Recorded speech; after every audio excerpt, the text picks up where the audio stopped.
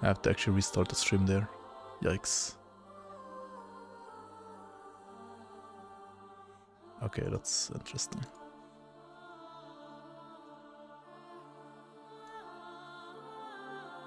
Alright, YouTube should be live again as well.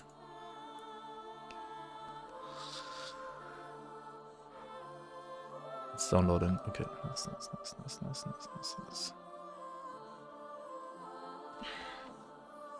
What's the best build, guys?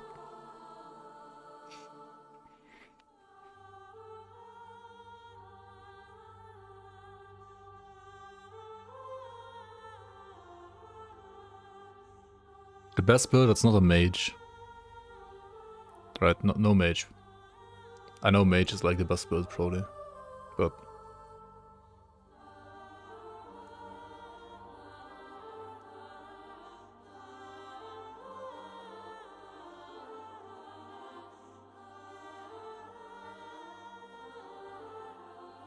Potato DLC stream 1.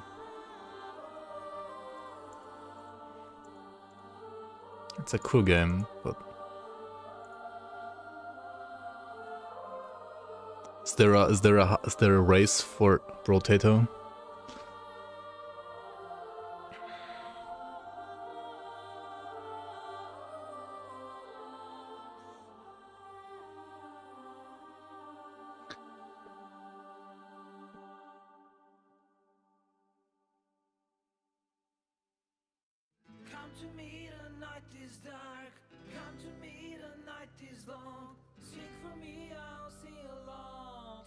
Solo account found.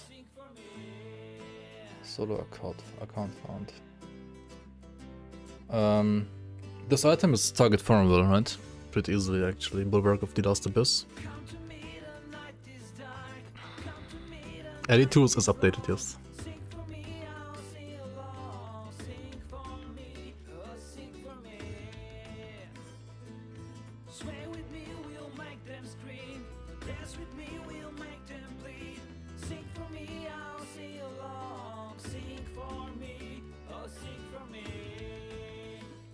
That's a yeah. This is a Riot Forge guard, but like I'm not really like, planning on playing this.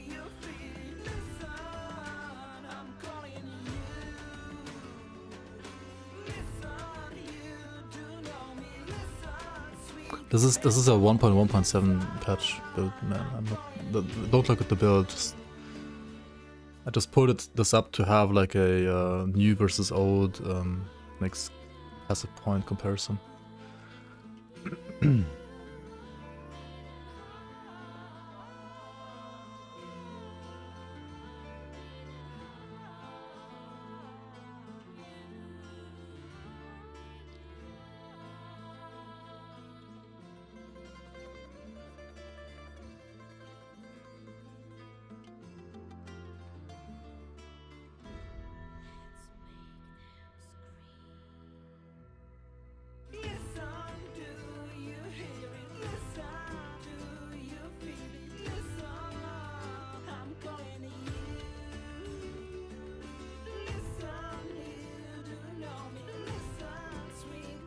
I don't think Rive is like an what did you didn't you actually defeat Abberoth, Tyler? Did you play Rive or what?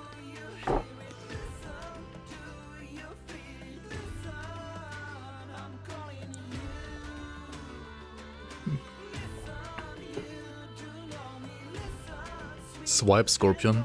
Oh yeah, makes sense. That's pretty good.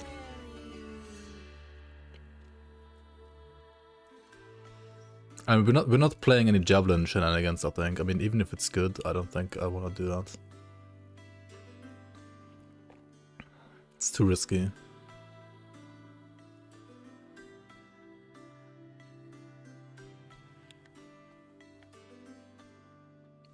I think if you play anything meta, you play Vengeance, actually, right?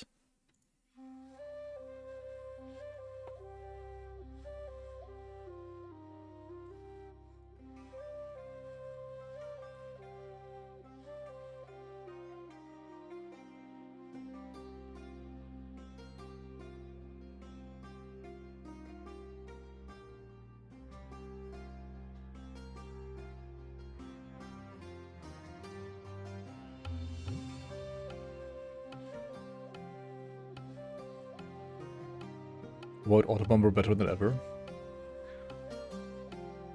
Very, very possible, yeah. Probably.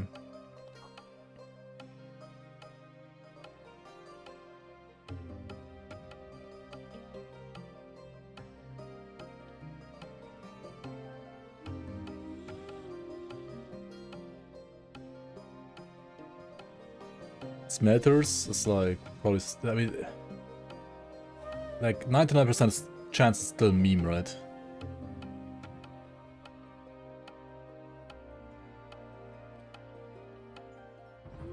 And like Forge Strike,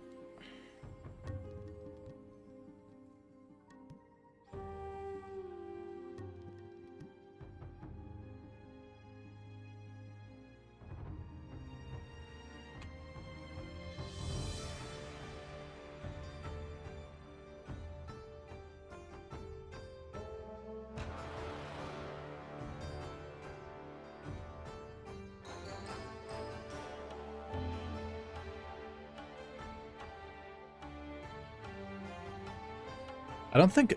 Is Healing Hands good for Voidcaster?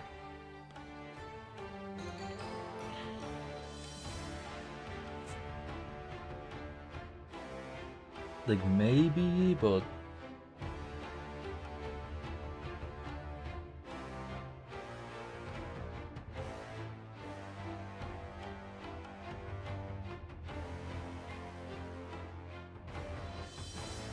I have no idea how to play Pets and Elite, to be fair. I would need to get good even more on that one. The game is not ready to play, log in.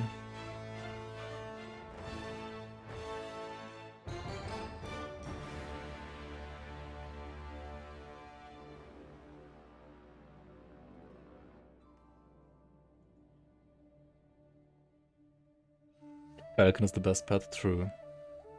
Pretty much.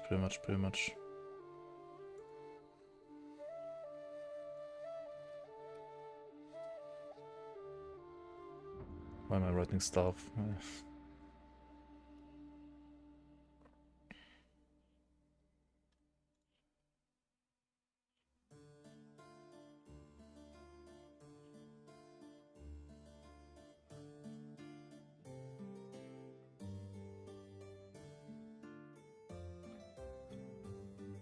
It will probably be decided by like server stability once again, among other things, but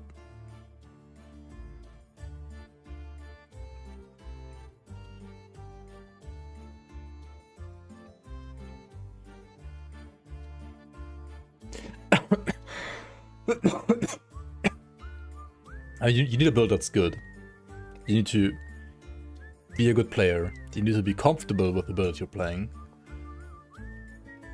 And you need to be like slow and steady, kinda. And on release, the best class for that was by far Paladin. I think. At least for the people that were good with Sentinel. Actually, Shaman was pretty good too. Like Spriggan, or like no, Druid, like Spriggan from Druid was pretty good too.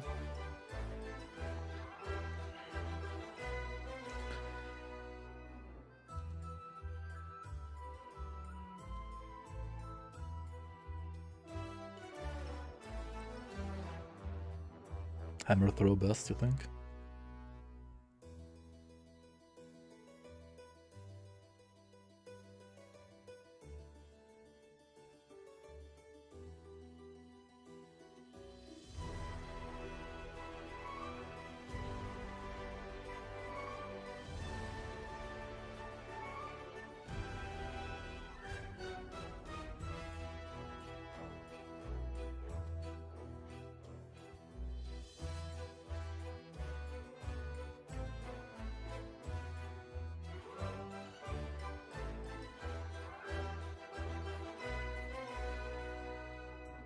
These are like all good, right?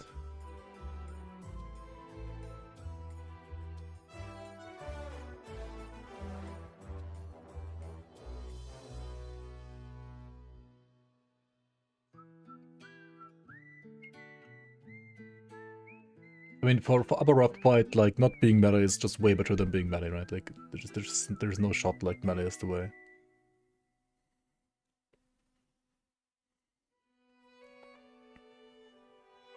Like, can you tank? Are there like tankable abilities, or can you just not tank? Wait.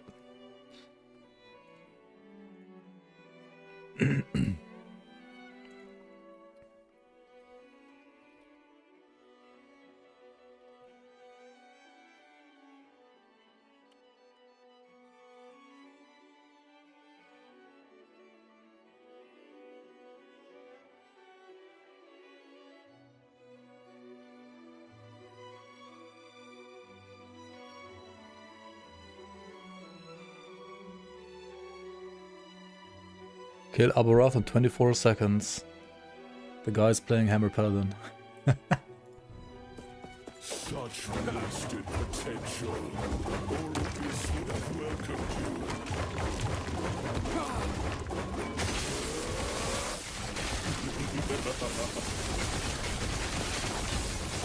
Fights for nothing. Dogs soar our world apart. They deserve their fates. Why is it such shit quality? We treated the world no better. Dude, I don't even know like where he needs to stand now. What is this? It just instant died out.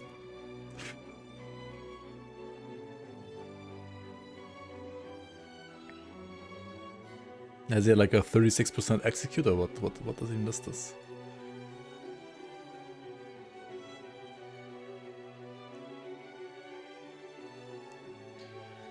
Oh, is it bleed pop? It's bleed pop, right?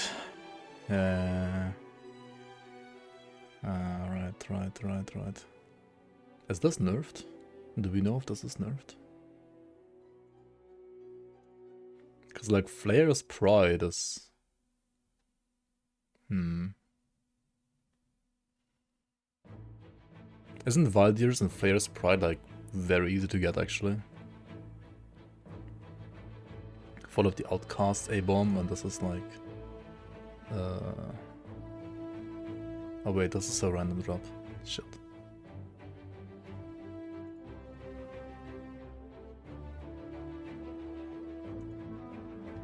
Dot damage uptime might be OP. They're not changing the boss ward mechanic on these kind of bosses, right? That's still the same.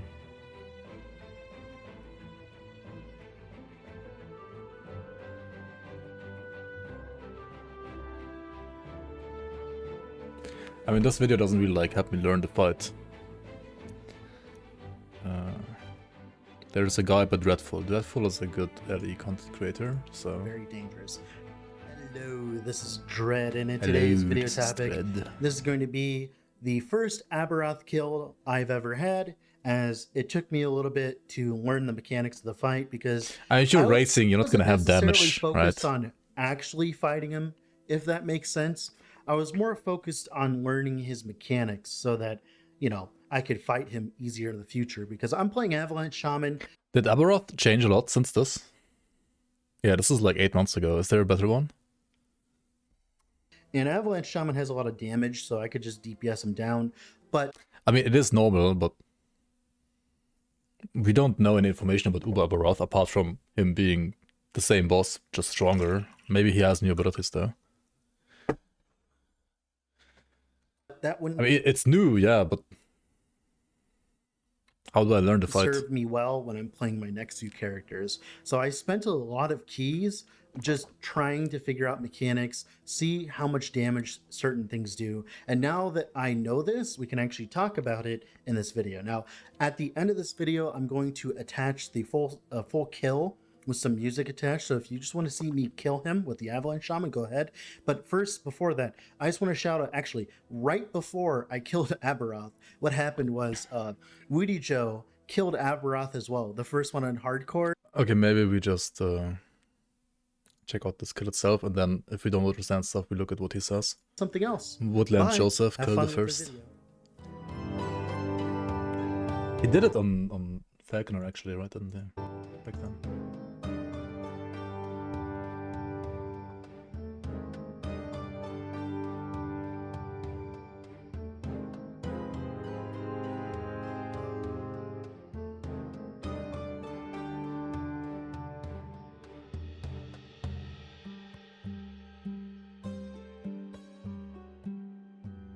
Oh my god, it's the one Avalanche build with like the old rock projectiles that look like absolute dog shit.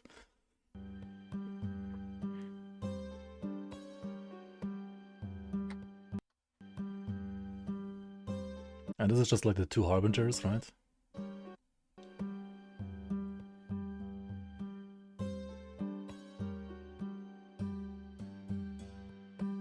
Gotta like dodge the slams and stuff.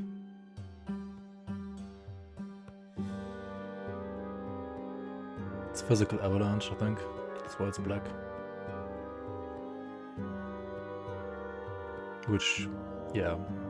I'm pretty sure they have new effects for avalanche. Like, they really showed us like new for code in the video before. So, this one hopefully is better too. And they could have made like the rocks like actually look like rocks and not like be like a tiny rock and then like a... Like, this is just a big smoke cloud, right?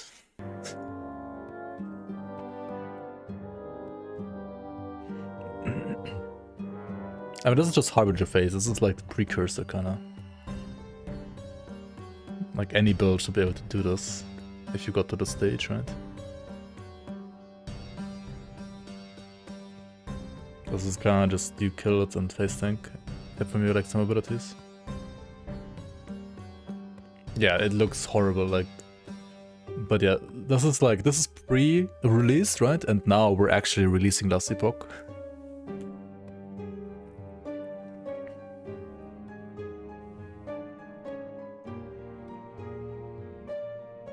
Yeah, if you have problems in this phase, you can just...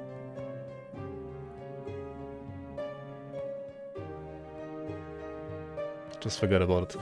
What is this animation, by the way? Like, huh? Like 4 guys spawn and you just... switch to the other timeline, or what? What's the animation? What's the lore here? What's happening? It looks so bad as well, actually. It teleports you to the arena. I mean, they could have done like any better transition than like just...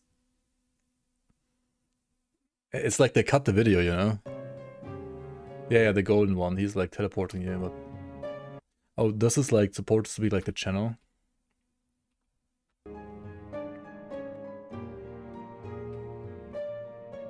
I should like porting you now. To the other timeline. Just looks so abrupt. Oh well.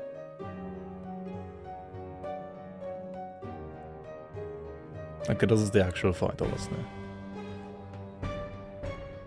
So there's some laser. Bro, you don't see shit. what is this visual clarity, man? Like, can you see anything? Oh my god. Like, the avalanche rocks make it even worse, but holy shit, dude. Okay, so there's like this purple laser thing. Do you need to dodge that?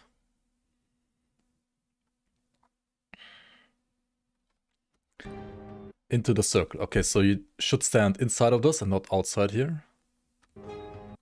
Lasers you bait and... Yeah, okay, makes sense, makes sense. The clip also has shit quality, yeah. Oh yeah, but he's charging, right? He's like charging. Like slam here, and so like you have to stand inside first and then go outside, otherwise you get hit by the slam, right?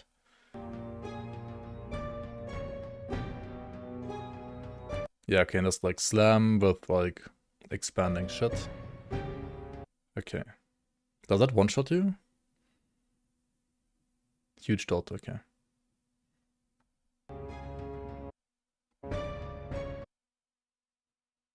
Survive. Okay, it's like slam into huge dot, but like it's so fast expanding, it's kind of like hard to outrun it.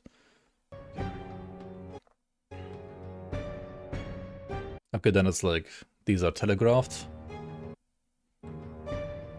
Front, right, left. Front, right, left. So you choose like to stand like left first, or like you stand front, so it does front. Then you stand left, so front doesn't hit you. And then you go right. No, you're left because then you have like more time to go here and then back again. Whereas if you go right, then it's like you have way less time. Right, so you have to like stand to the left of him.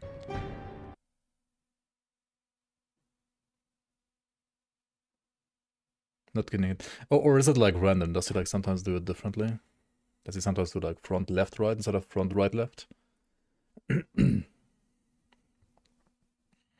you get hit once? Once is fine? Okay, what is this?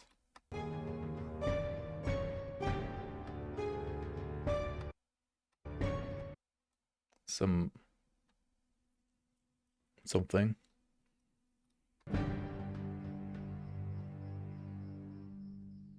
Some swipes that you can tank, apparently. Okay, what is this? Like a cyclone and like blue orbs that rush towards that cyclone?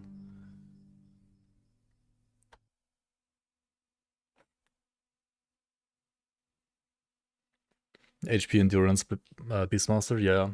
I mean, Beastmaster is rather tanky, but yeah. It's not like ward stacker tanky. At least not in that patch. Right, oh yeah, he gets hit here once as well. I mean, if you know you can tank one, you could just like stand still, right? I mean, you don't have a flask then. Very soon, probably. Okay, what's happening now? So like slam, right, left.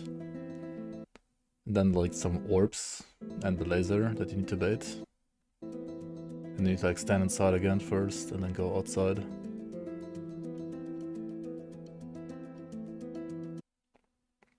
The orbs chill, like the big ones or the small ones?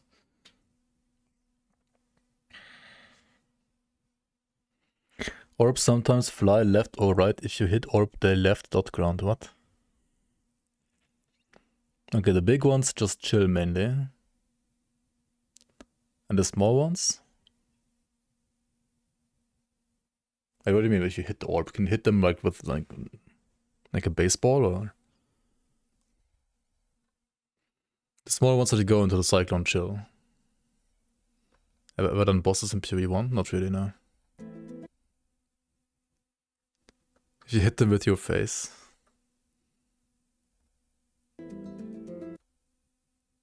They leave a dot ground. Okay, so is the dot ground permanent? Do you never want to get hit by them? Because otherwise the full arena is gonna be like gigabot dot. Now it's like fire. Fire tornado in your face. What is this green wave, huh? Right, the green wave is just like changing time zones, right? Like changing era.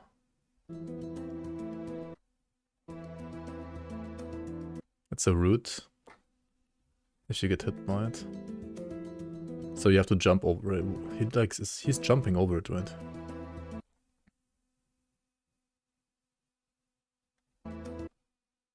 There's a gap somewhere.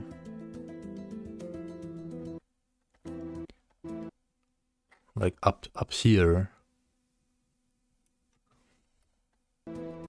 But if you jump over, you're fine, I guess.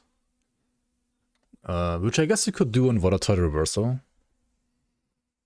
Right, that's the thing. If you play Sentinel, like, what other skill do you play for mobility than Volatile Reversal now? Because I'm pretty sure it's better than Lunge, obviously, and it's better than Flag and Drag. Healing Hands immunity, right. Healing Hands immunity or Volatile Reversal, maybe.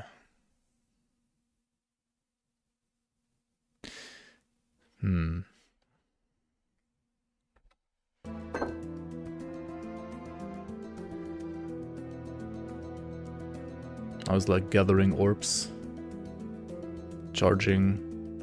What is this orb doing here? It just exists. Oh no, it's still the one for the laser. Right. More lasers. You have to tank it, because there's otherwise you run to the laser.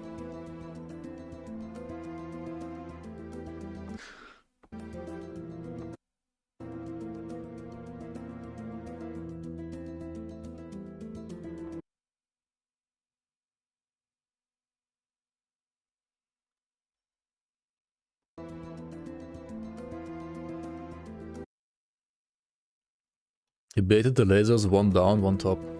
He baited this one, the other one just happened automatically. Like if you look at it, like he's standing here right in the middle, and there's one laser up here and one here. Even though this one was the old laser. That's more like, I don't know what this is supposed to be. Previous baits. What? Like that? Oh, does it remember from like 10 years ago?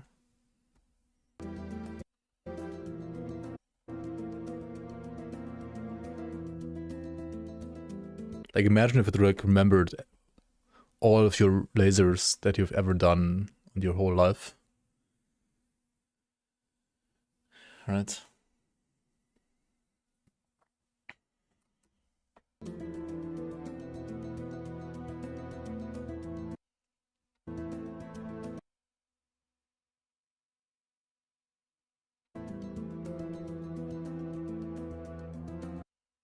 Alright, he baits another laser into this direction.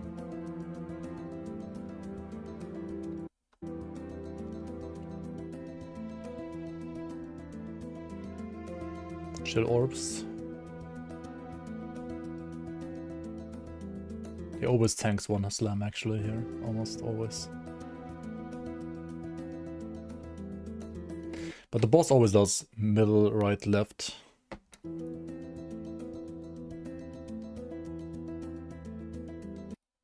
Okay, now more lasers intensify.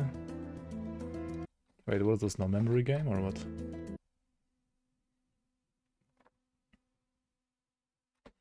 Charge with big dot and...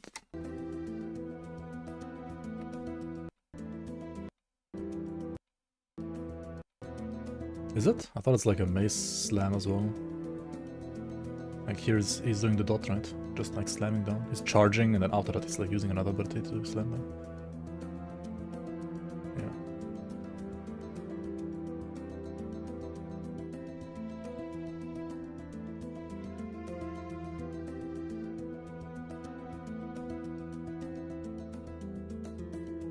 Middle, right, left. More lasers in this direction. And now you get all of the others. But not all, but like many of them. And then here's like some blue field.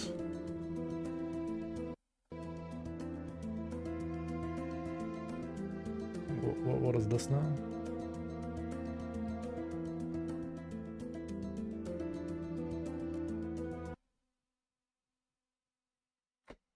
Yeah, there's like different phases, yeah. Makes sense, makes sense.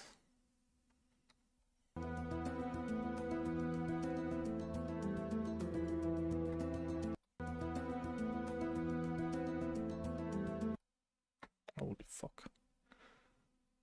3k damage.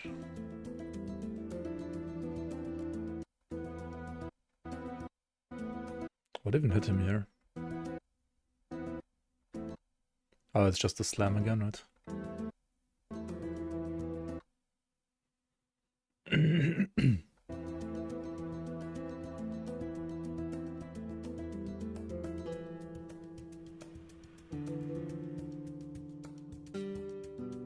Does he have any necrotic damage?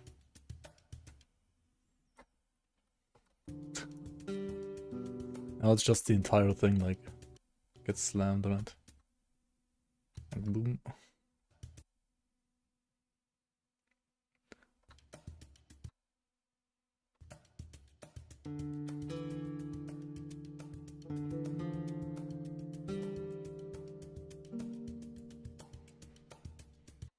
Why is he fighting him in this time, like in this quadrant, if all the shit is going on in this quadrant? Like, why doesn't he move from somewhere else? Like, all the waves are in this quadrant, and he still, like, chills around this quadrant, right?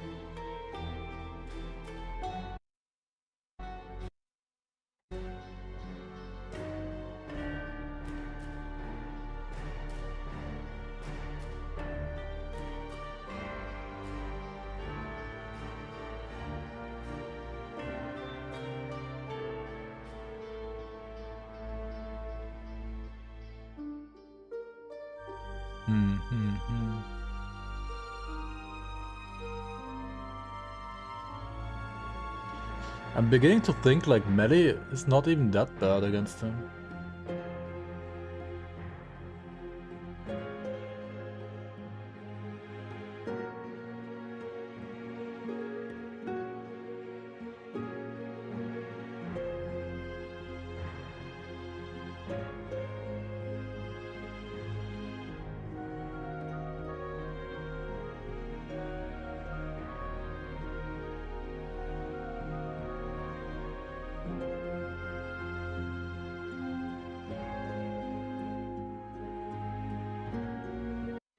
But yeah, he made sure that he has no lasers like in this bottom right.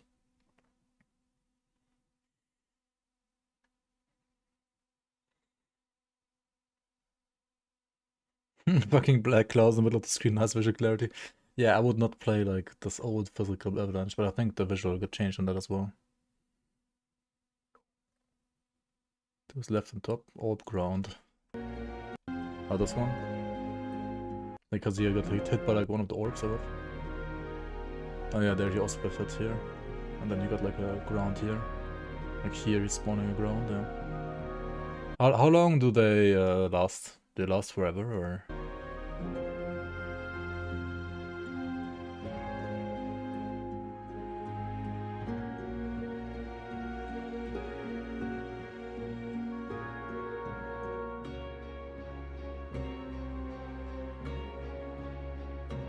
Oh, the phone. This is insane though. Like, good luck dodging this shit.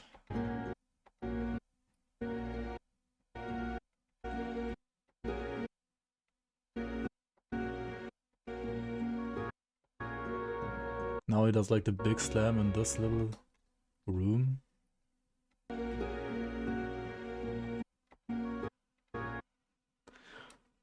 Oh, and he has to walk here because the degen is like up to until here, right? Mute the music. Like so.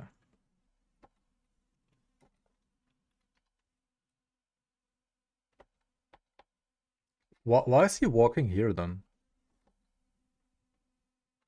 Like here, right? Like why is he... If you say this is just visual, why is he walking from here to here through all the lasers then? Is that just a misplay?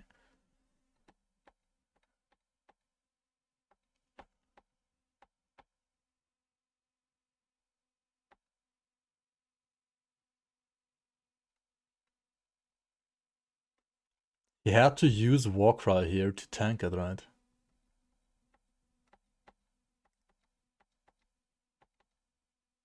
Or not? Did he tank it with like Warcry immunity? Like Warcry gives you like a 0.5 second or like a 1 second immunity, right? Doesn't it?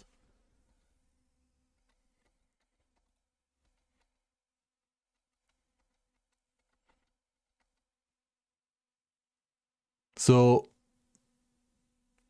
you either need more damage to kill him faster, or you're dead if you don't have immunity.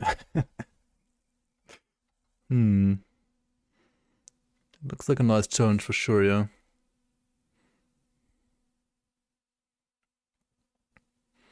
Or culling, yeah.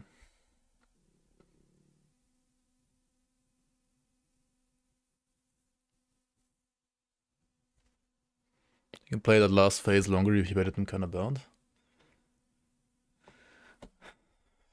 Like if you don't have this laser down here, you mean?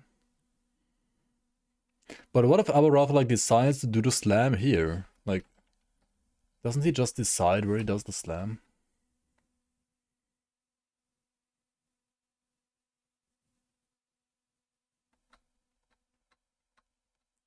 Oh no, it's because he's standing there as well, right? Right, he's charging from here to here. And then, like, he's standing all the way here, but Abberoth just decides to slam here anyway. Like, how can you make him not slam here? And because he, like, decided to slam there, he has to, like, walk all the way over there through the lasers. And then, without Warcry, he just dies.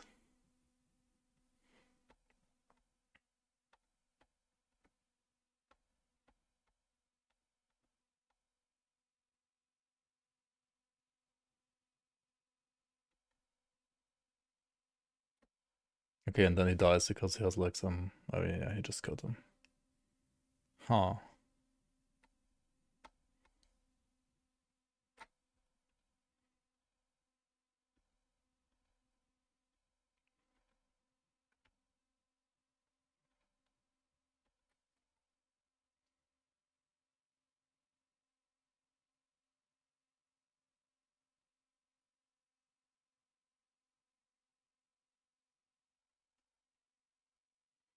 I mean, yeah, if you bait them like on top of each other, he would like have more room here for sure.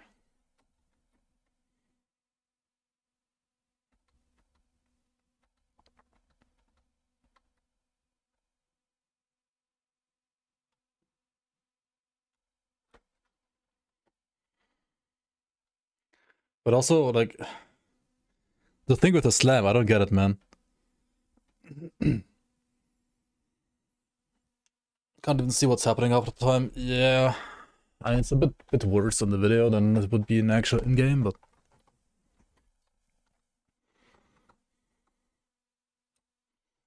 Like, this is just bullshit, like he stands... When does Abberoth start deciding where he wants to slam? It's like when he's standing here, right? When he's standing here, I think Abberoth locks in. No, not yet. But like now, right? Now-ish.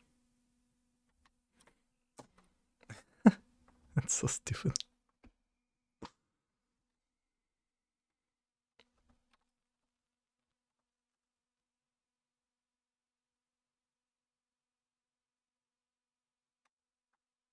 Yeah, he's like locking in charge into slam, and like the slam location is like, determined before he even charges, apparently, for some reason.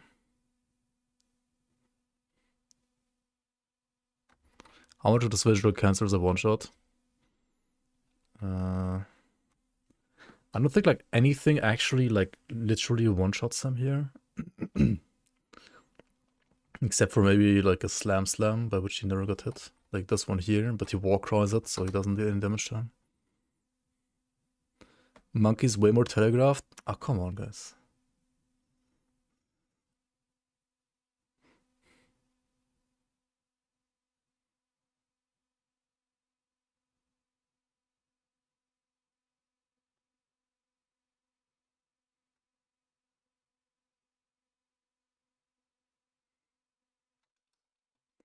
And a reward that make it worth it? If you're the first to kill him on hardcore, you get $5,000.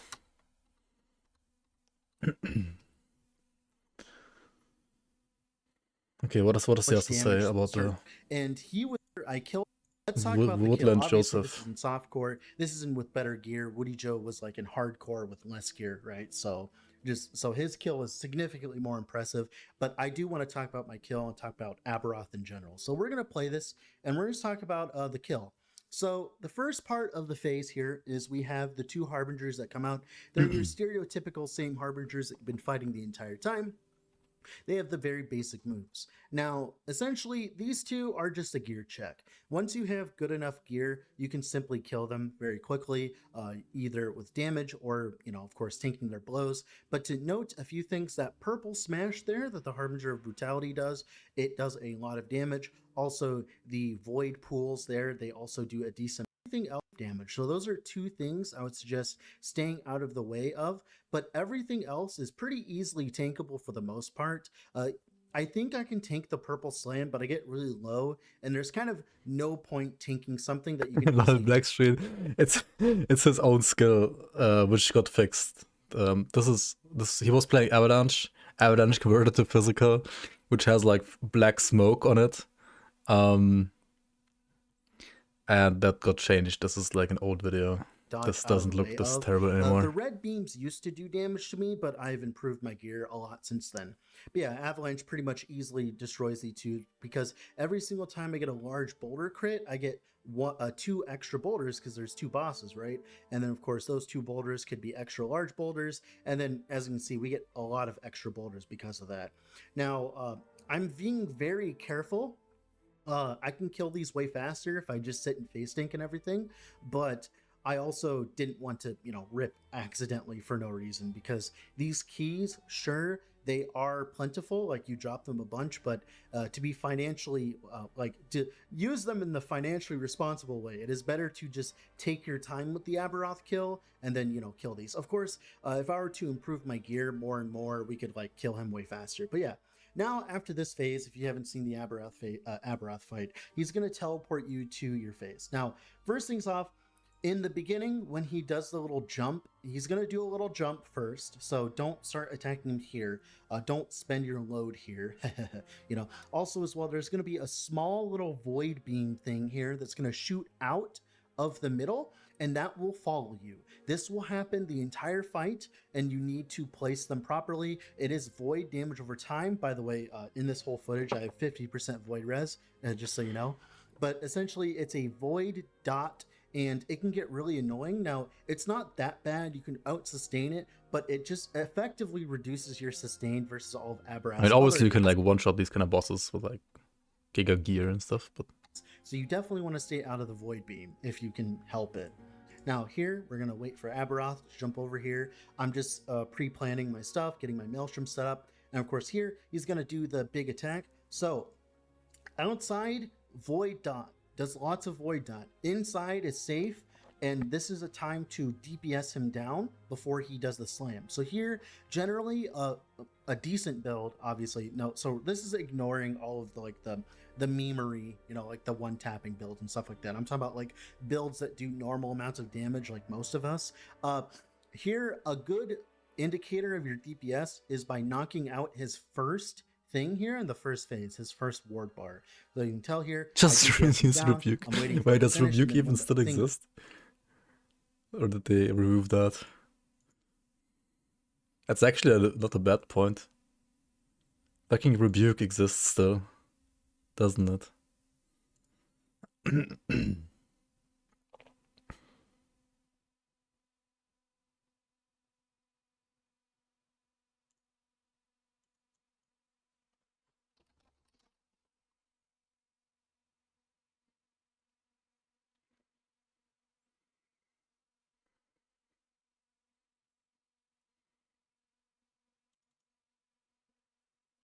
I mean, you gotta jump out of that after that, right? You do like Rebuke into Healing Hands or something like that.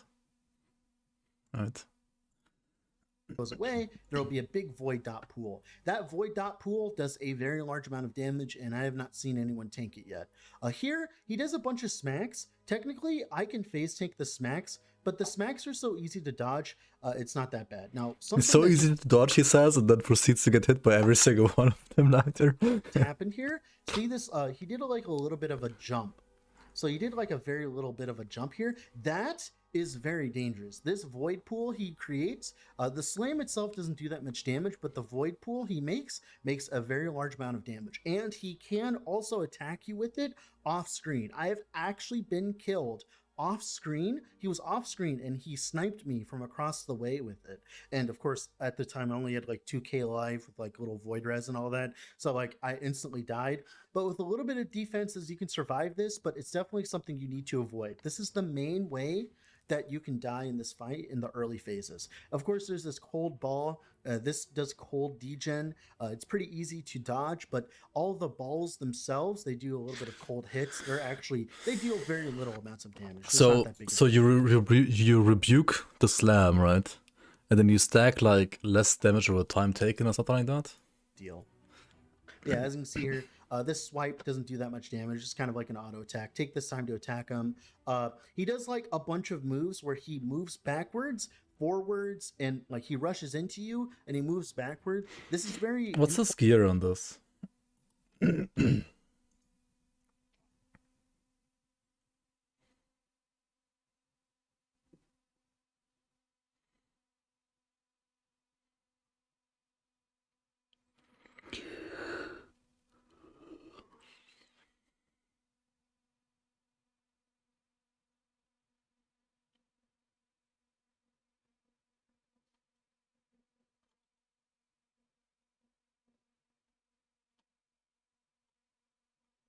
Pretty sure this is what he has.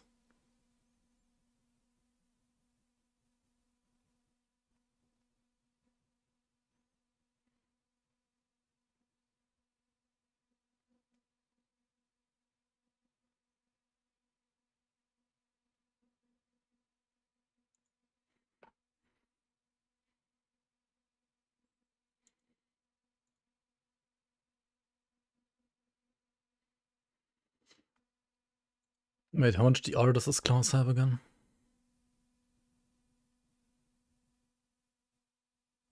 Wait, why does he have this?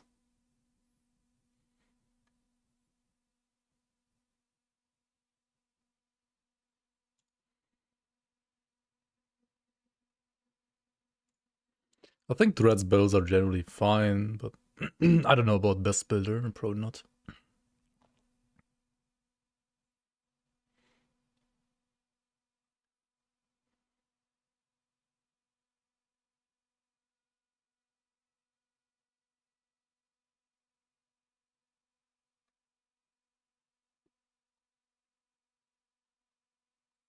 Dude, who cares about softcore, man? The funny thing is, he plays softcore and he only plays softcore, but it's like it's like he plays like hardcore builds and softcore basically, right?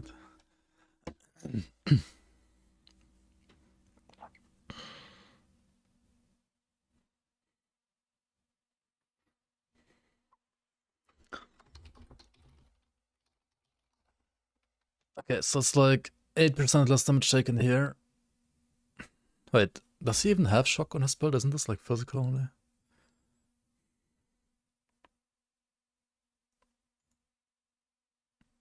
Can you link your Rive build that you did? That you used?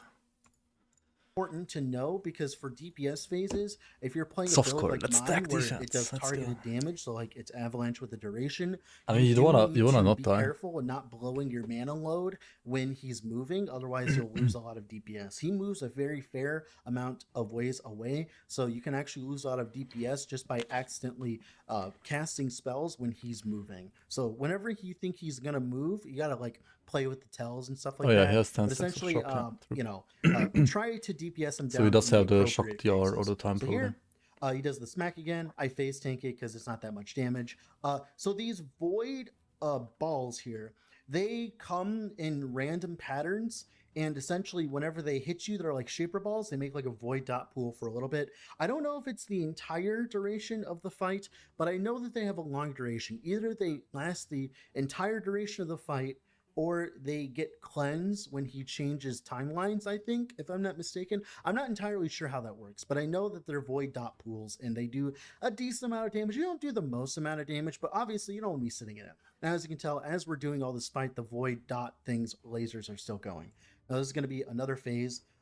He will keep doing this if you don't have that much DPS, so you do have to get used to dodging this. This is one of the main mechanics to dodge, as you'll see later. It's important. So this one here, he puts like a fire dot on you, and that's just gonna like just deal some fire dot damage over time. It's not that big of a deal. Now he's gonna change timelines here. So the first timeline here, first things off, this entangling roots will root you to the ground.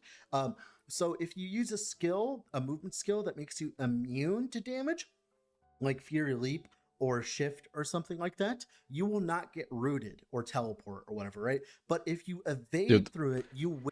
Just take a second to look at how fucking terrible these borders look. I'm glad they're updating them. Like, you will get rooted. So do not evade through this. I would use a movement skill out of it. Of course, you can get rooted and then use evade to move around, but it's like not evade in this game has no iframes, right? Big deal, obviously, right? It's up to you. Now we're going to keep DPSing him down here. Now this phase is a little interesting. He has these balls. Now these balls can actually get destroyed with Warcry, by the way, but they're pretty easy to dodge, so you just get out of his way on that one. So here he does like the little leap here. Now we're just waiting. There's like a scythe thing. The scythe, if your character actually has decent survivability, the scythe doesn't actually do that much damage. It's just annoying and wait, what scythe? There's like a scythe thing. The scythe, if he does like the little leap here. I mean scythe, like he just waiting. Like swings. There's like a scythe thing. The scythe, if your character actually has decent survivability, the scythe doesn't actually do that much damage. It's just annoying and more visual clutter than anything, to be honest with you. All right, he's gonna do another smack. As you can see, I take a 3.6k hit, but I, instantly annoying and more visibility. Get out of his way on the thing. The scythe here, he does like the little leap here. Now we're just waiting. There's like a scythe thing. What? So here he does like the little leap here. Now we're Oh, just this thing. Like the shuriken, he means. waiting. There's like a side thing. This Right, okay. actually do that much damage. It's just annoying and more visual clutter than anything, to be honest with you. All right. He's gonna do another smack. As you can see, I take a 3.6k hit, but I Like this thing that's like flying around here as well again. Yeah, it is like no damage. all right. He's gonna do another smack. As you can see, I take a 3.6k hit, but I instantly heal it back because my setup. Just visual clutter. And then Yeah. we're just gonna wait here. Do. It also looks like a vampire survivor skills. He's gonna do another void thing. Like, see there? That was the tick there. If I would have sit there for a little bit longer, I would have been dead. Just a tip. There, that was the tick there. If I would have he's gonna do another void thing. Like, see there? That was the tick there. If I would have sit there. Oh, like a tick. He's gonna do another void thing. Like, see there? Wait. And then we're just gonna wait. That was more like an initial slam, right? Not a tick. Do. Or is it just the ticks from the shuriken actually? But this 2k damage is like a slam, right? Which he could have evaded. He has 2 charges. He's gonna do another void thing. I'm pretty sure that's not a tick. There, It's just a that slam. was the tick there. If I would have sit there for a little bit longer, I would have been dead. I mean, maybe So it's not a here, another slam. I don't know smack. how it's coded. So you can walk through that void laser and take relatively low damage, but standing in it is the problem. So I usually I can walk through it pretty easily, except for in the last phase. For some reason, they do a little bit more damage. And see here, I mean, he walked. They do a little bit more damage. He was like walking through like literally like 50 lasers or something like that. So... Push back on this boss exit, especially as melee. I don't know what you're trying to say. evade through the void pool here, and then I'm just waiting. Now these void balls are very annoying to dodge, but once you get the hang of it, it's not that big of a deal. You just gotta evade out of them. Now he's gonna do the slam again, of course.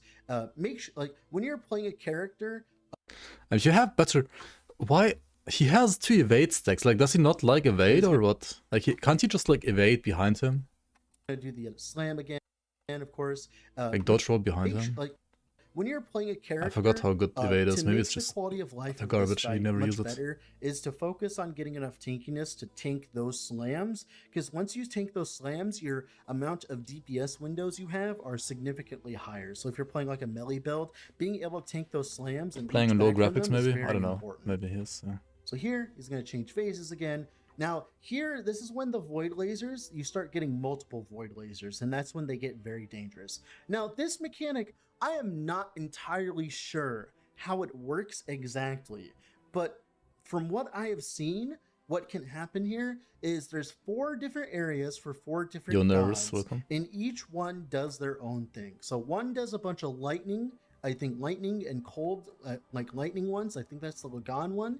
Then there is one that does lightning attacks, like This is lightning fire or what? balls Because on it's the red? ground. And then one does like a fire attack, and I'm not entirely sure what the last one does. I think it does like sand pools that slow you. I don't know what they do exactly because I haven't been paying attention, but they seem to be like they don't seem to do that much, at least from what I've seen. Of course, he's going to do another ball phase. Here it's very easy. And you can see those are the lightning balls. Those are the Lagan Where do you want to stand? Which one is the easiest? side. So each side is like has its own thing, but I like, guess the they're waves pretty are like easily easier to see and dodge than like all this clutter here. tankable. If you can tank the slam like that, you can tank everything else. That is not a big deal. Oh yeah, so he has this other thing. So if you stand too far away from him in this phase, he actually has like a cold projectile skill. So be wary of that. That actually doesn't tease amount of damage. So these cold waves, they don't act projectile skill. So be wary of that.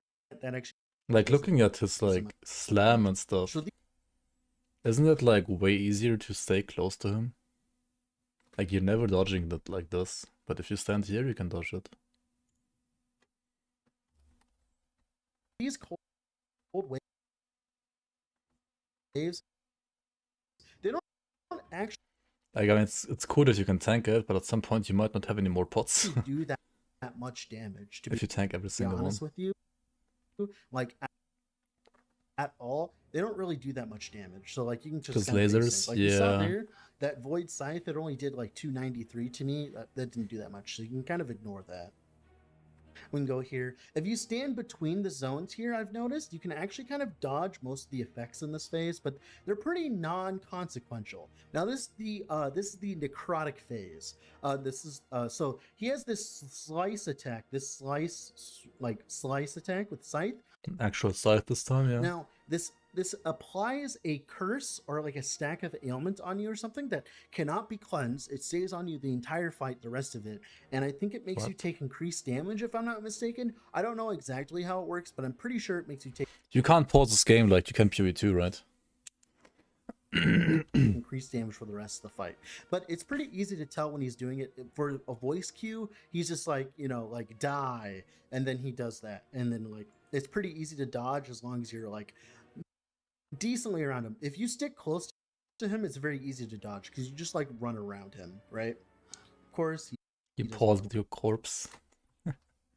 close to him, it's very easy to dodge because you just like run around him, right? Of course, he does another one of these. As you can see, just dodging everything. I'm getting pretty good at this fight, unironically. Like I said, the slices again. He's constantly chilling you. He is constantly chilling you, by the way. So having any amount of chill immunity might be kind of interesting for this fight. Hear that? Hear what? See, we dodge through the things. Now it's scythe again. Like I said, we just dodge a scythe. This phase is pretty easy. Now I would use this phase. This phase is easy. I would use it to try to DPS him down as much as possible into the lower amounts of HP, because the next phase is the hardest phase by far. He's much like Sears from Path of Exile, where it takes a lot of effort to kill him in the last phase or in the last one. So any builds with like coal, any builds with like etc. So if you have normal DPS, he actually changes over phase at like 35%. If you have a bunch of damage, he'll like phase over at like 20% from what we've seen. I'm going to keep playing it here. He's going to do the fire thing on me. Doesn't do that much damage, to be honest. It's very easily dodgeable once you have good gear. Those void lasers are a bit worse. Now here, he enters the void phase. This is where he levels up, and this is where he has a lot of fun. So there's a lot of things going on at once. So I'm going to give you the play-by-play here real quick. So first things off, he's going to do a void beam. So you see here, it's hard to tell here. Let me redo that. So he's going to do a void laser.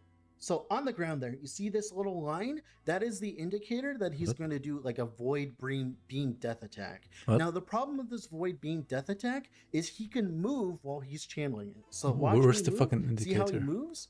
You need to be careful with that. He can move while channeling it. I died like a few times because of that. So he's going to do the laser here, right? Now, guess what? He does it twice in a row, and the second channel takes nowhere near as much time. So you just need to get out of there. That does a very large amount of damage, and you can very easily die to it. And remember, while you're doing this, the arena is encroaching. So you see this arena here? The arena gets smaller, and the void kind of like starts taking over here, right? Which is cool. Don't stand in that. It does a decent amount of void damage, but if you need to dodge something real quick, you can kind of like touch it, but like don't stand in it. And of course, the void lasers are going off at this time. All right, as you can see, it keeps encroaching. Now, this is the important part. Now, this is what gets almost everyone. Listen up, this is important. If you don't learn anything from this video, this is the most important one. Now, the area, the encircling void damage, it makes the arena smaller, okay? So you need to analyze your position with Orbis. So, I mean, with Abberoth. So you see how he's here in the lower right? You want to be moving up through here. So the problem is, if you stand here and try to go left, you'll go in the void dot. If you try to go right, you'll go in the void dot. You need to stand like essentially opposite of the arena. The little void dot thing he does with the slam, it is just big enough to make like a small little sliver of space. So I'll show you here. He's going to do it. You just want to get the fuck out of dodge. So here, you see that? See how it opens? Now, you want to get to the other side of the arena. Literally, whatever you need to do, movement skill, evade, teleport, whatever, get to the other side of the arena. The bullshit Otherwise, positioning? that is going to kill you. That is one of the biggest problems with this fight, is knowing when he's going to do this, because you know, you don't have that much room to run, so you need to instantly evaluate where you need to move. So we're going to move over here. As you can see, look at that. I mean, yeah. Barely.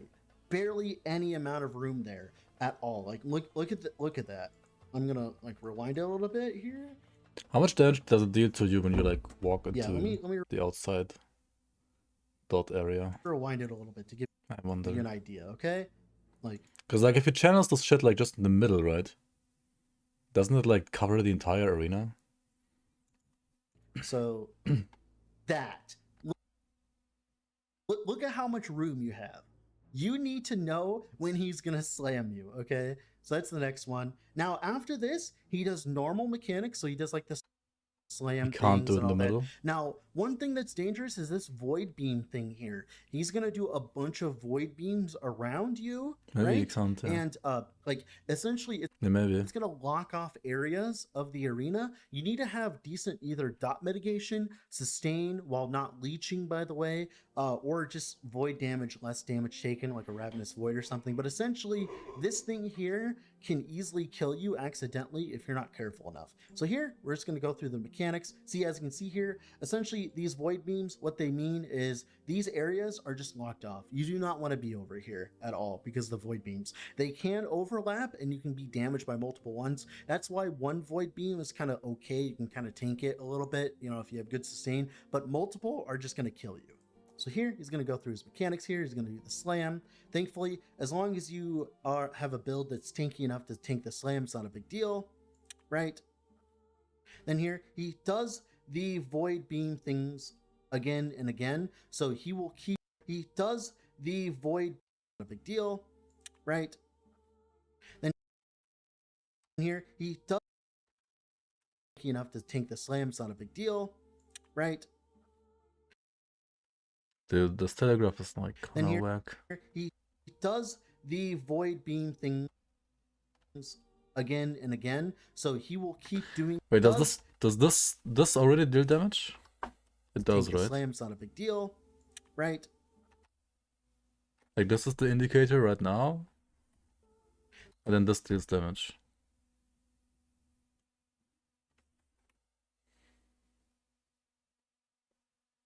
Then here, he does the void beam things again and again. So he will keep doing these throughout the zone. So like, be ready for the void beams.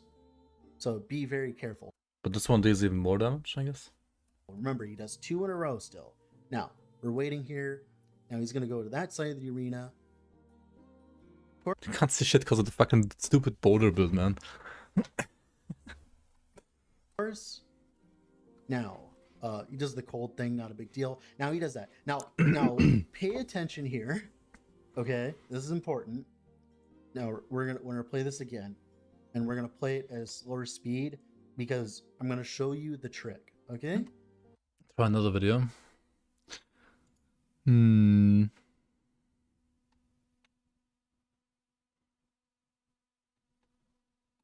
Let's try another video. What is this? Who's this? Alright, going into the last phase. This is the most dangerous phase. This is where everyone dies. He has He'll 2k start HP. out with this wide cone. As you can see here, he'll track on you until he's right about to use it. Immediately after this, he will do this void beam. This void beam does. He's playing Rye, by the way. Let's go. Rye Forge Guard Giga Chat. Kill you nearly instantly, and you need to dodge out of this instantly. After this, he'll start walking towards the middle of the arena if he's not already there. If he is, he'll start doing this slam wind up like in the first phase. But this time, it comes out a lot faster.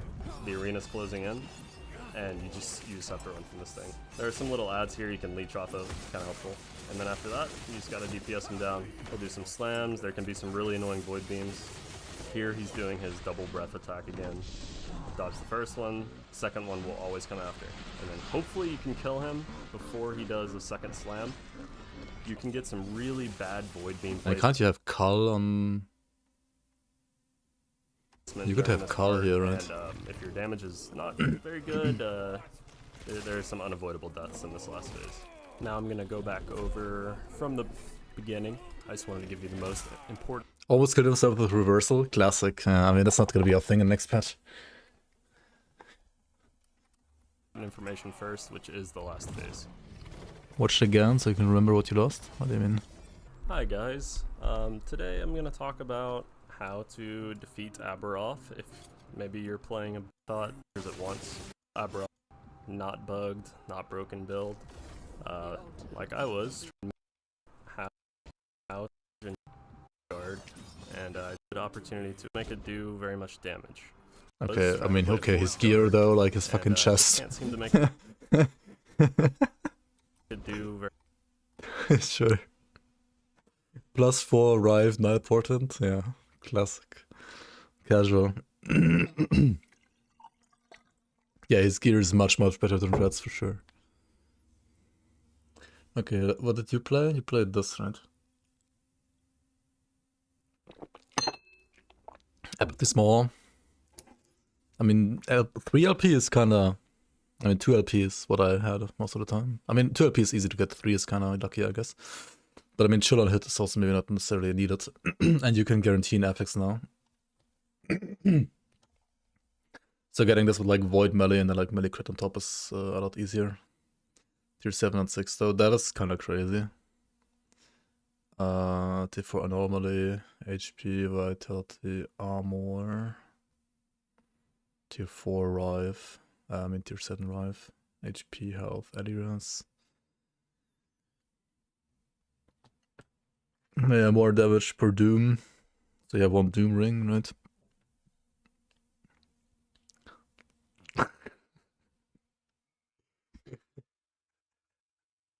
Welcome, Mary.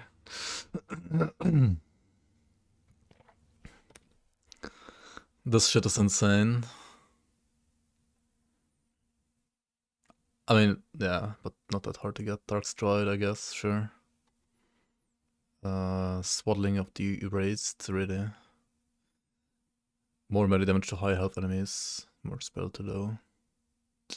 Okay. Nihilus. I mean... it's not that easy to get, is it? And then Vitality, Vitality, Vitality, Vitality, Armor, Health, Armor, Armor, Health, Armor, Health, Armor, Health. How much armor do you have on this?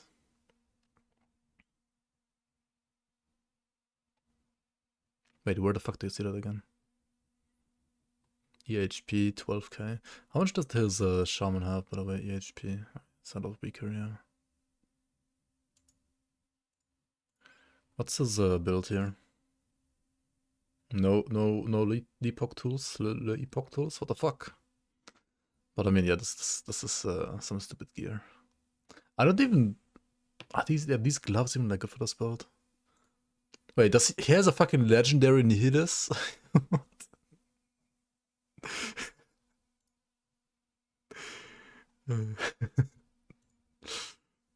Okay.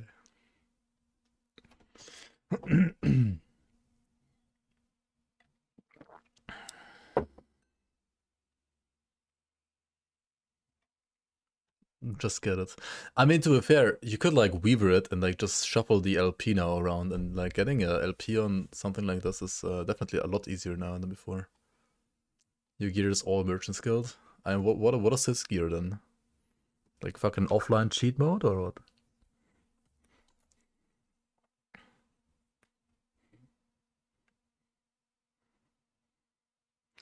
.2 will make your gear a lot easier overall, I would have to say that, yeah, definitely.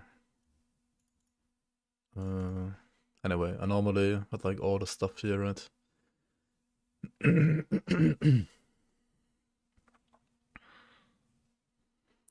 Time rot afflicted by anomaly lasts longer, blah blah, and then when enemies return to the present, they take... Oh yeah, when you like click this thing on them, right, basically they take 100% more damage.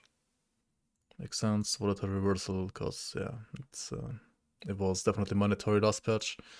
And then Rive with like the classic stuff, with, like the echo damage. Yeah. Scrap metal, yeah, classic.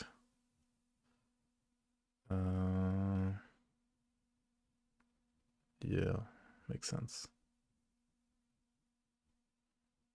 Third strike and crit. Void Cleave for... What's it in for here? As a traversal. You can't make this make you immune to damage, right? Can you? Crit vulnerability stacks, crit multi, yeah. Yeah. which procs Abyssal Echoes as well, and then Abyssal Echoes. Oh, you didn't take this one, but right, this one, like you get the attack speed, right? Damage was blinded with buff, and you blind them here. Yeah, exactly.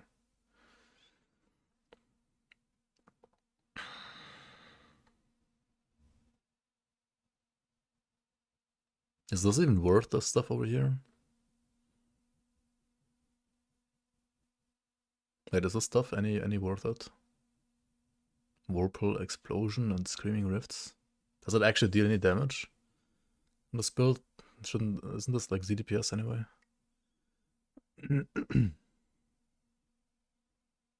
For clear and echoes, I see.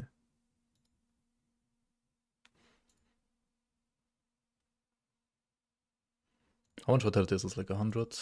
200? Or is it 80 only? Huh. Anything like close to 100 is pretty good, to be fair.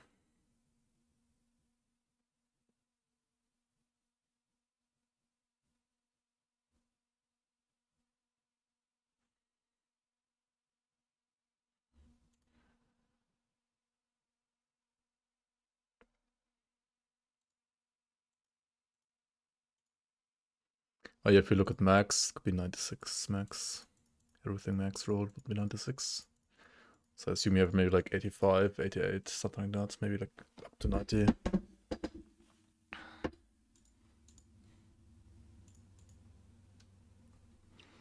Getting decent plus good exalts now should be easier as well with new runes. Yeah, for sure. Alright, and then you like, I mean, the build is just you attack him, right? You have to press anomaly every now and then, and otherwise you just attack him and you use Void Cleave for moving around, Volatile Reversal. Ideally, like just on top of him to like get the double damage stuff, which, well, it doesn't work anymore, right? Or anomaly even on Numlock, yeah, true, that also works.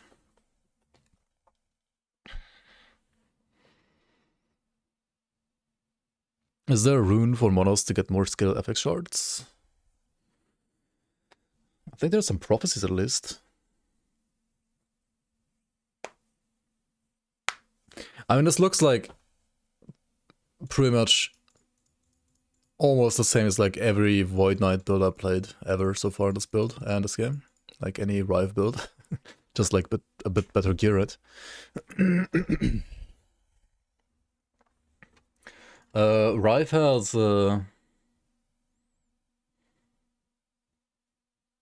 Rive doesn't actually get full conversion, does it? But you get like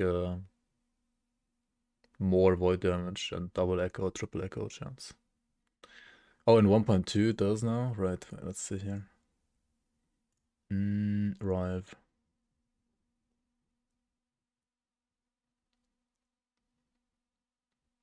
Yeah, right, Temporal Warrior. Hold on, what was it before? The skill is kind of different now. Temporal Warrior, Ripples of Oblivion. Wait, this is different now. So you have Ripples of Oblivion first, which is the same. And then doubles echo chance and 10% more void damage, and now it does still double echo chance. It converts bleed to time rot and converts. So instead of 10% more void, you convert everything. I mean, no, you actually convert physical only. But I mean, that's good because it converts the base physical damage and it can convert like all physical damage, like melee physical damage that you had like anywhere here.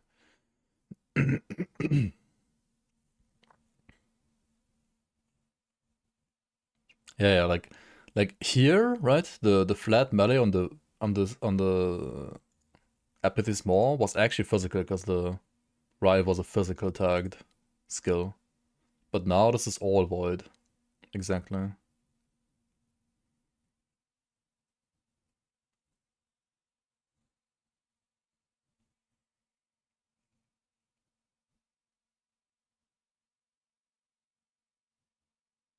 Which makes the increased physical damage on the base weapon a little weird, but If I can find it, to be honest. Yeah.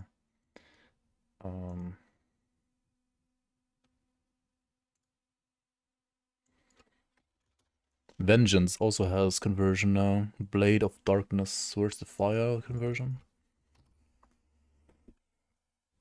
Flaming Sword. Blade of Darkness. Void Rest Shred. Chance.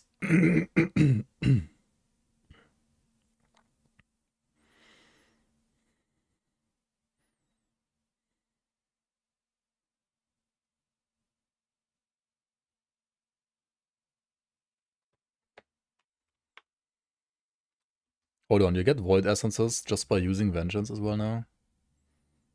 Huh.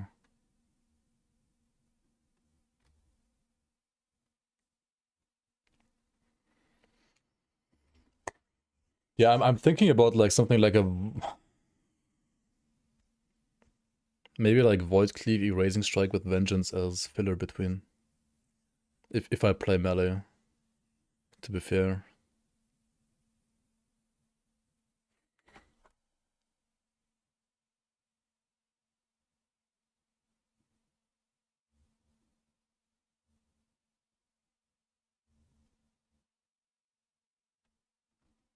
And multi-strike is also interesting because multi-strike shotguns now.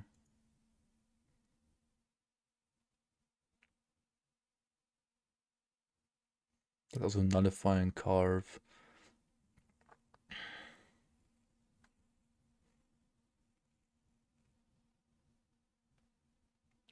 Is it a new node or... Multi-strike attacks repeated by your echoes have additional swords.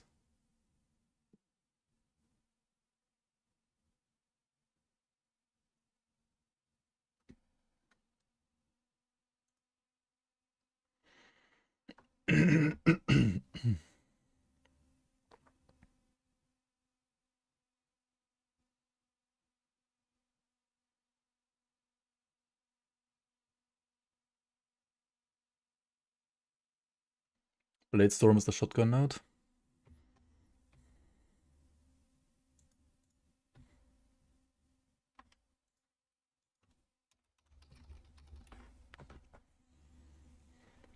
When you create more additional swords than there are nearby enemies, each remaining sword can consume mana to strike the nearest enemy, even if it was hit by the initial attack.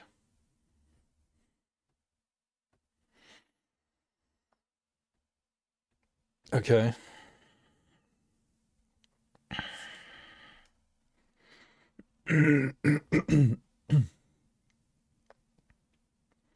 Armament stacks after 2 times at each stack lasts 30 seconds. Each stack of armament causes an additional sword to strike a nearby enemy when you use multi-strike. So...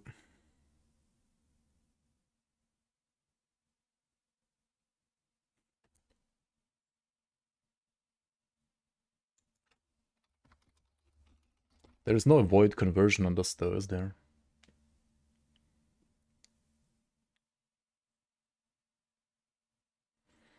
I mean, there's this echo stuff though, that's kind of cool.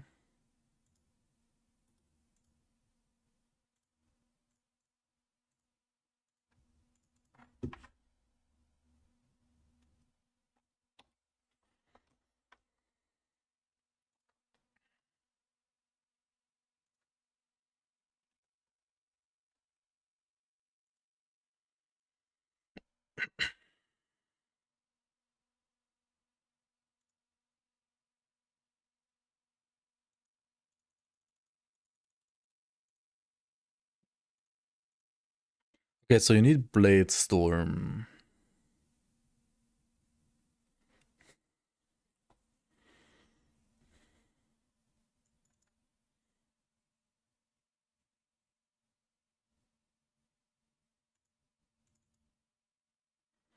And echoes get more swords for free. Chance to multi-strike on block.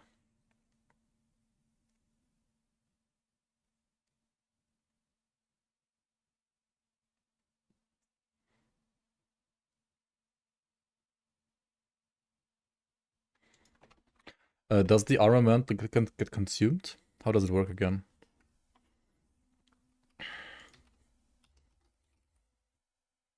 Or you just build it up and it always stays up.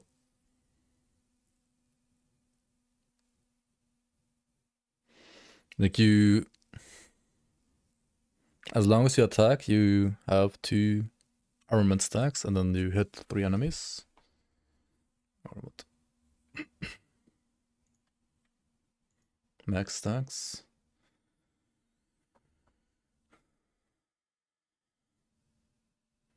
$200 weapon.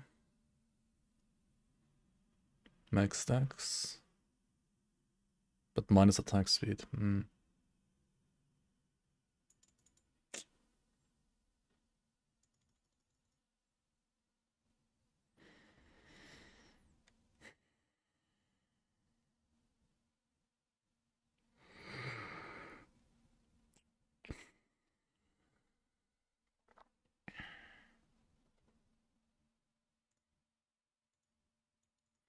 Damage per 30 armor, 1%.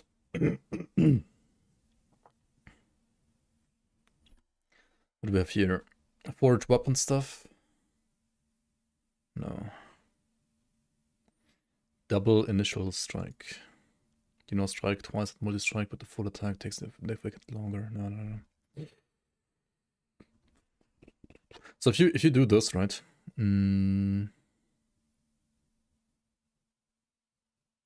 Does it work with echoes? Does Bladestorm work with echoes? Because you could have 1, 2, 3, 4, so like 5 swords and then 7 swords with echoes. And then with this, they all hit the enemy. Does it work, or... And also, does it like consume mana also for the echoes? Like, does it consume 21 mana per hit then?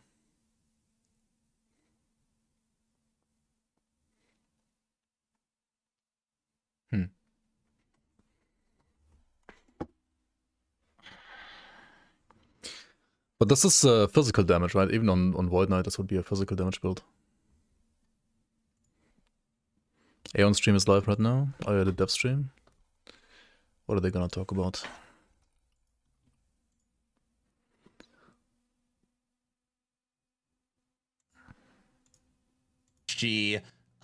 With the amount of players that likely will be coming, and just see what you guys have done to plan fishing for servers. Yeah, our backend team is feeling really good. We've continued to improve our backend infrastructure since the launch of 1.0. I kind of want to keep Theorycrafting though, not just like listen to these guys. Scenarios, and that's allowed us to fortify these things under actual conditions that we'll see in the wild. We've done things like we've improved our monitoring capabilities. We've reduced our server memory spikes. We reduced the weight of servers just in general, and this, of course, we've also done a lot of stress testing and other things like scaling speed, ancillary service fail state mitigations, etc. And so, and if anything does go awry with the servers at the launch of Season 2, we're all going to be at our battle stations ready to fix things very quickly. But yeah, feeling good in that regard. Okay, so no one's taken off to play last Epoch the day There's of no last vacations Epoch. Right now on the 17th. We'll all be playing and sitting there and monitoring things very closely. So yeah, we'll be joining you guys on launch. All right, great. So I've been seeing a lot of your promotional materials, the videos. Is it me, or is it looking a lot better graphically in this new season? Have you guys done any changes? What have you done? And is this something you're going to be continuing to do going forward? Yeah. There's extensive updates in this regard. We do suspect that these will be noticeable. We've got this massive internal campaign going through and auditing all of the player animations and combat sounds and updating those. We're still replacing all of our enemy and VFX that aren't up to our new, much higher level of quality. And you'll be seeing a lot more of this in upcoming season releases as well.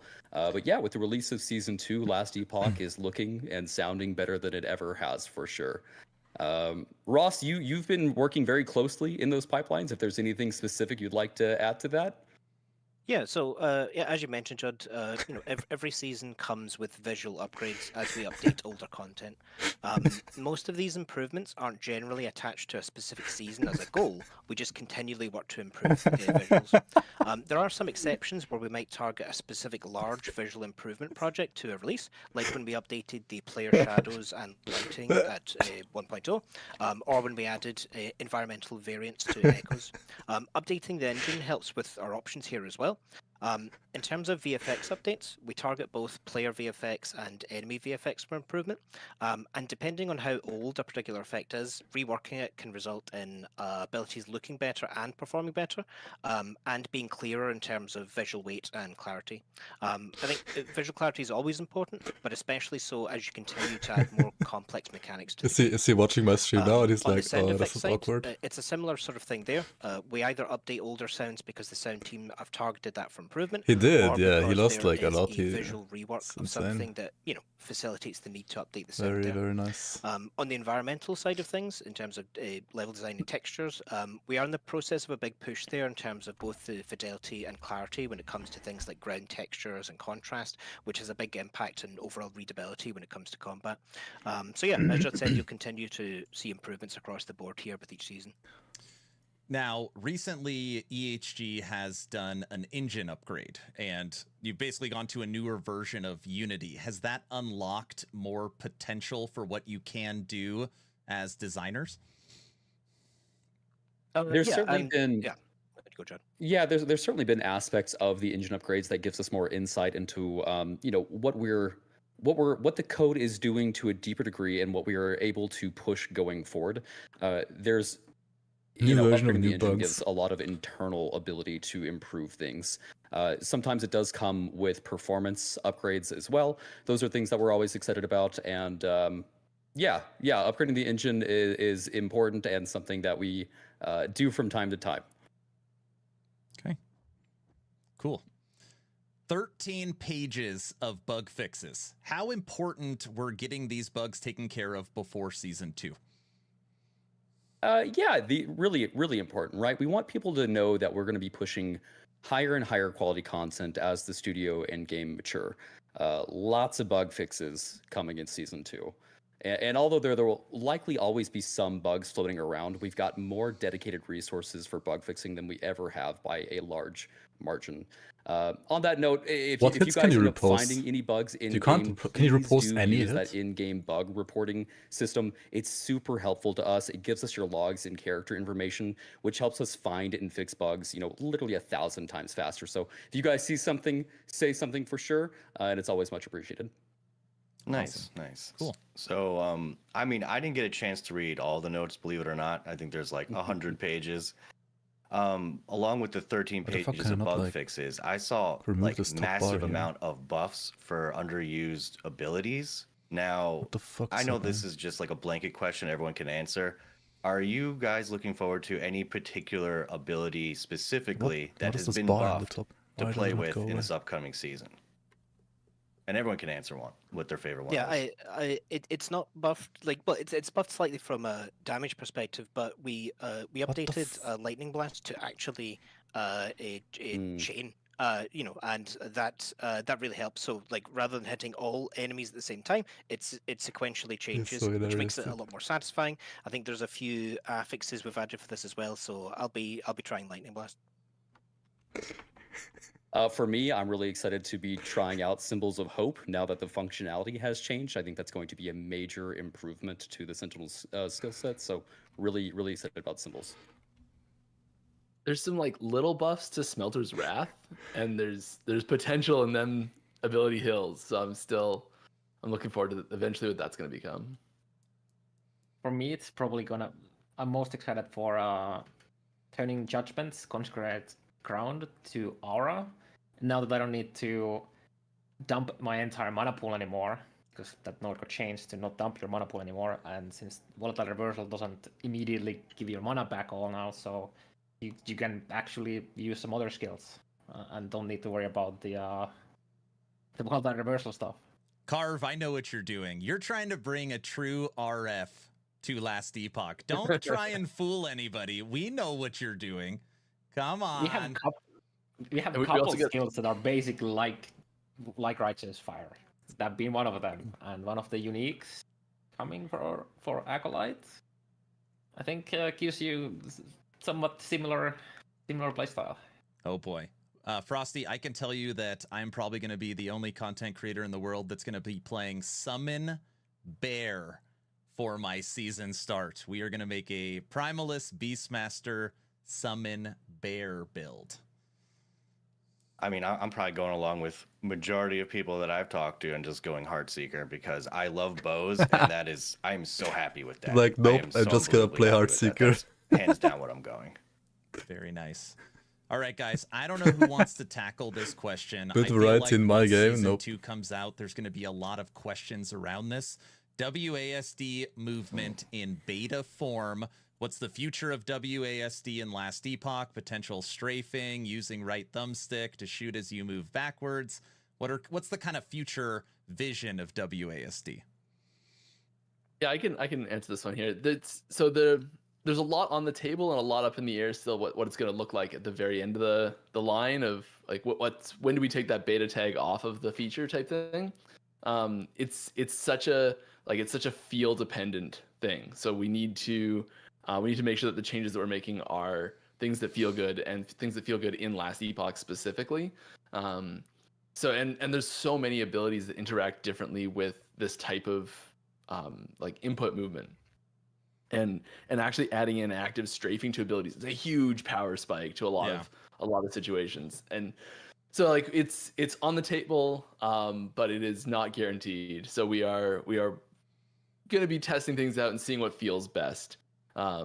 There's also like a lot of animation requirements for doing that, and we do have some new tools from animations coming down the pipe that are really big upgrades for the visual fidelity and also just how they feel in game when you're using them.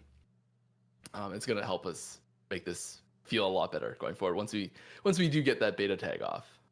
I don't know if Ross has anything about that. Yeah, there's a level design aspect to this too as well, where you need to, we need to adjust areas to feel good with WASD as well.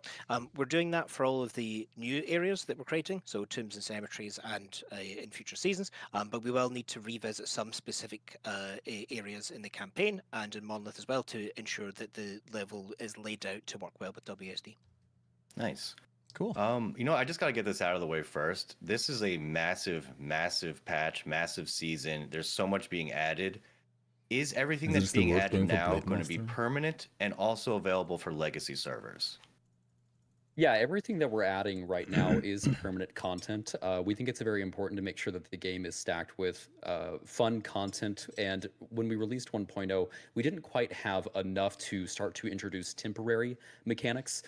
Introducing temporary mechanics or systems with seasonal releases is likely something we'll do because there is large benefit to doing that. You can release something, have it tested, see what sentiment is like, and you don't have any commitment to keeping it in the game, or if people don't like it, you could of course pull it. So it is likely something that we end up doing long term, but right now all of the content coming into the game is intended to be permanent. Yeah. Okay, great. I think there's one exception. This isn't anything to do with actual content. It's just that the chat announcements, the seasonal chat announcements, do not happen in Legacy. So there's one different thing. Yes. And what are those announcements going to be, Carve? Probably gonna see me die in hardcore. Oh, jeez. Loot Lizards got hit with a pretty big nerf, 40% reduction. What would people expect the loot increase to be? So right now you probably see a couple Loot Lizards almost every echo. Loot are we Lizards. gonna be super excited to see them from the loot that they drop? I mean, they've got a ton of really great loot already. We're not actually buffing the loot on them a ton. There's a lot of new methods for you to get access to Loot Lizards. So you can spawn them in your echo webs through the Weaver tree. You can also 90 vitality. The scale charm as well. So there's lots of new ways, and there's definitely not a bunch of pings happening right now. It's distracting me or anything. Yeah, you're telling me. There's a lot of new ways to get access to the loot lizards when you really want them a lot. So you're still gonna be able to spawn a whole bunch of them. Is this but they'll worth just a spawn melee? less consistently and just Maybe not, randomly, and right? you'll stumble across them a little bit less. Yeah, Nice. one big point of feedback was that the loot lizards were like extremely saturated in campaign.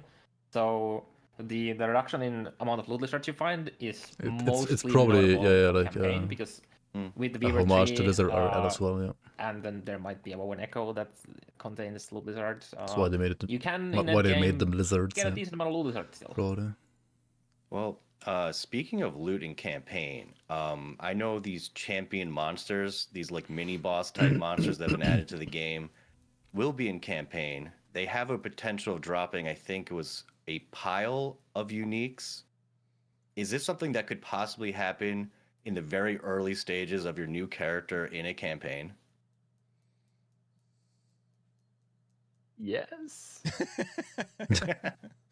I'm actually not sure. I'm not sure actually. Can we ask Holly that, and we can get Holly's back to checking. you on the answer to that? Yeah, I suspect the good answer for is this. yes, but I'm not. They are I mean, difficult, and if you don't have any if you don't have any like gear from previous characters, and you're like a fresh start character, and you see one right at the start or as early as they can be seen, they are quite difficult. While Yeah, we're I'll waiting check for it that out right now. answer, when you guys see loot lizards or hear them, does anybody else hear dolphins? Somebody at EHG must hear a dolphin. I can't be the What? only person. You might be the only person. No way. That's Mike what says yes. I hear where you're coming from there. Yeah. Okay. Okay. It's like a dolphin and a murloc had a baby. Yes. Okay. Perfect. I would accept that. They can drop a pile of uniques very Okay. early. Okay. Like a pile of exalted items as well. Some Phase of the reality? loot drop types are in game only. Armor mitigation applying But to uniques dots. Alright. can Pile be of at any level. exalteds- the pile I mean, of that's exalteds is great late news game for only. speedrunners. Yeah, you're not getting piles of exalted items on campaign. Yeah, but Right. uniques can be at any level. Okay. So there's been a lot of shift on loot drops more towards magic and rare enemies as well as making those enemies tougher. What prompted that change, and are other loot pools going to change maybe in the future, or is that kind of where you want to take loot? Well, we don't have anything to really share about future loot pool changes right now. As for the question about the magic and rare enemies, it just improves the feel and flow of the game a lot. You know, you fight these not normal enemies, and then they'll drop some, a bit better loot compared to everything else, and you don't have to be clicking these shards and runes and whatnot that normal enemies currently drop quite often. So it just means that you loot Fuck is this? a lot YouTube bots? less often, so it just feels better. Mary Phillips YouTube bot. It just feels better. That's what we found out when we tested it. Nice. Right, So these right. new I am a Woe bot seem in YouTube chat to really prove that you cool. are not Is a there bot, Mary way Phillips. of Otherwise, you're getting them, permabanned. I don't know, through the auction house or the Merchants Guild, or increasing drop rate through Circle of Fortune, or does everyone have kind of like an even playing field? Let's see. Yeah, They aren't tradable. they're not tradable. You can't Okay. get them in the bazaar. Circle of Fortune players will get a bit more of them through their perks. But other than that, they are pretty equal. Okay. Some major changes were made to enemy dot, so damage over time. A 50% reduction in corruption scaling, as well as 15% less damage to players. Was dot overtuned, or was it just requiring too much of a gear commitment? I mean, both. We don't have. It's a lot easier to mitigate hits. There's a lot more systems that specifically mitigate hits. So, there's a couple different ways to go about it. We could provide a lot more ways to mitigate dot, or we could just make dots be less dangerous, so you don't have to go out of your way on already very limited pool of affixes to start tanking all of the dots. So we just felt it was better to not put more pressure on that, and instead just overall reduce the damage dots do. Obviously, you still probably want to have a source of cleansing for all the ailments in the end game.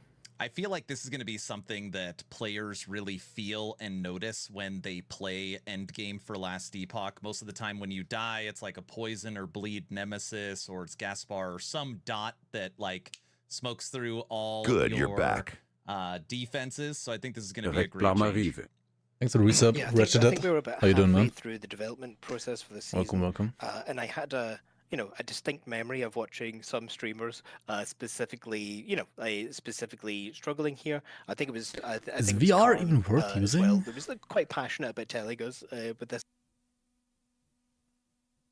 But yeah, like I think the changes here are really positive. Yeah, Nice. there's also other things we can do, and we have actually done in a lot of enemies recently, where when a dot spawns, it doesn't do its like maximum damage immediately, and it just ramps up. So if you're standing on it at the beginning when it spawns, it doesn't necessarily do all its damage, and then if you just AFK there, it's obviously going to die. Or if you No, walk reversal. onto it later, it's going to be way more dangerous to help, so that when they spawn, you don't immediately. I do have mean to, VR gaming, as in playing volatile ready reversal to in Last Epoch. dive out potentially, and it gives you a bit more leeway. Just there. write more damage and then see what happens. Right?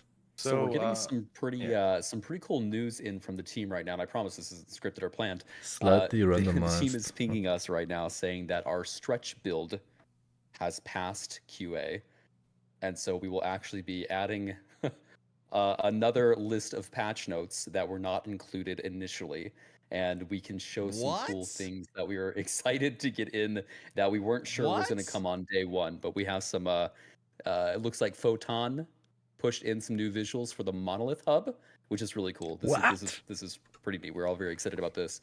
And then we'll ask them to post the additional patch notes in the Discord for us, so we can go over those too. And then we'll have to actually add them to the patch notes themselves. Yeah, they will be added. Hold on, how many more pages of patch? So we're at 100 patch notes. Oh, it's not one page. Maybe it's like one additional page. Okay. But they're good. They're good. Nice. Yeah. Oh, I'll take that. That's awesome.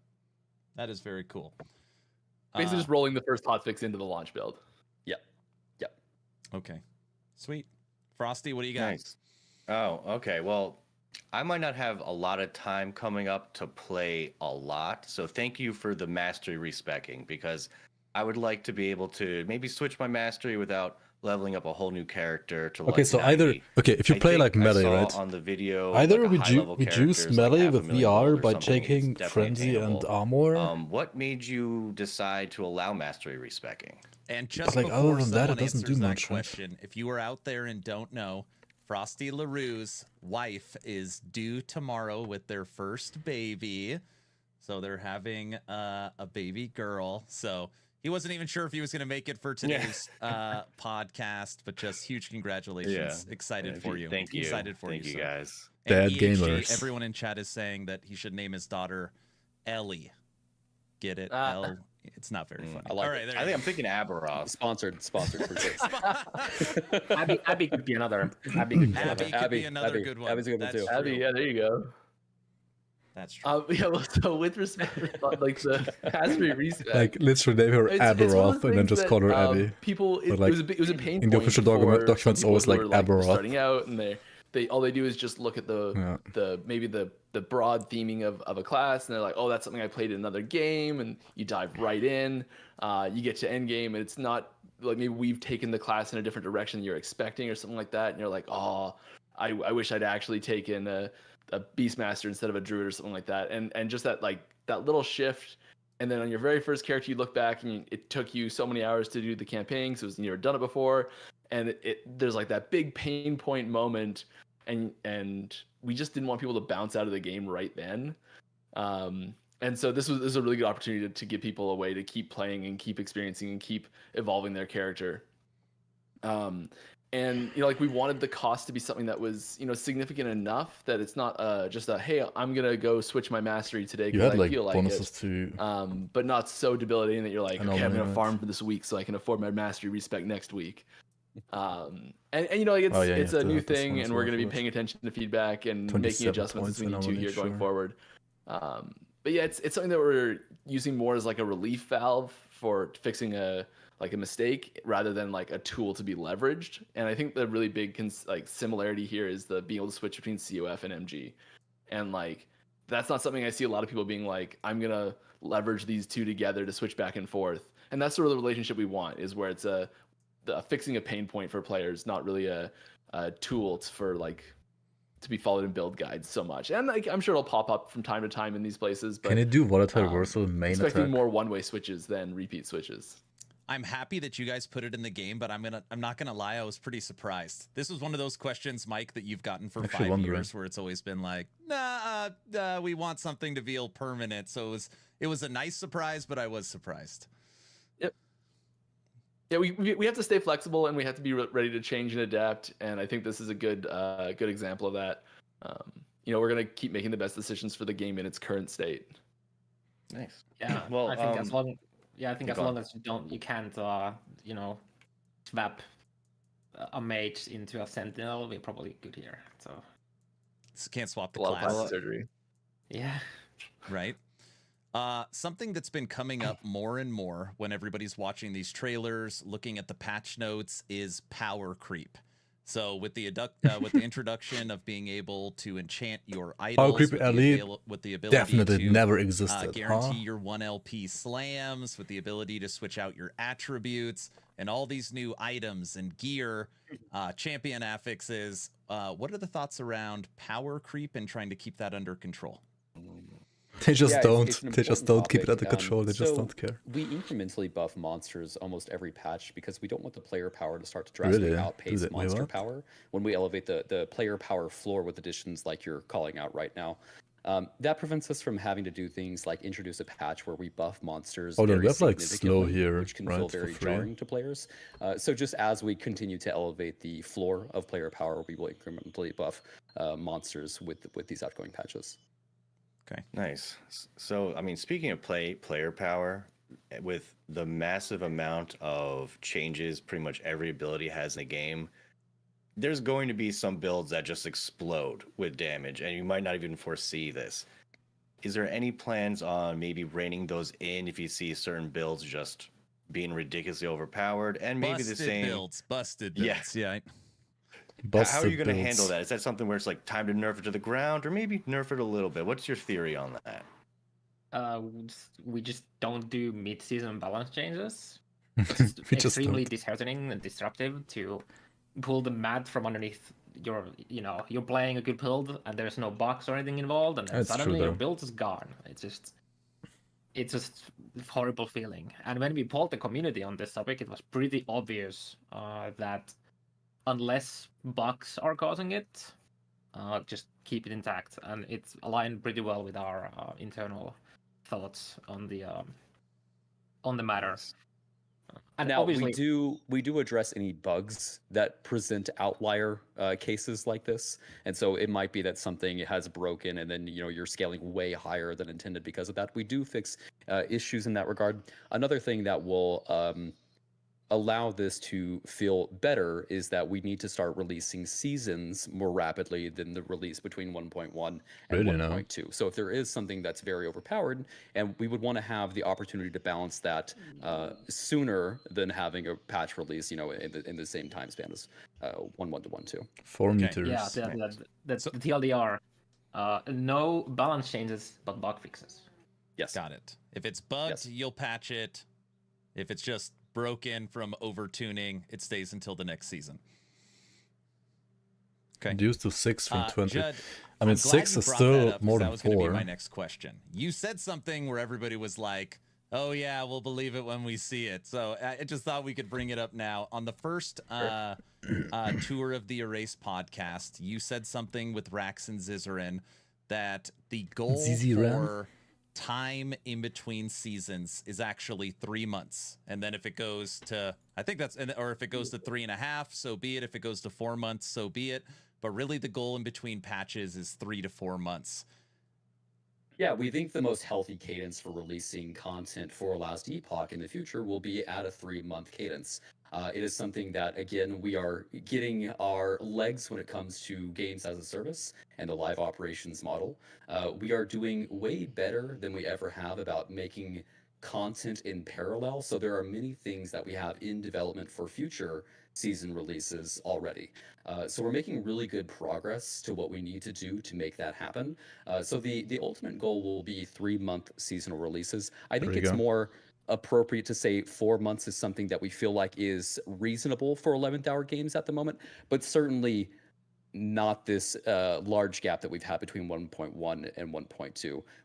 The gap between 1.1 and 1.2 was really based wait. on player I need feedback this. and people telling us that they really wanted to see additional in-game, these quality of life improvements. And so we had an internal debate about what we were going to do, because we even had a roadmap posted with content that we were coming out with for 1.2.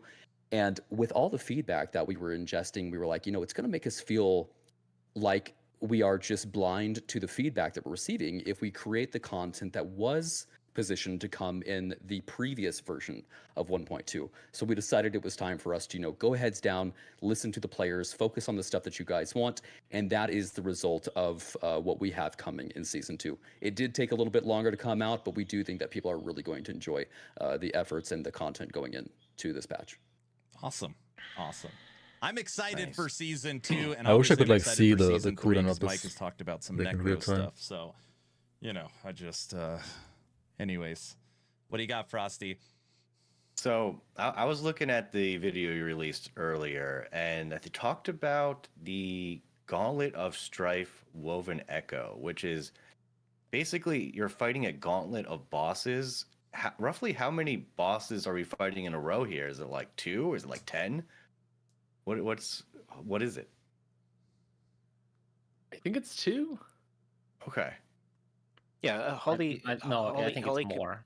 Yeah, no, so it's a lot more. It's more. It's Um, more than yeah. 2, and there's champions in there too. No, I think It's 7. it's Okay. 7. Yeah. That feels like a gauntlet. And Yes. it's not just bosses. But the bosses have their little champions with them. Okay. They have their minions as well. Well, I'm looking There's forward like to a that. champion that's like paired with each boss. Oh, nice. Okay. So we got mastery respec. That was something that EHG was flexible on. In the past, it's like, no, not right now. We don't want to do it. They brought that in. We were subbing there for a while. Yep.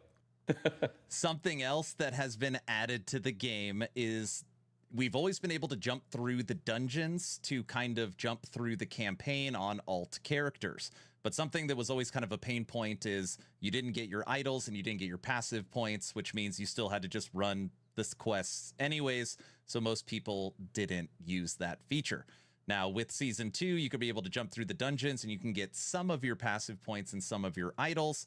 I thought somebody from EHG could talk through the thought process on this and why the decision was made. Yeah, so the dungeon keys were added as a campaign skip for alt characters. This is something we don't want the keys to drop earlier than where they're dropping right now for I your wonder how first fucking good this campaign is. playthrough, because leech for new rate. players, this could result in a lot of confusion. They could go and complete the dungeon and then they're spit out the other side at a much higher zone level. And for a new player that doesn't understand that, that can be frustrating, or they just don't think that they've done the right thing. And so we intend this to be a campaign skip for alt characters. One thing that we have discussed internally that we may do is we might actually have dungeon keys hidden in places where our veteran players can know to go and pick them up. So they can actually go, if they feel like they have the skill level, to go and just outskill the over-leveled content for them. Hold on a second. Are you might go talking and add about the that. current hidden zones that are already in the game? You're going to hide keys in there? Is that the idea? That's an idea. That's certainly something that we could do, is hide them in areas like that. Or it could just be a barrel really far off the beaten path that probably people aren't going to go to. Yeah, it's one of those things in discussion, though. We understand that there are a lot of people that would like to progress through the campaign more quickly. We've added that via dungeon skips, but we don't want to mess up the new player experience for the people who are actually new to the game and going through the campaign or going through the dungeons and being spit out at a higher level zone could be a really bad experience for brand new players.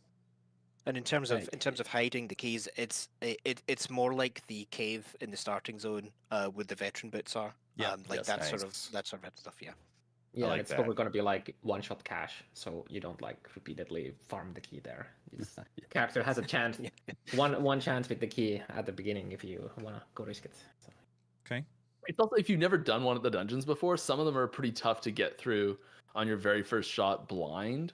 So if you do find a key and you go down that extra side path on your What's very the best first of character, decay never again? played the game before, you stumble into the dungeon by mistake, and you just get booped by something, and that was your one shot because you don't have any second keys and you have no idea what to expect and you can't learn it. And then you're like, okay. like I'm stuck, and you have to figure out where that branch point was and go backtracking it, and it's That's a good time to plug the respawn system, actually. Yes. So with the launch of season 2, you Well, this is can really use an good for like additional time rot key builds as well, to actually respawn crumbling. at the floor that you're on at the dungeon or at the boss, which I think people are really going to enjoy. We also this isn't coming with season 2, but we have a large amount of effort underway for tutorializing some things better, like crafting for new players, or like going into the temporal sanctum and using those abilities and knowing when to do that. We have some updates coming there that just like for new players, it'll make the experience just easier to understand overall. Yeah. Just I love hearing that. Yeah. I'm a more casual player for sure, and I'm also a bow player, so I die often. And being able to just get to the end of a dungeon, if I die, and being able to come back and not have to redo the whole thing, I'm a huge fan of that. Yes. Also, look, I might have a little trouble reading every single thing when it comes to the crafting, so having some kind of tutorial maybe would help out my learning style a bit more for sure. So I'm also a big fan of that. Frosty, it's not just you. We cannot get people to read. And even internally, we don't do it either. So like, we really have to point at things with arrows. If we want you to see it, we got to make it flash really brightly. That's right. Or we got to put a big arrow next to it. Yes. And we understand that, and it's something that it's easier to go and write a wall of text for tutorial. What is routing but now that we actually have some additional time and development power, we can go through and make those Spell void tutorials damage just return area around significantly you. better than we had in the past. So a lot of work going on in that area right now. Yeah, we're looking at contextual toast notifications for Game Guide as well. You know, when something specific happens, a small pop-up notification linking you to the Game Guide, because Game Guide's a good resource, and we don't do the best job at signposting that or pointing you to it beyond small buttons and things like that. Everyone in chat Very saying nice. we don't read. So yeah, we need those types of indicators. We don't either, guys. I guess a random, side note question here. So, Circle of Fortune and Merchants Guild, are you guys still doing balance adjustments? And have you noticed maybe players veering more towards one or the other at the moment? In terms of balance adjustments, the focus in this season, you know, we had to spend time adding the new endgame faction. There are some small adjustments we've made there, but we are aware of the need to improve some UX and UX in the bazaar, and certainly some quality of life elsewhere. So it hasn't been a goal this patch to update and balance factions, but there are some small changes we made that should hopefully help. Yeah. And as far as like the split that we see going COF versus Merchants Guild, typically at the start of the seasons, we see people going COF in large quantities. And then as the season progresses, we do see an amount of players swapping over to Merchants Guild. But the split there does seem to reliably be healthy. People seem to be choosing the item faction that allows them to get items in the way that they would like to achieve items. So I think that system is actually working very well right now. Certainly always room for improvements there and slight balance adjustments, but yeah, overall we're very happy with it. Okay. Nice. Gambler's fallacy is back. What prompted the reversion to reverse it and to bring it back? Also, for the people who don't know, what is it? It's an amulet that makes you always crit if you haven't crit recently, I think. It's a very powerful leveling unique for certain skills that had like high mana costs and whatnot, and you just like Glacier, for example, you just use it every now and then. It just destroy the screen with that. And the reason why it was removed was because there was a bug that allow you to just get multiple copies of it without ever completing the quest. So you could just get a lot of gold. And it wasn't a very big prior to get it back immediately, because there's the Soulfire Bastion dungeon that had a better version of that you can farm for LP, but we found some time to sneak that back in. So yeah. Nice. So, with the massive gamepad targeting improvements, is this a good indicator that maybe one day soon we'll be seeing Last Epoch for console? We would love to get to console, and we are doing everything that would allow gamepad to be of the quality that would mean that people would like to see it on console. We don't have anything there to announce at the moment, but we certainly do want to make sure that when you are playing on the PC, no matter what your preferred input method is, the game is a phenomenal experience. And so this now includes WASD, but keyboard, mouse, gamepad targeting, a lot of really good adjustments going in here, and future efforts for gamepad. I mean, a lot of stuff underway here.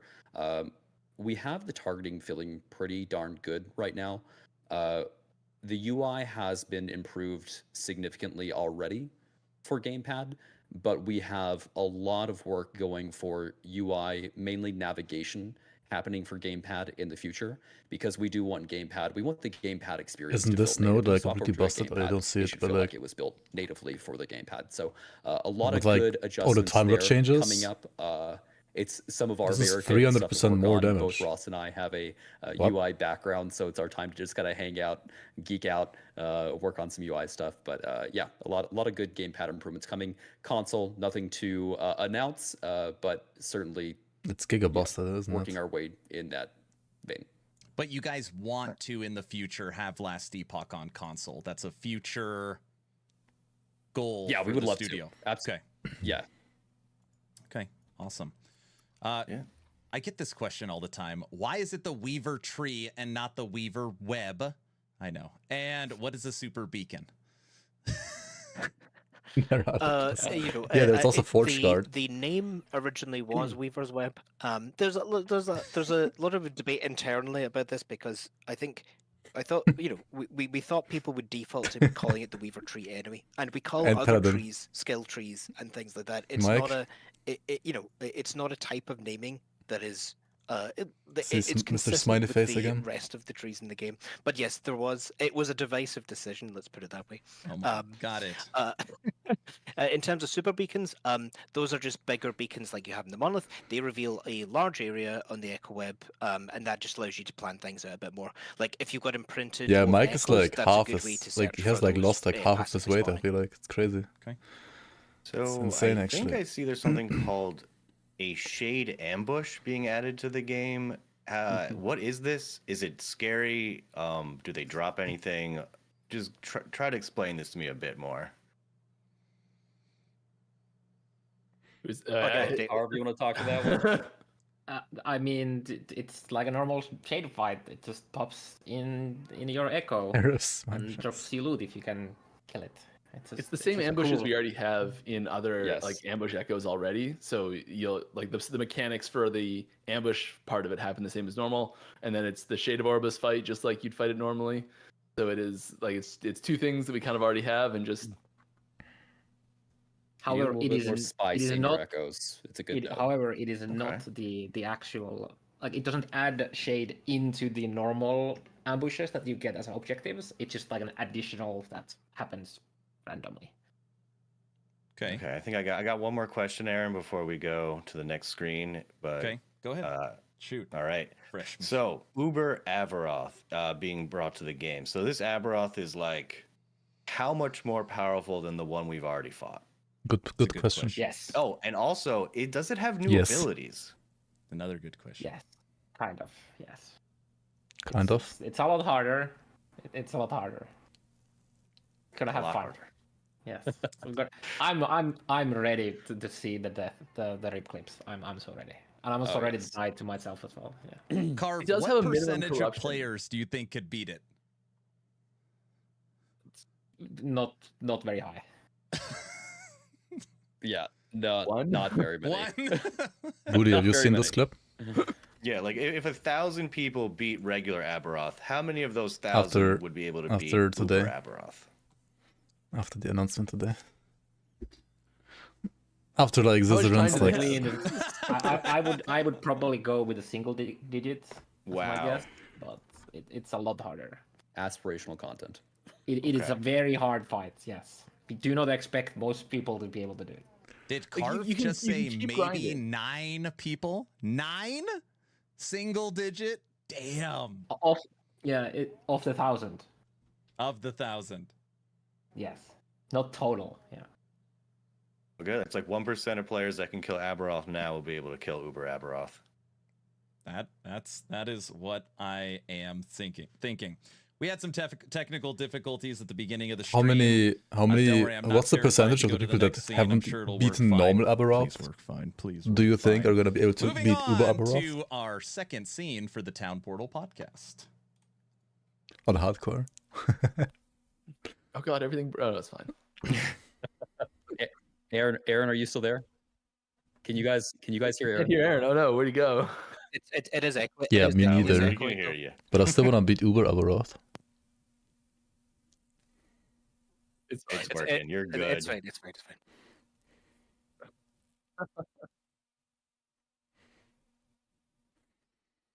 What's going on?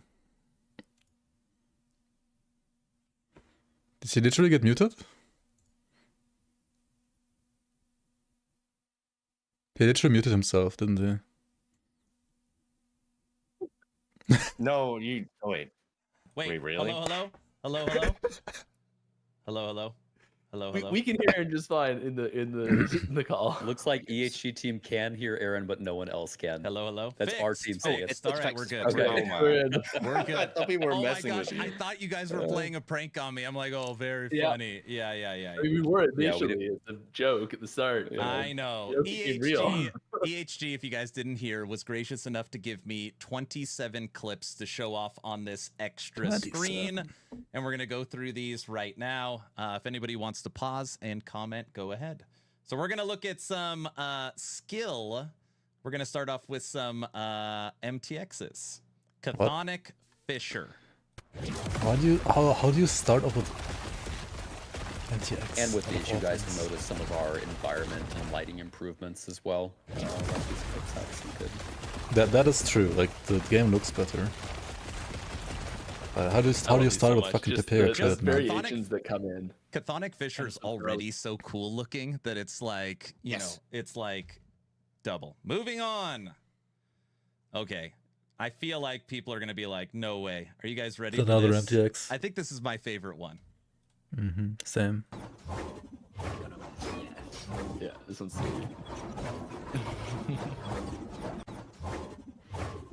Wait, what is that? Hammer throw, but like Anybody a fan of hammers? It's so good. It looks so good. Yeah, some of the things. am I that the we only can do these one now. that actually thinks it looks like This is dog something shit? that we've been wanting to do for a very Like the long Chthonic time, Fisher was and cool, we but this just is on didn't like have to the me tech personally to looks do like full dog skins. shit. Very Oh, Spectre I'm pretty sure we Helix. just Oh. said build for so many people. I know. They're it's so cool. We were talking about it. Like, should we base our build based upon the skill MTX? I Like know. there's other All stuff right, like looks really moving good, on. but this one, I don't know, maybe not And a the couple fan. of these are smaller. They're not all exciting like hammers. Hammers are okay, I Cherry guess. Blossom Evade. Oh yeah, MTX on evade. Oh my god, holy shit, dude. The little evade effects, I think, You deal are, more damage with evade some now. of my favorites actually. You just They feel like good. the subtle little touches. Oh, worth noting on evade. Okay, as this long as he's showing season, MTX, I it's a think lot we do more it like this. responsive. A bunch of offline Yes. bugs with are fixed. It's just better. Appropriate MTX size. Moving on. Cosmic Smite. And just so you're aware, maybe I've tested this, that if you're using you could use a skill MTX Smite would look good though. to trigger another skill and use that MTX, so these can all be combined.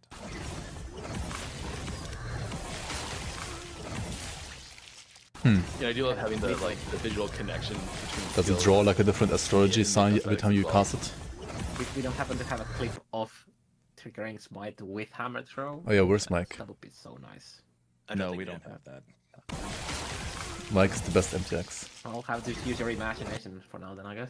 Right? Moving Your on. The Mike MTX. Your MTX also applies to skill shrines as well. Just a small thing, but it also applies to any skill that you gain from skill shrines. Oh, that's pretty cool. That Yeah, is you can, pretty you cool. can equip lots of skill MTX all at the same time, not just one for each slot that you have equipped either. Sorry, everybody. I know sometimes the volume's high, sometimes it's low. Each clip is a different volume. All right, moving on. Volatile reversal cosmic.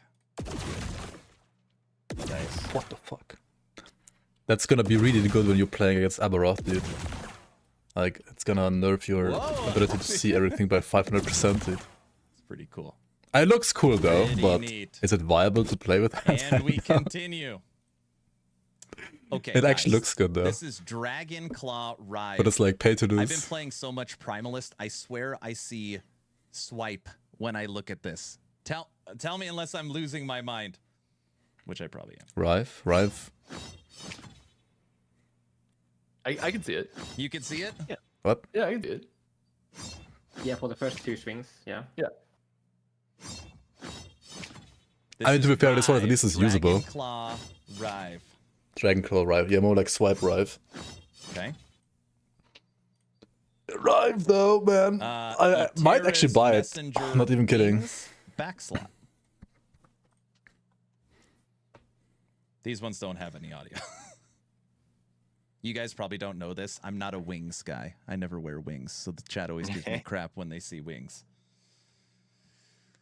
Wings. Okay. Yeah, just some sort of bet that you can lose to us and force you to wear wings. Wait, doesn't They like always do fire that. damage I'm a converted wings Rive fan literally now, look the chat's same going though? crazy. Oh wait, Moving doesn't on. exist. Okay, this is actually, in my opinion, Carve, the best one when it's I automatically buy that and run it triggering for stash smite. test and purity. The Warpath, Holy Warpath. Holy. That's pretty cool though. It'll hunt you down if you use this while playing Void Knight with Warpath. Don't buy Holy it, Void don't do Knight. it. Right. Against the TOS. Okay, Warpath. Spin to win. Moving on. The- Login the- screen. So Nice MTX, changes, yeah. historically, if you look at Season 0, Season 1, your MTX was not actually shown on your login screen. Now it is. Ooh, log Quick in, question dude. about the ability MTXs. Log I'm into like- MTX Season 0. I don't Yeah, that's how typically I call it the get same way MTX, actually. but Release season. ability MTX, I'm super into. So, is this Little something that login. you will plan to have on possibly every ability one day? And even going further, will it be multiple for each ability one day? Yeah, I think it's a very high likelihood that we get all abilities and then multiple per abilities. It's one of these things that we are really excited about internally. We're constantly getting into calls and geeking out about just things that we can do now that we have this tech. Some of the ones that I'm most excited about are like the minion skill reskins, but of course those are the hardest to or the most resource intensive to actually create and implement. But I want a phoenix flying around that's a falcon, or I want like there's just so many cool things that we could do with the minion reskinning. Our last podcast. Minion reskinning is really, really cool. They want to see the capybara. I love reskinning and minions slots into as well. non-minions. Yeah. Definitely, we will be implementing a lot more skill MTX. If you guys have any ideas for those that you would like to see, we're pretty easy to convince right now. So if you guys have any ideas or suggestions, feel free to go to our Discord or our Reddit or our forums and make those suggestions. And it's just something that we're looking to figure out what the catalog is going to look like long term. I want like a mic MTX for Yeah, I think the barbarian goal is class. definitely to Primalist. pick a theme and have enough with the skills you're using to put together a nice theme. Like if you're essentially using Warpath, like you should be able to put together a sort of teal theme, like a Death Knight theme, like that, that sort of stuff. We're also adding, for the different colors that we have here, we're adding different hit, flash, and death V effects for it as well, so that if you have red lightning blast, you don't have the blue hit flash and things like that. So we've added a lot of that this season as well. So I have the audio sometimes too. I figured you guys knew this question was going to come. I could see it going in the chat over and over again. People want to spend money that only play offline. Is there any plans to bring cosmetics? The only to thing that was offline like crew? interesting for me so far Yeah, was it's something we know people want. We'll do it. they said Uber Nice. Abberoth is going to be a lot harder than Consider it Abberoth. written, consider it done. Moving on. New lightning blast. Yeah, and just to reiterate, like Ross said earlier, we now have Lightning Blast where it actually Uba. chains, and it feels so much better. This is it's just a little recolor here, but it feels really cool in the end. Just make it like Yeah, Eternal some Hunt, man. skills, like scale it some infinitely. skills work well with just a very basic. I wonder which recolor. other game has with done that some skill before. effects here, we've created a theme for it, and it's like something new. And with others, simple recolors are actually quite effective. And this is an example of that. People say this is how you become a Sith Lord, right here. Yes. Yeah. Yes. Right? And we also do have, you mentioned earlier about some skills getting multiple conversions. We do have some already that'll have multiple conversions. Like there's multiple lightning blast conversions, I think. Okay. Okay, somebody in chat literally a few seconds ago said, hey, can we get a reskin for wolves? They must have heard you. What is this, a cat? Yep. This is unbelievable. Unbelievable. What happens if I take squirrels? No, just somebody What walk does me happen through if somebody this.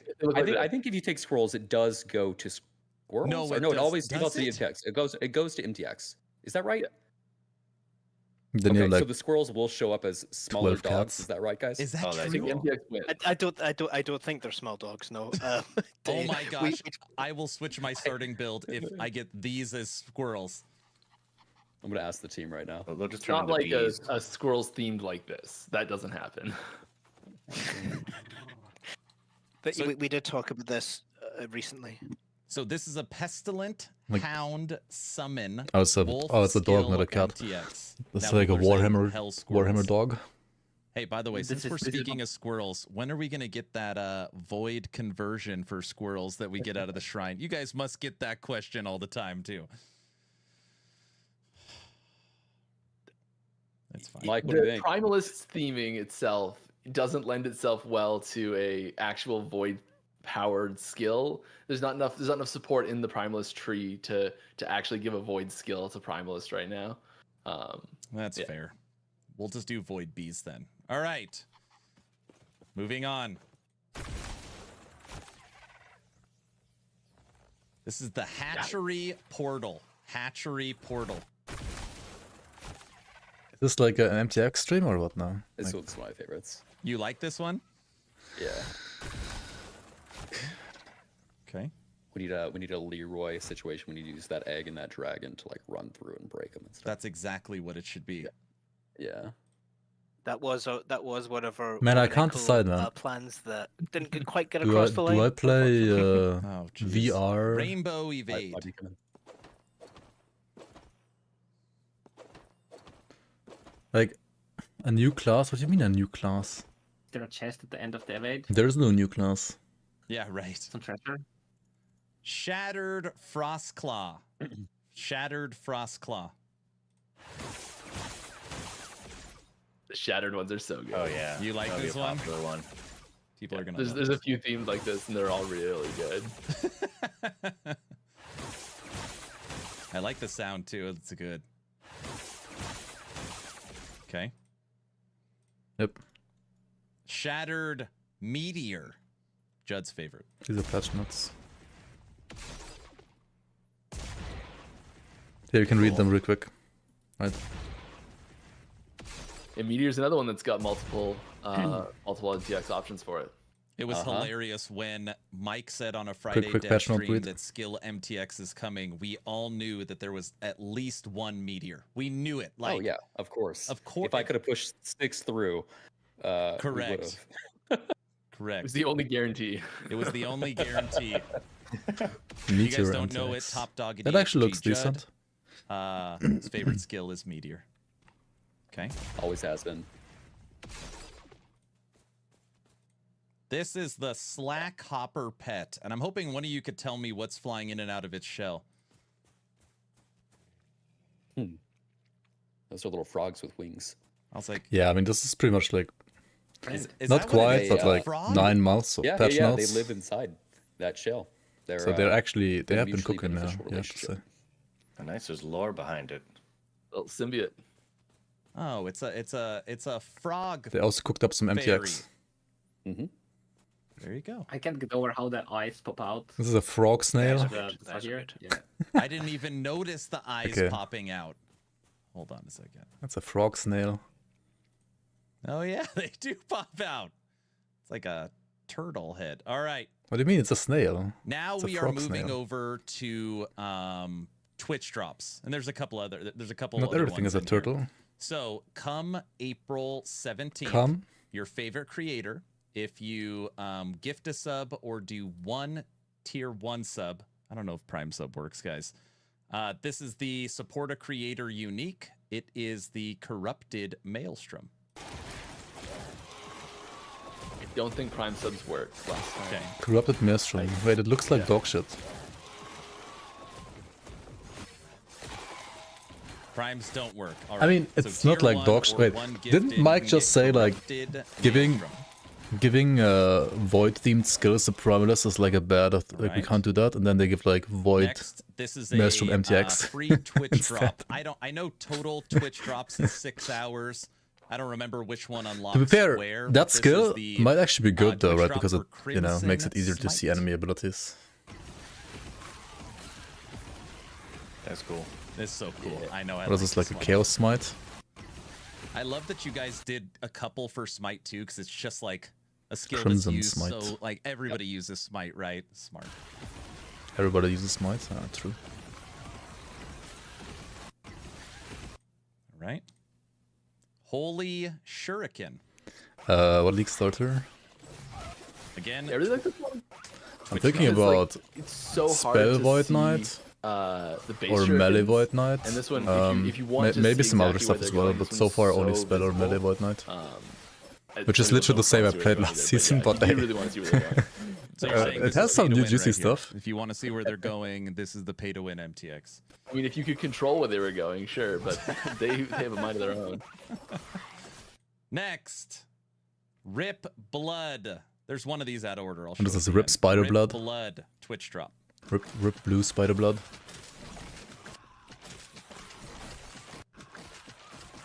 Cool, cool. Rip this. Holy Lightning Blast Twitch drop. The thing with Multistrike is I think I just really like the lightning moves. Lightnings always look good.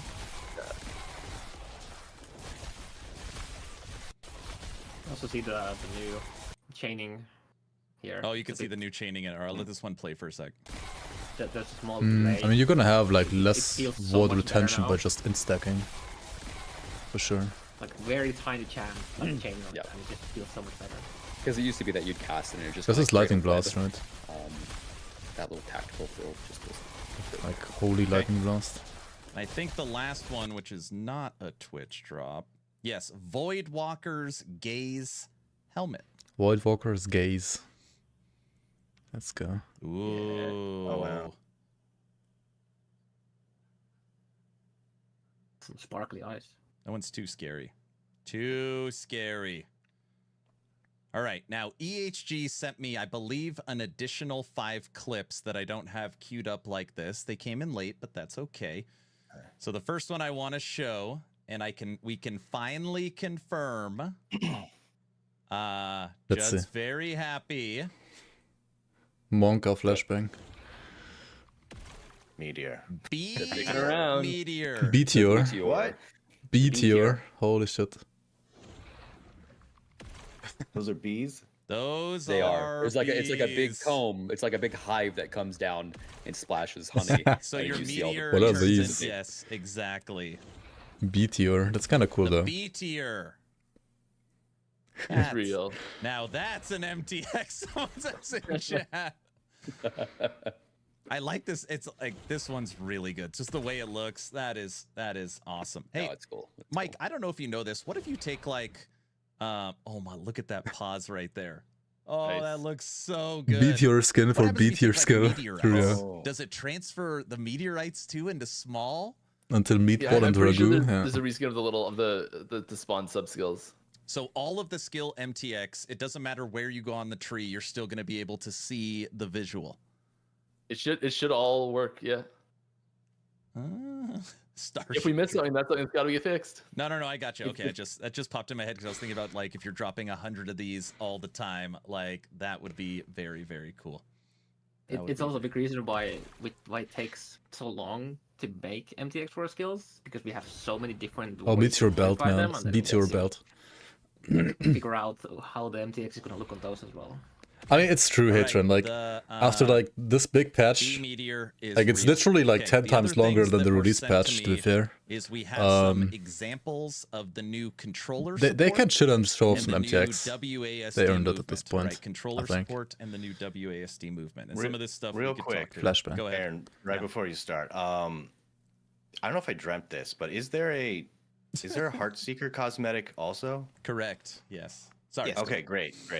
All right, that's just how to make sure, because I remember seeing it and being like, "Oh, I want that," and I just wanted to make sure that definitely is in the game. They have WASD I like support both now, yes. stuff, and glad to know there's a Heartseeker cosmetic. I'm not sure Yes, if it's it's like this attack while moving blue- though. Maybe like it's this just blue chain. I don't know how controller to style describe it. It's WASD. like a. It looks like a blue chain. Like you're playing Scorpion. Get over here. It's kind of what it looks. It's I don't really know cool how it looking. works. Nice. All right, everybody. This clip was sent to me. It is 20 seconds. I haven't even watched it. This is experimental WASD. I don't even know if there's audio. Oh. Let's see. Yeah, this is showing how you actually get to the options to change the controls. A very long and believe involved in this- process. yes. Is there reading now you involved? Yeah, This now I is just see so the cursor photon on- captured warpath.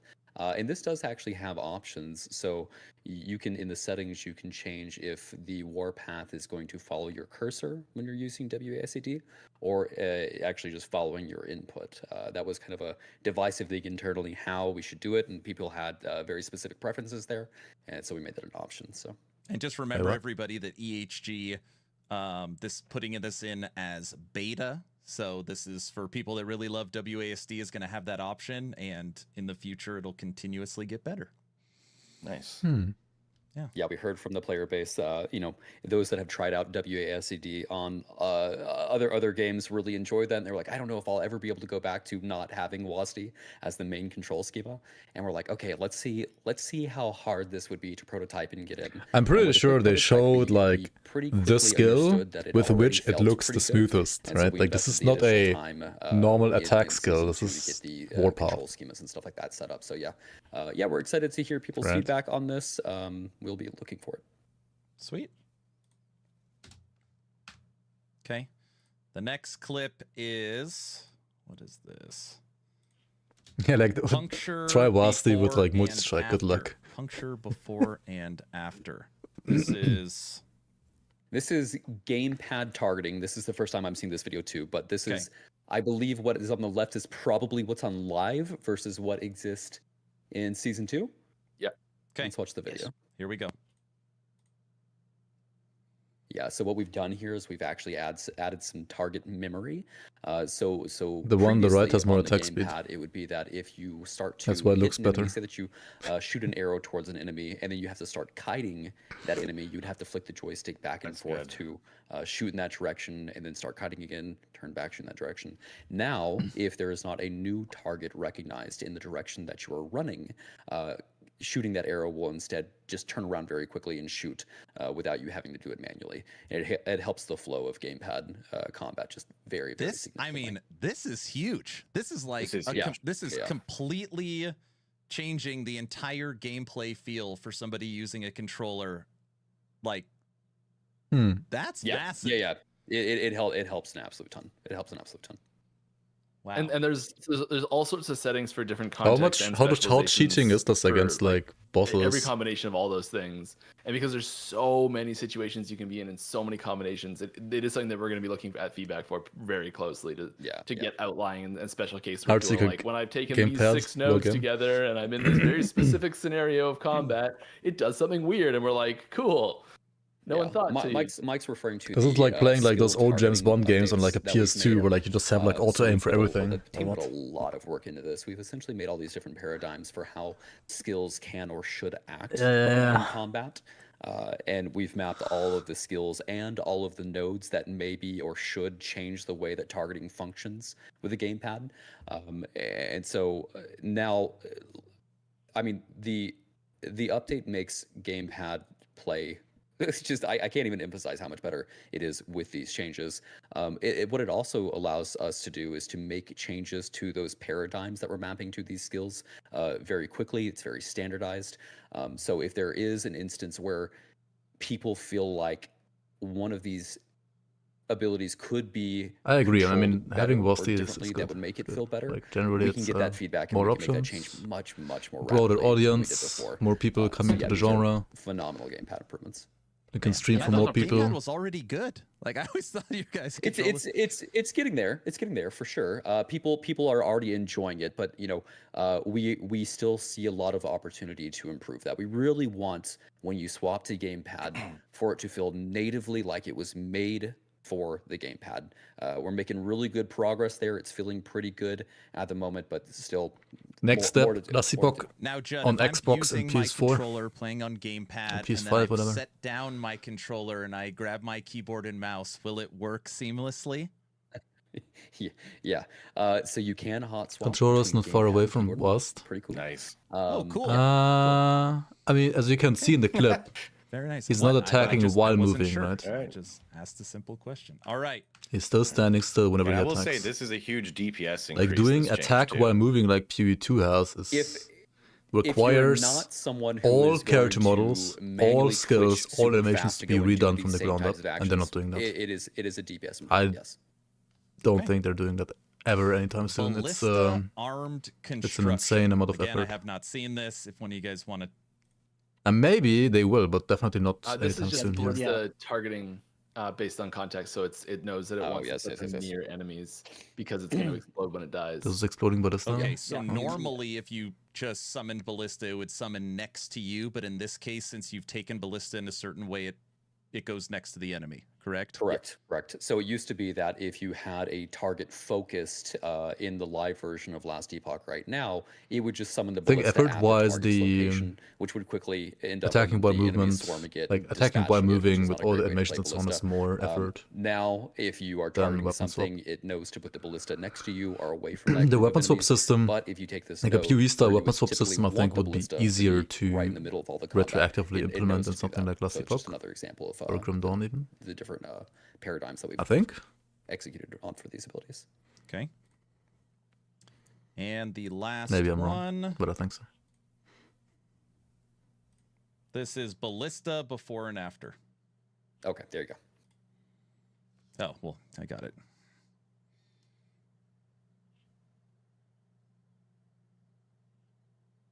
Why is Oh, this is ballista when black it's, smoke cloud? I see. So on the left-hand screen, you are putting the ballista around all the enemies for it to die, and on the right screen, it's staying close to you. So you're actually shooting it at range. Correct. Ballista And smoke it's, MTX. it's every single ability in the game. So like these are just a couple examples, but everything has been touched. So if you have a certain build in mind and you're like, oh, these don't really apply to me, they absolutely do. Something that a skill that at least when I'm streaming Last Epoch, people talk about a lot is using a controller and Fury Leap. I don't know if anybody has any experience with that, but I think I don't know. So what that does now is that if there is a recognized target, it will Fury Leap you to the target, and if not, it'll take you as far as the maximum allowed range will take you for that skill. Okay. All right. Awesome. Well, I've got a couple of other extra little things to show off here. I know people have already seen a lot of them, but I thought, why not look at some unique items? Why not look at some unique items? Maybe not everybody has seen all of them yet, so we picked some ones that haven't been released prior to the patch notes, and I thought we could look at some of these together.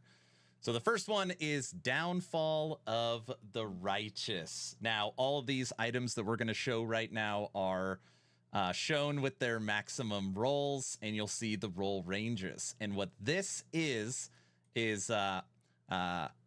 Mike, should I let you take? I know you worked on this, didn't you, Mike? Yeah, I worked on this one. Yeah. Yeah. This is a supporter unique actually. And so yeah, it's meant to get that like that curse play style, scaling curse damage. It's focused around Witchfire. You're like splitting usually fire and necrotic damage. I think it's just really fun, unique that kind of lets you sort of unlock new damage source in that tree. With this new relic, you're going to get in the implicit fire resistance and curse damage. You're also going to get up to 15% increased damage. You're also going to get leech from your damage over time, necrotic and fire. You're also going to get more curse damage. Season 2. Witchfire deals deals multiplicative damage equal to 60%, Timer Void Knight, 66% of your increased curse damage. And again, Rye Void Knight, let's go. But on top Shield of that, Bash Forge while you Guard. have both Ignite Overload They had and like Damned Shield Bash Overload, Forge Guard enemies up in within like 10 meters S tier are season 1 as infected well. It was utter with dog shit, Witchfire honestly. every second. This item is sick. We were reading through the patch notes and talking about some changes to Warlock, and I'm like, guys, there's something coming. There's something really, really nice. New Witchfire. We are very powerful.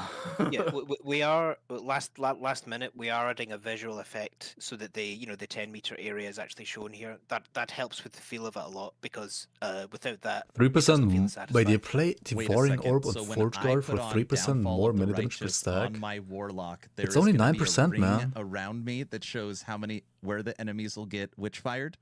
How the fuck do you do an entire skill just for that? One of the many No way that's worth it. skills that have a ring. No dealing fucking damage way. over time to enemies that What? go into it. Yes. Wow. Okay. No that way. is very, very cool. Brilliant, people are saying. Healing Hands, Chat. okay. All right, moving on to an acolyte Symbols of relic. Hope, okay. This is Unearthed Memories. Wandering Spirits is centered on a gravestone at the target location instead of you.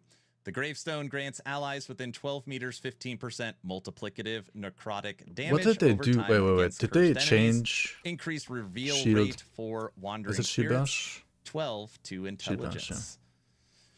What is a gravestone? Does anybody? Like you go to a graveyard and there's like lots of the What is it? gravestones. I know what a gravestone is. Oh, I okay. mean it like that. I mean, like, what does this actually pull up a gravestone like? Is there a new visual in the game for it? Yeah. I think so. Hello? There's so many new uniques, it's impossible to target them all. It's fine. Wandering Spirits is centered on a There gravestone at the is target a location. new visual. Okay. Yeah. Very, very cool. No, Mike knows. It's all right. Leaks, moving on to unique number 3. Soul of the Mountain. Soul of the Mountain. Now, lately, we've been playing some machine gun 50% more Spriggan damage. on stream, and maybe or maybe not, we are preparing for a new Primalist relic, which is this. So with the Soul of the Mountain, you're going to get 1 max Veil Spirits per your 15 attunement. Spirit Thorns has 3% less cast speed per Veil Spirit. Gain a Veil Spirit every second while in Spriggan form. Increased health regen, increased spell critical strike chance, poison, and physical resistance. And the implicit is Leech. People in chat are saying, oh my gosh, so many builds to play. I know. That's what I'm saying. I know. The minion leech here, I think, is really the important part, because it's like it's that passive healing. Yep. Moving on. Who does anybody want to talk about this one? The Descent Smite. This is one where people were like, no freaking way. I don't even know if you guys can see Just it. the My potion belt? crit thing? Yeah, I know you guys like this one. Oh no, chance to cast Smite on hit. Oh yeah, Just to note, the mana potion portion of this cannot crit. I see. I will read it. This new belt, 45% chance to cast Smite on hit, maximum 6 per 10 seconds. This cooldown resets when you use a potion. Using a potion restores volatile reversals cooldown. With at least 50 intelligence, volatile reversal deals 20% multiplicative void damage. With less than 50 intelligence, volatile reversal is converted to fire. Up to 25 intelligence, increased chance to find potions, 55%. Mana gained on potion use. Everyone's like, my fire VR.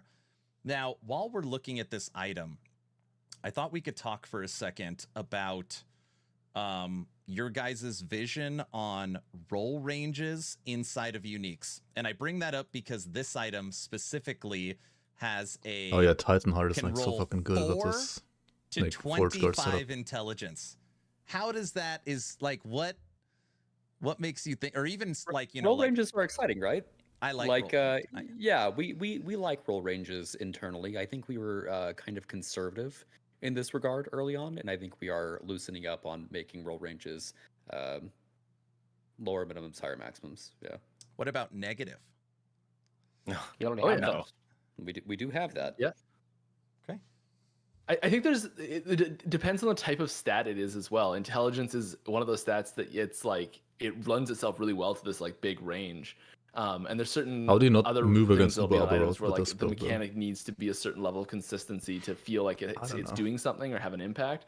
That roll range will be tightened up a fair bit as well. So it's like it does depend on what the stat is a lot, but where we can do longer or bigger ranges, we are doing that a lot of times. And we sometimes in like that's one of the things that we let creators with like supporter uniques have influence over quite a bit is the roll ranges. We ask quite often like how big do you want the roll ranges on your item to be? And what's cool about that now is we also have an extra tool on our tool belt to be able to re-roll the ranges with unique items, including the implicits. So that's pretty neat as well. Which lets us open up the ranges even more as well. I see. Necrotic damage taken is Crystal kind of nice, you Wind. have to Now say we're though. looking at a new quiver that is coming. This is a high-end quiver. This is level 77. And on here, for this new quiver, you guys get ready for your Heartseeker marksmans. The implicits are armor. Chance to shred armor on hit and armor shred effect. Gain 4 stacks of Crystal Wind per second while moving and 4 stacks when you evade, maximum 8. Directly using a bow attack consumes up to 4 stacks of Crystal Wind to deal 15% multiplicative damage per stack. 75% chance to slow bosses and rare enemies on hit per stack. Chance to petrify other enemies on hit per stack of Crystal Wind consumed. Sure. 10% increase movement speed. Up to 10% increase cooldown speed.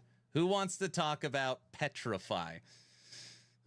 Brewmaster's Buckle, yeah, that's insane. Petrify. It's very similar to stun and freeze. I definitely wasn't being silent waiting for what it was because I couldn't remember anything.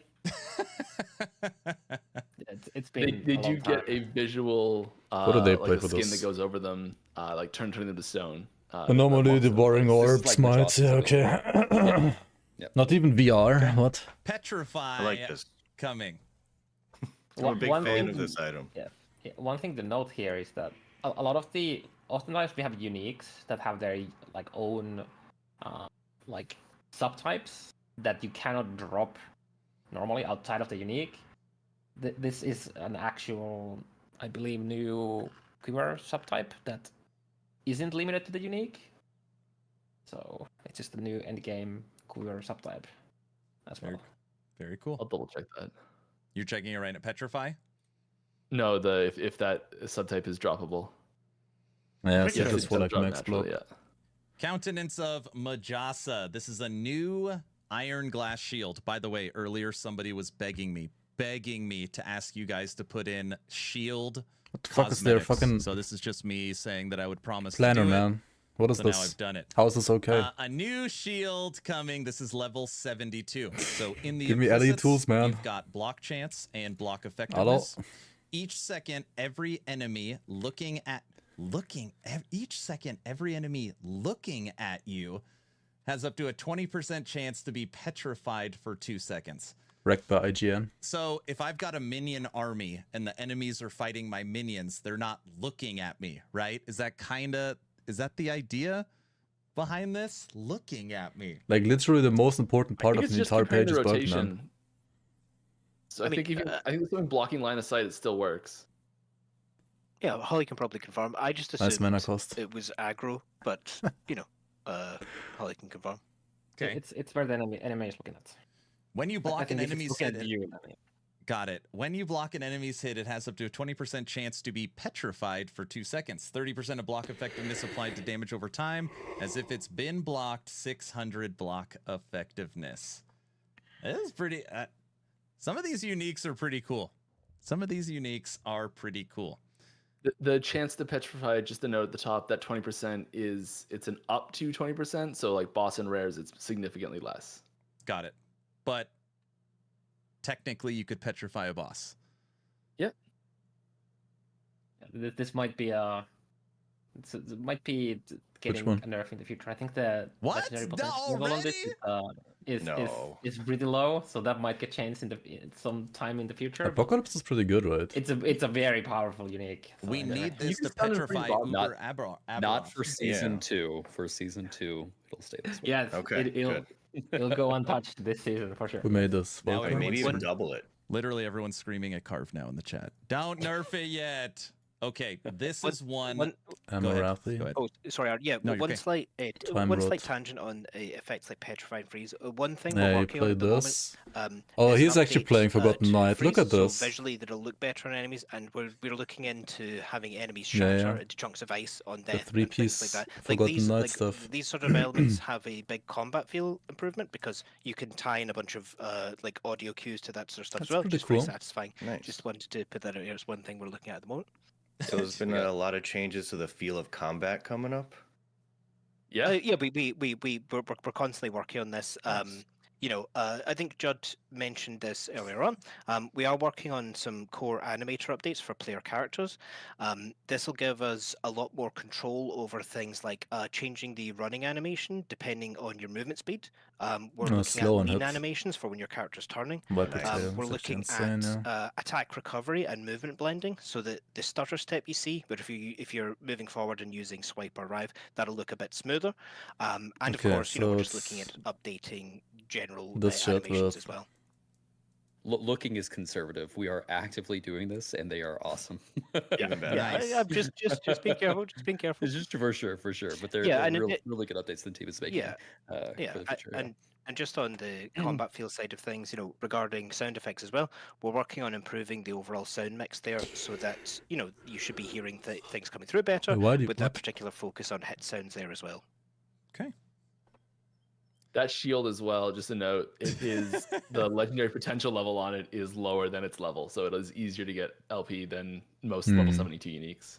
I was gonna move off the shield. Chad is laughing, can't. saying the look on Carv's face. Carv knows it's broken, and he's already pre-nerfing it. It's super funny.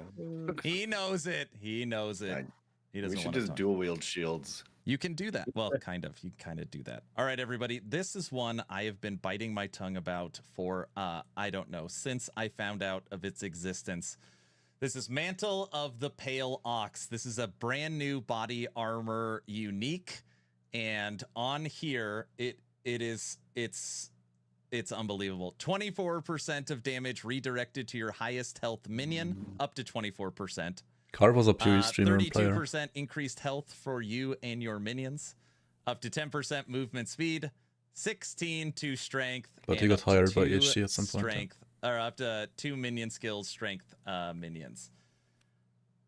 And for anyone wondering, no, this does not work with Falcon because Falcon doesn't take damage. Yeah, this doesn't work with Falcon. Nice try. But maybe my summon bear build, Carve, would this work with my summon? Yeah. Summon bear. Yeah, that I would think that's a work. strength minion, isn't it? Oh It my is. God. Yeah. You know what sucks though? I plan on using this. How but do they? the bear Okay, set so like also you have has a more chest, damage over which I time feel like almost you over guys probably here. thought of that, knowing that using this with the set. So then I gotta think about it. But anyways, yes, this new Mantle of the Pale Ox. How did they that pick this? If you are any person Which reduces your using aim and a damage. single minion build, 24% of damage redirected to your highest health minion. Very, very Oh cool. jeez. The 1 to 2 range on the strength. I mean, minion area, skills, okay, so it's like if you get increased. like a 3 LP, but it's like 1. That's a lot less value than if it happens to roll a 2 on there. Okay, for mapping, I can So see just, it. just thinking about that. Carve, can this roll 3 LP? Is that you think that's No way. I right? mean, everything can. It's a different question if it will. So yeah. All right. I Moving don't on. remember. I don't remember what the LPL is like, flat. It's flat? Yeah. Oh, so you can get 2 LP on it for sure. All right, everybody. This is the final unique to show off. This is Grasp of the Blood Mage. On here, you've got in the implicit armor, increased cooldown, recovery speed, and some other stats. Up to 25% of hit damage taken from bosses and rare enemies is dealt over 5 seconds or 4 seconds. So good. Chance to bleed on spell hit, leech on spell hit, spell crit chance, and 250% of mana spent reflected to damage as you. To you as damage. To you as damage. Yes, yes, yes. Bleed smite, people are saying. So this is a new affix, right? 250% of mana spent reflected to you as damage. Yep. Yeah, I don't think it exists anywhere else. I think. Yeah. Okay. So going like mana reduction is actually a defensive. This top affix is what makes this extremely strong. So instead of all the damage, you get hit and you're one shot and you're dead. 25% of all hit damage taken from bosses and rares no, dealt but over 4 seconds. we knew Kinda that, saves right? you from getting one shot, or it gives you time to react. We knew with, that. Like the game is potions or whatever finished. you need to do. Like complete and Very, content complete. very, very, very powerful, unique. So everybody, that is 27 different clips we have. There's one new looked at skill and like a and Sentinel 8 rework. new uniques coming. Judd, do you know off the top of your head, how many new uniques and weavers are we getting? Is it 11 for the Weavers, guys? I think it's something 20 total. That sounds Yeah, right. yeah, it's 25 overall. It might be slightly less than Weaver's Will than you said, Judd. Maybe 8, but perhaps. Okay, yeah. Just a quick note on the damage from the reflected damage from mana. That cannot be reduced from damage mitigation stuff. Okay. Got it. 2 damage. Big damage. All right. The final scene. God, please work. Let's put EHG on the hot seat. All right. Hello, hello. No echo. Everyone can hear me. Testing. All right. Big chair. It doesn't even matter. I don't believe it, whatever you guys say anyways. All right. Here we go. We have now put EHG Season starts next week on the between 17th, two so portals. Thursday. This is the final scene for Town Portal Podcast episode. I believe. Yeah, should 10. be Thursday. Frosty, hit him. Okay. Can we go back to the shield real quick? No. So, I mean, God, I just want to know this. If you have, I know you're getting rid of the volatile zombies on potions and belts. Now they're bees. What happens to the old ones in your bags? Are they changed, or do they have now they're super powerful because they still have volatile zombies? The bees. They're bees now. The bees. They are They're changed, bees. yes. Okay. Everything updates retroactively like that. Okay. What are the chances you guys will drop the update today or tomorrow? Oh, Not very likely. 0. All right. damn! I almost had a chance of playing. Okay.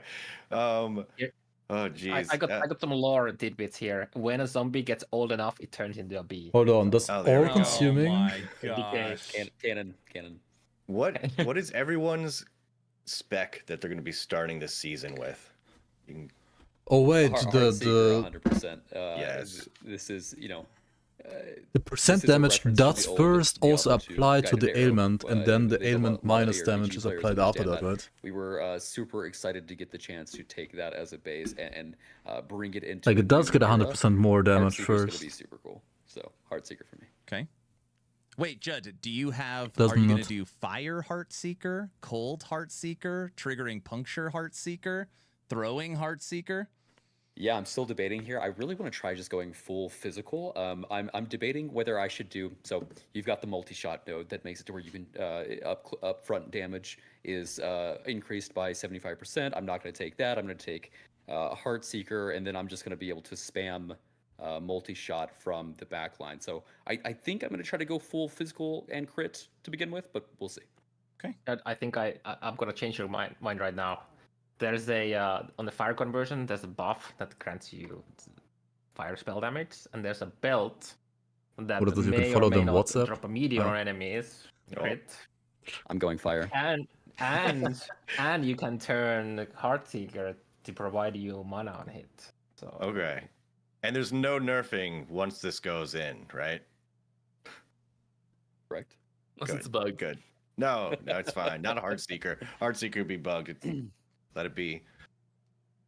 That's actually a good idea, Carve, because then with you could actually scale it as spell. yeah, and then you use a dragon song to get the dragon song procs, Yep, you get the meteor exactly. procs, and then you use it to generate your mana. Yeah.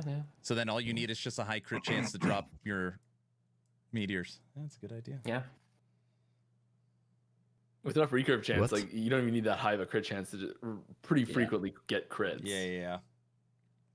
And what else are you guys Time playing? Rod, I think Void Knight, Ross, and then they Mike, show what are Judgment your Paladin. starters? Nice, GG. Yeah, well, I've changed it a couple of times.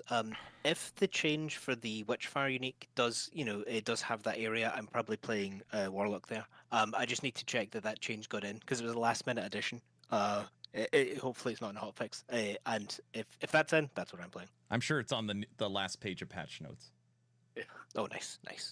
We should read those out. Yes. I'm probably going physical bleed Heartseeker. That's my plan. I'm gonna do the build that I wanted to play, but I just couldn't bear with the volatile reversal stuff. So I'm probably gonna start with the monostacking Judgment Paladin with an aura, and then just Just run say around. you're starting Righteous Fire. Just say you're gonna try and do it. We know. I These can't two are use the so Luke easy to judge get. me, That's so I insane. can't. All right, you're Super, right. super duper easy to get. That's fair. I mean, it's a judgment, so it makes sense. Was that everyone? That was everyone, right? Yeah. Okay, What are you starting with? guys. You made the decision to allow us to respec our mastery, which is something that EHG in the past wasn't sure they wanted to do. What about maybe letting our do you need pets for be Bleed able Hammer to then? You need, pick like, up gold? the Bleed Not Uniques, anything right? else. We got to pick up the shards. I think this and we is gotta pick harder up to the build actually keys, than Time and Rod. we got to look at the loot. The And we Time got to Rod click on the seems- woven echoes. But maybe that capybara's got a gold pack on its back, and the loot lizard pet Honestly, has a like, gold pack not on hard its to build back. at all. What about maybe pets pick up gold? If we ever were to do that, and I don't think we currently have plans to do that, we would have some way of providing everyone a pet that would do that for free. Okay. Correct. So I don't think we are planning to do that. Okay. Okay. Out of all of you, who's most likely to be taking down Uber Abberoth this season? Oh, that's a good one. Oh, Mike, you're it's saying, It's oh, probably it's probably not a good one. Bro, the Carve? It's not gonna be Yeah, you, Mike. No. Down to carve that way. Carve. Okay. All right. Carve. I mean, that's unfair. I'm already done it, but Oh, that isn't fair. All right. Who's the next? Who's next on the line? I'll race you guys. There you go. you'll see me die on Okay. ladder for sure. Oh, On my for way sure. there. Yeah. Something For that gets sure. brought up pretty frequently is the thoughts around hideouts and being able to provide EHG with an endless flow of money by allowing us to kind of have that end of the world completion I mean, that's a area. cosmetics. It's Be like, almost like a mini hideout. you just where need we the can gloves, right? decorate it and make it look cool. Any thoughts on hideouts? If even. We have had conversations about this. It is something that we are warm to. There's a lot of technology that would go into creating a hideout hub type system. Oh shit, It the would be Weaver stuff. Unlike other hideout hub systems that you guys have seen, if we do it. But yeah, there's discussions. There's talks internally about potential there. Okay, very cool. Are you currently working on any spell cosmetics that aren't going to make it into the new season, but they're definitely being worked on right now? And what are they? There are definitely some that are being worked on right now. Yeah. Yes. I'm unsure we could talk about specifics. Okay. Hideout. I mean, it's just us. It's no one else is here. Correct. Right. Very private. Yeah, we'll pass on that one for now. Okay.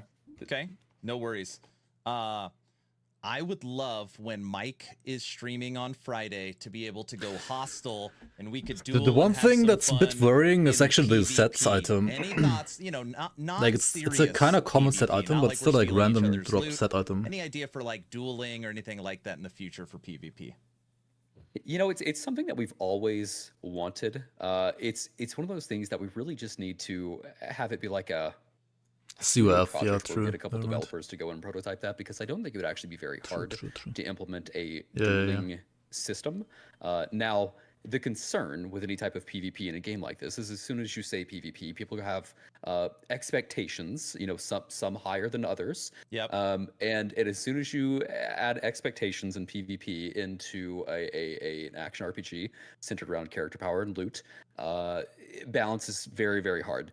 I think if we could set expectations correctly, entering something like a dueling system would be very possible. Yeah, we need to have like a weekend jam on something like that. Very cool. Okay. This is another each of you question. Are you starting this season on Legacy Join or the Rise, Season? Monko. And are you going Merchant's Guild or Circle of Fortune? Oh wow. This is like word splitter, right? Yeah. Season COF. Season COF, yeah. Yep. Season Solo Merchant Guild. hardcore. Yeah, solo hardcore TOF, of course. I need to get those. All right. Death Nice. All notifications. good. Yeah. Good answers. Judd, the top dog, the initial person, the first person to put out the Reddit post, the reason why this game exists. Since the Kickstarter days, Last Epoch has come so far. It's been like kind of one of the more favorite things as we watch the Kickstarter video to just see how the game has progressed and HP what you ballista guys have fighting. done, which is just truly incredible. Do you feel like the vision that you had for Last Epoch is truly coming to fruition in season 2?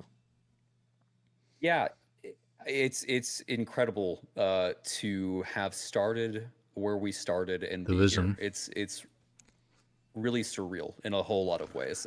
For those that don't know, Last Epoch started as a Reddit post in 2017, where I wanted to make the next great action RPG and found a bunch of really passionate people. I was really fortunate to find, you know, skilled developers and artists and musicians that were excited about, you know, potentially taking that journey with me.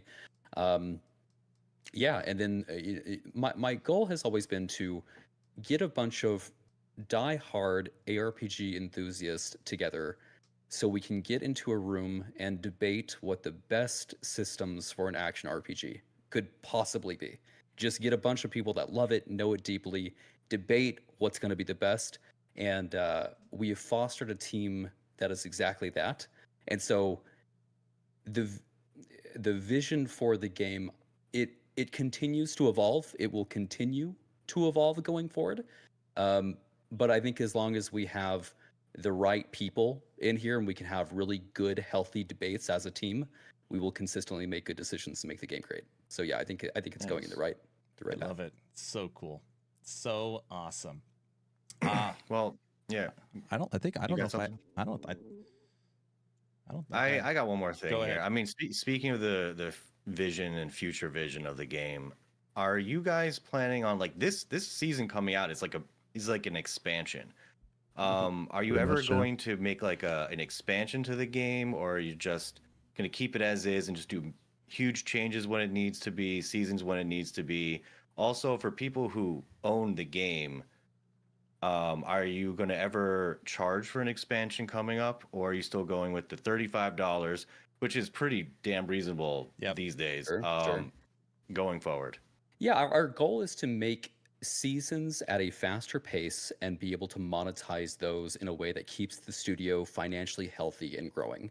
That is the goal. We're really hoping to see that season 2 and the awesome things that we've added to this and the vast improvements we've made with the cosmetic system, cosmetics in general, the shop. We're hoping to see that is financially going to keep the studio in a really healthy spot. So that's the plan. Nice. Cool. Very nice. Frosty? That's it. I mean, we went over a lot today, and I'm definitely excited to play. I personally am going to be getting that lightning cosmetic pack. Right. I just made a shaman totem dude recently, and I think it's going to look perfectly with it. Going Heartseeker when the game comes out, and I mean that's just my final words. I'm excited. Okay, Let's, everybody. Oh, sorry. Go ahead. One, Go ahead. one Should thing I we get can the do to Rive wrap up MTX? here, because we did have the team say that the stretch build is QA'd and will get across the line. They have. It's like the only skill I'm a playing, really right? Cool Like, video what else am I of the gonna new buy? Monolith Hub and some cool tech that we have there. I don't know, Aaron, would you be able to access that inside of our Discord channel? We have that, and then we have the additional patch notes as well. Yeah, you think I can't get that all while we're sharing 6 screens and 6 audio sources? That's easy. Yeah, no big deal. No big deal. Not a problem at all. All right, everybody, be right one back. that we Is were, that an we were echo really I'm excited hearing? about this. Don't say stuff like that. Yeah. Oh, Aaron's gone? No, not funny. All right, guys, they're going to be able to hear you but not see you for a second. 1 second. Yeah, sounds good. Sounds good. Full premium currency value when you buy a pack. So we should make funny faces? Is that what you're saying? I don't know what This you're. is the time to I do don't it. know how it works in PoE. This video. I mean, you doesn't buy the include, pack and then you have the pack, right? The transitions and things like that, based on the one that Aldous posted. I don't know. No, it's just Oh, a it little. doesn't. Oh, I thought this was It's going to just a show all little the clip. cool transitions. It is a sweet. Okay. clip. I mean, it still looks really Did nice. you get also points? This is one look at the Monolith Hub, but there's some really cool stuff as you go. Let's and you give you like traverse half through the this area. points. That'll Like make you have it the feel pack, you're and then hopping give between like half of timelines. those as points as well. But this is still Which you good. can It spend on shows even it's a more good stuff, I guess. visual. It's a good reference to the visual quality upgrades. Oh yeah, the lighting on this 10,000% looks value on the awesome. most expensive Can't one, wait of for other course. people to see it on stream. True. Can't wait for them to take a look It's at gonna be that. so Aaron. great. Oh, Start well. reading out the new patch notes that are going on there. All right, Mike, hit us. Summon Wolf, Summon Bear, Fury Leap, and Summon Thorn Totem have new skill icons. For Anomaly, fix the display issue with Mark of Rot incorrectly said it caused enemies to take 100% increased void damage. It now correctly says 50%. Devouring Orb, fix the These are a bug lot of where... fixes. Let's see if there's any of the fun stuff in here, though. More cool things. Yeah. Non-empowered monolith progress is now shared across characters using the same text match. Wait, hold on. How do you leech of time Yeah, the rot? same one. Same one. Yeah. Oh, the chat commands. Oh, the chat commands came in. Yeah, that's awesome.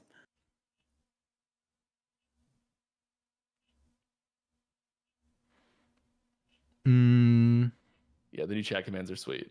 Yeah, that's the one that we should show if we put. Look at this something up on the screen. professional And I think they're streamer very right like here, you know? different Jeez. games, All gameplay right. wise. Actually, PoE 1 2. At least Here we like go, during everybody. campaign. This Later is on, not so much. Void Island? Is that what we're looking at right here? Void Island? This is Kind of depends this what isn't you the want to Monolith do. Hub. This is one of the But timelines PoE 1 when is you're free, actually PoE 2 over in is this not area. free.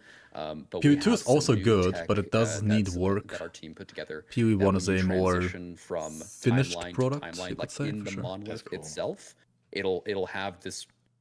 It's just we're just gonna let people go and experience it. It's very cool, and we're going to be updating the What is Echo this? Overworld to have some of this tech as well. This looks clean. This looks really, The really lighting good. like looks Yeah. way better now. It looks really fucking clean. Lots of It's good crazy. progress on visuals. We've got some new tech art talent on the team. A lot. I mean, we're just elevating the visuals and the sound and the animations across the game in really, kinda really crazy. major ways. And this is a good example of that. It actually looks good now. Finally. Very good looking, very good looking. I'm also glad to hear that just ever improving the visuals because Yes. they just keep looking better and better. Yeah. You should go back and look at the Kickstarter videos. We do all the time. We've come a long way. I always like Singular pointing out when you purpose, guys yeah. show the initial classes and masteries. I tell the story of the knight and the forgotten knight in the end of time and all that good stuff. All right, here is page 101 of the patch notes. So this was going to be the first hotfix from what EHG is saying, and it's going to make it into season 2, correct? Yep. Okay. I know it's not super easy to see.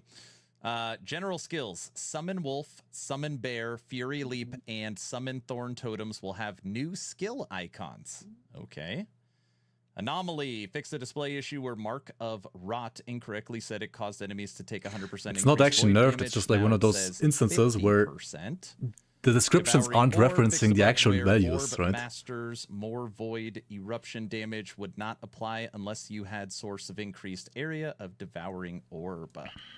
Void Knight passive trait. Singular purpose threshold bonus has been clarified to state that it grants the separate effects of less damage taken from slowed enemies and less damage taken from time rotting enemies, and that these effects are multiplicative with each other and other modifiers.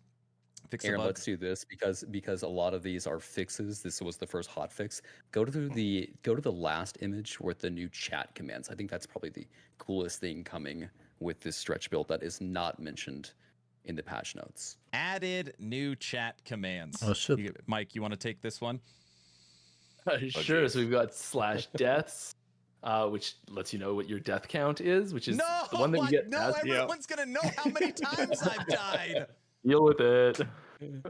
Oh no! All right, sorry. Go on. /corruption or /max corruption posts a system message to chat with your character's current highest corruption and timeline. /echoes posts a system message to chat with your current character's total number of echoes completed. Arena or waves. Everyone's just drama posts a system queening. message to chat with your current character's max arena wave completed. /season or cycle posts a system message with your season your current character was created in. And /mastery posts a system message that your first mastery that your character chose. So you can a little bit of history in your character, ways to post some progress stuff nicely, and we also have a full length video with audio for the that little clip you showed. There's a full clip there. I really want to show it because it's been Oh my god, the Do you graphics have the look full absolutely clip? amazing. It's It's in Discord now. This is with the new graphics. It looks beautiful. Be right back with the new You got this, Aaron. Turn studio mode on. You can leave us up while you make the change. Yeah, I mean, I hope I'm not breaking NDA here, but I'm looking at it in advance, and it is amazing looking. This is the in-game footage. Yeah. Oh my god. Yeah, the really cool thing about this is that it is it's tech that we can every time we introduce one of these new systems in a very small area like this. Dude, what it's is up with the always bots on also YouTube? a Holy new shit, tool dude. that we're gonna then look at where else can we use this type of tech in the game. What's going on to today? really make the rest of the game This is pop crazy. as well.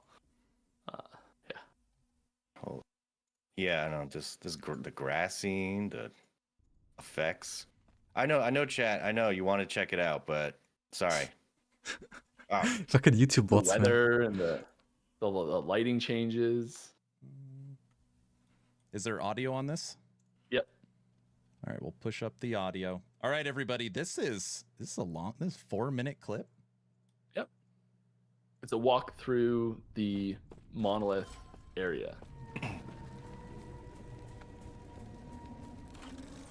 You can't see shit, Aaron. Just add it on Discord. Yeah. So much better. Gosh, it looks so much better how it transitions. Yeah. Hold on. You get the theming and the feel of the zone that timeline is. Dude, oh my god, that does look a lot fucking better. What the hell? Little bubbles. Yeah, I see that. Crazy. And you can hear the footsteps sound like they're in the area.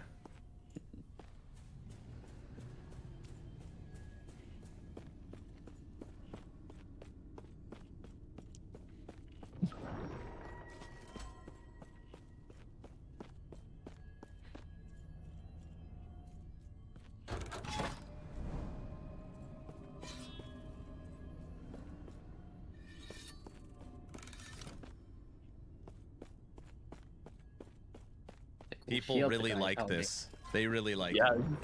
They really like it. that red sign, the red black hole in the background.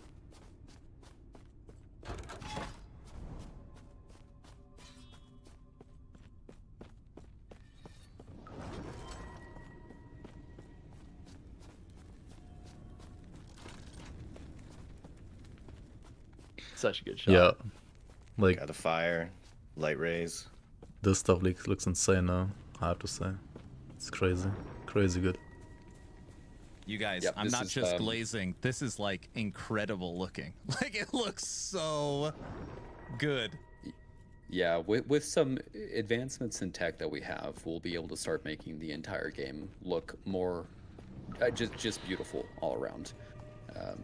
This is a good example of utilizing some of the new tools and stuff that we have in place.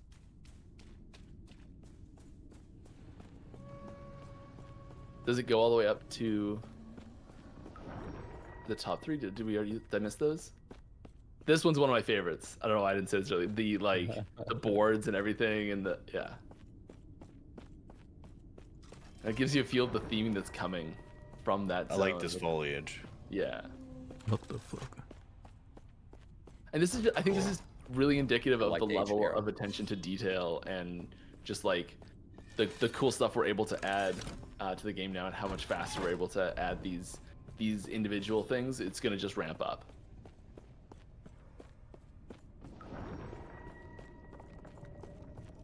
I'm glad we came down here. I think the effect on that's updated too. The centerpiece there. That transition never looks bad. Jeez. This stuff is crazy. I always get like a Death Mountain. Is this vibe like from this. 1.0? Is this actually Burning 1.0? black hole. This is just yeah. And the waypoint model too. I love the new waypoint model. Like it feels like it fits in the world, and it just feels more like appropriate for the world, and yeah. A question that keeps coming up: DLSS or FSR? When? Is that When it's ready. When it's ready? In development. In development. What is that? We'd have to ask the Upscaling? team on that one. Upscaling?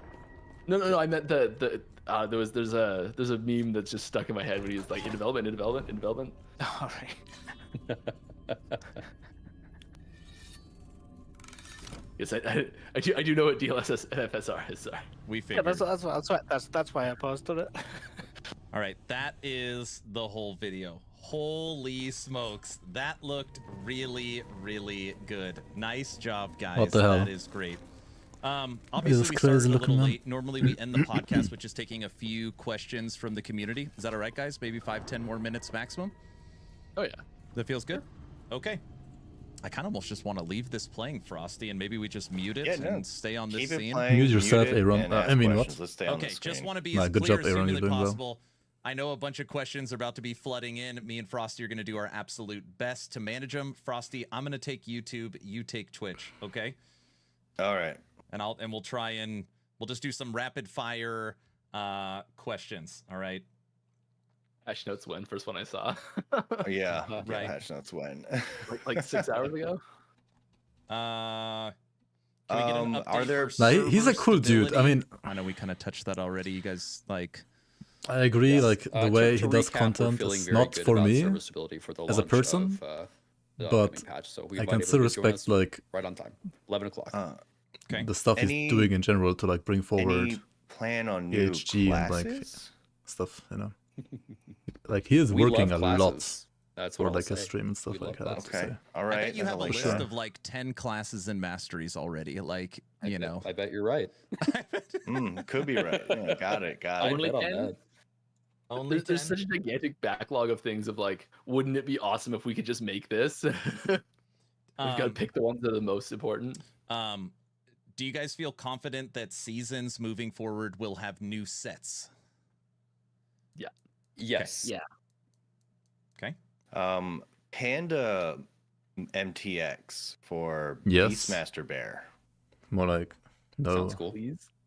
probably, but Or Okay. Like, yeah. or capybara? Huh? Maybe. But only if it just I'm randomly sure falls Holly apart. just heard you say capybara and is like Kappa already doing this. Capybara. Okay, perfect. For the banda, it's gonna be pay to lose because it has to just randomly like fall off cliffs and whatnot. Yeah, just Yeah, roll roll away, around. roll away Yeah. from the action. That makes Yeah. sense. any chat system or friends list updates?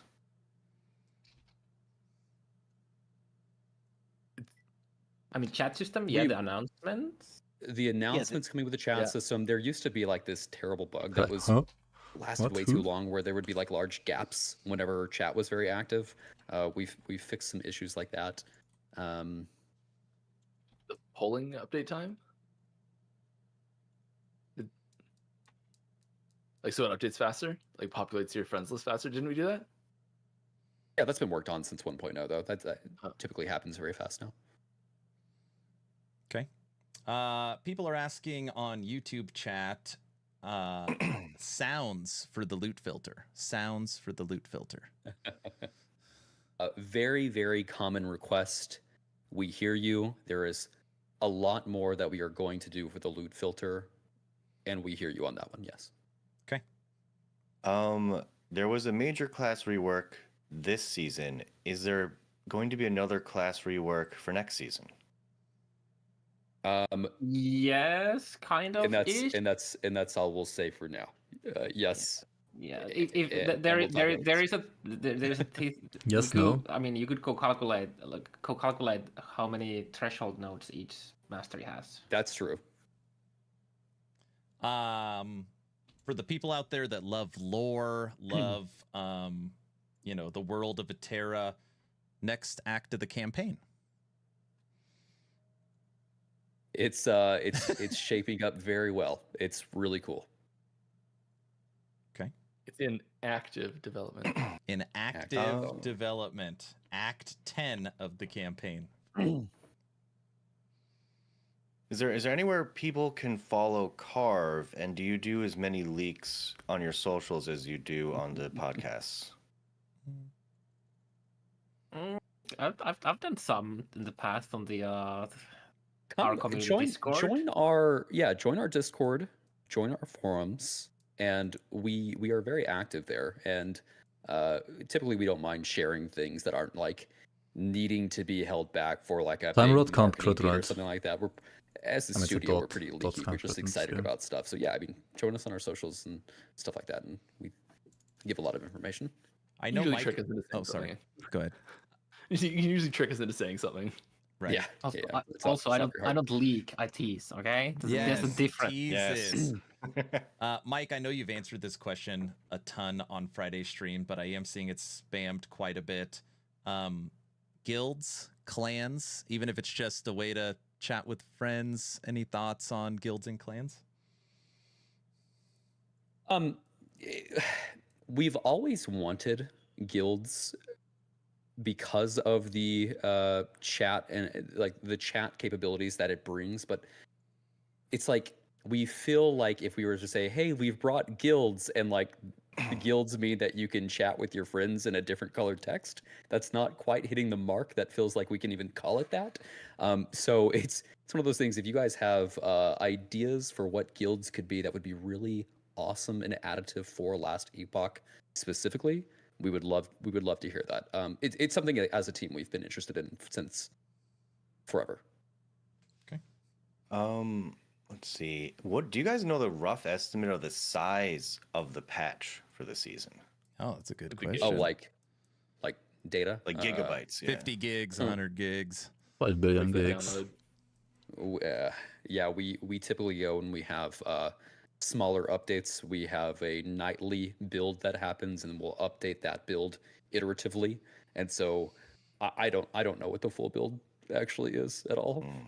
1 million gigabytes. Yeah. Yeah, we just see like, oh, this update was like half a gig or 2 gigs, and you Right, can't just add right. those all together because it can be the same thing that changes from day to day, and so we don't have a situation where we've taken like a jump from the base all the way to the like 1.17 all the way to 1.2. We're starting the download the moment the patch goes live, or is there any pre-download? Don't think there's any pre-download. We know people want it. Yeah. We'll see what we can do eventually. Okay. Isn't it like a technical thing where people would be able to start playing it immediately in offline, right? So that's what I've heard is that if you guys allow pre-download, then offline players could play immediately, or I don't know if that's Right, true. It's right, yeah. right. True. There's some Steam encryption stuff that we might be able to use, but I don't know if there's like problems with that or something. Yeah, the team is saying like the true offline mode does make that pretty problematic. If there is a way to get around that, I haven't personally discussed that very heavily with the team, but it's not as easy if it was just a fully online game. Judd, if it was a perfect world and you could snap your fingers, how long would it be in between seasons? Oh, daily. No. Every day is season day. No, I mean, I think around that 3.5 month is about ideal. I think that's 4 what months. we would aim to be doing. Should be what Hard they're to do. It's striving hard to for. produce content that quickly. But the team is growing. We're getting way better at doing parallel content. 3 times a development, week, and, like 3 a year. We're certainly closer than ever to being able to release seasonal content faster. Like every 3 months, like PewDiePie did at some Even point. though Was... your pretty much character gets completely covered, know. is there any updates to the character model plan for the future? It's pretty hard, I think, to do. Yes. There's some things like some of our character models, like the skin textures and sure. stuff, don't look as nice as we'd like them to, and even some like proportional changes that we believe that we could make that would make them look nicer. What is the status on those, Ross? Do you have any idea if there's like an actual status update on that?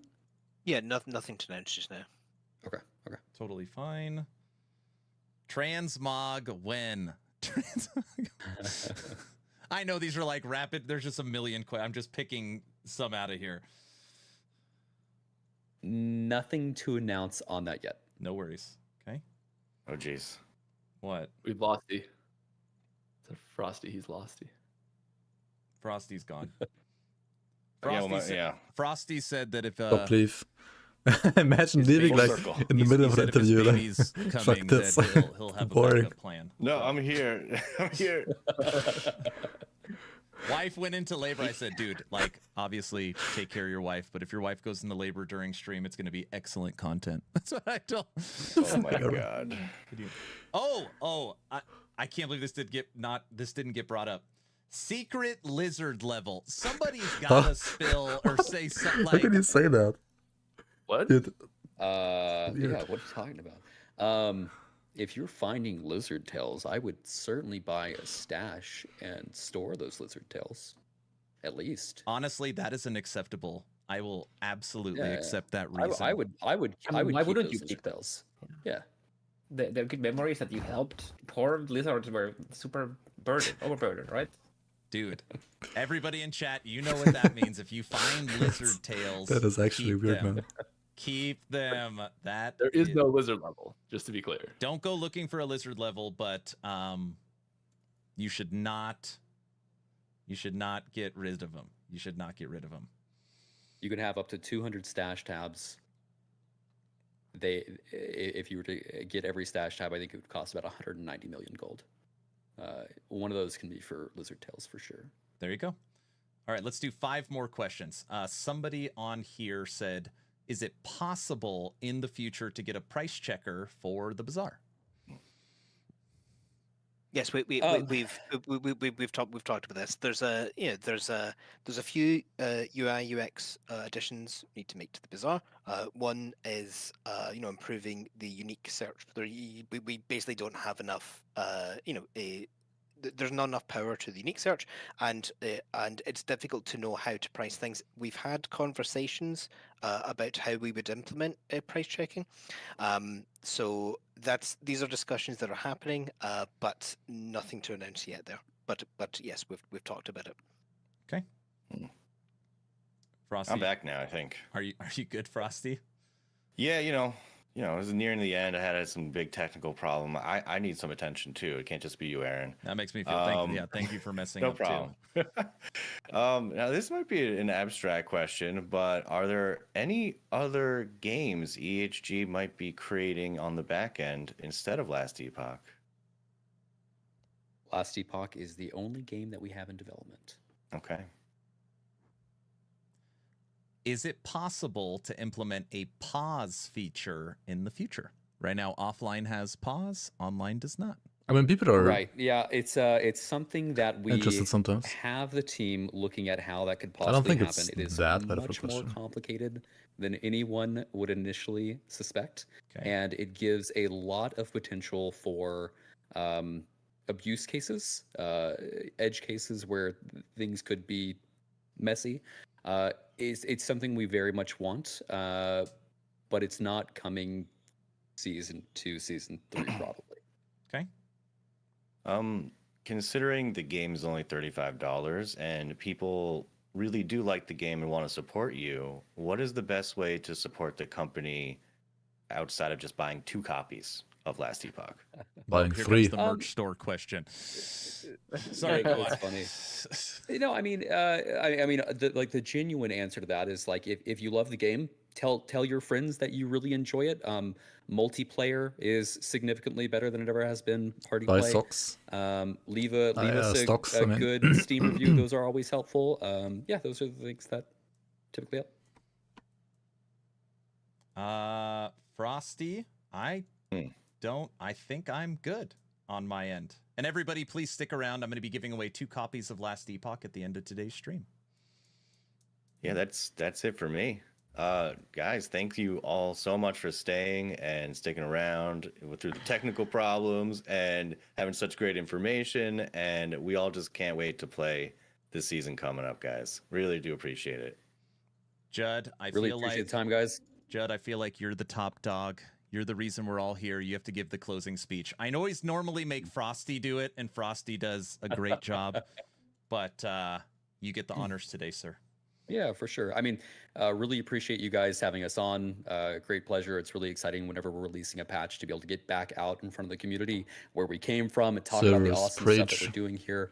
We're all kind of living the dream, right? We're a bunch of ARPG nerds getting to make our action RPG dream happen right here. So it's really cool. Again, we invite everybody to join us at launch, Tombs of the Erased, April 17th. Be there, 11 o'clock. You can remember that by 11th Hour Games. We release things at 11 a.m. Central Time. That's so true. We're excited for the patch. It's going to be awesome. They literally just showed all the FTX. Thank you guys so much for how do we joining, support the Frosty. game? Good luck. You got this, sir. You got this. You're gonna like being a dad. You got this, sir. All right, everybody. That's gonna do it for episode Congrats, 10 of the Town Portal podcast. PHG. Guys, I don't know how to much. support the All right, stream, guys, man. Let's draw How some do I do keys. it? Thank you, guys. How the fuck do I support the stream, guys? Thank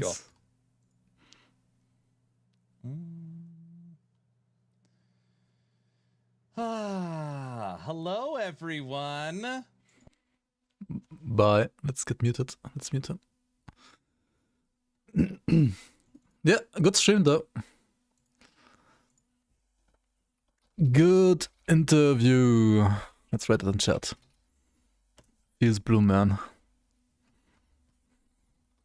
Clap. Clap, clap, clap, clap. Carve wanted to take over and log into the game. Log in, dude. Log into the game. Everything was actually perfect. It was perfect. But there was an audio echo. And the only way to fix the audio echo was to actually mute yourself. There wasn't like any problems from a settings standpoint. Okay. But yeah, good interview, man. Definitely very nice. Very nice, very nice.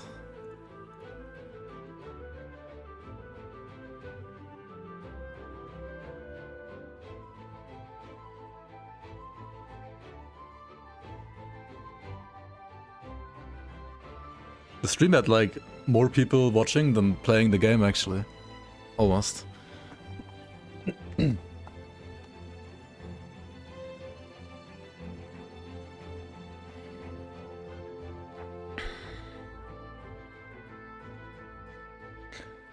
Okay, so we got Dev Orb. I'm trying to like do some time rot crap here as well. In the meantime, like I tried cooking a bit. I don't know if I go with this or just the rest on the like the rest is just probably better.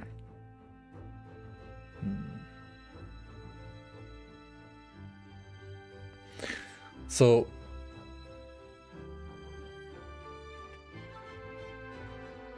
Yeah, Steel was giga mad about PoE2. Like, actually, probably the most out of all the people that I've seen.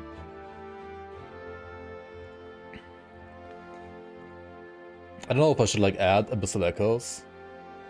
It's probably gonna be like mana problems, right, at some point here.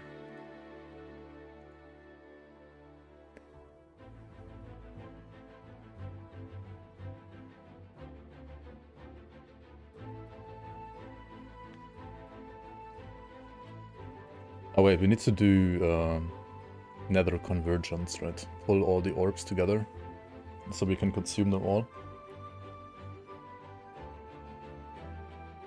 Your Dead Eye survived the maps, nice, nice, nice. Having a blast at PoE2, that's good to hear, man. Sounds good.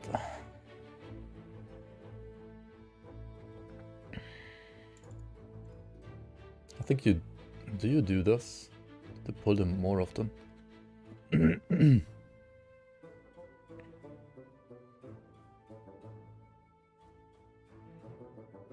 One thing I didn't understand, like looking at this guide, for example, like they're taking these nodes up here, right? Like phase reality, while you're able to jump backwards in time, a percentage of your armor mitigation also applies to damage over time.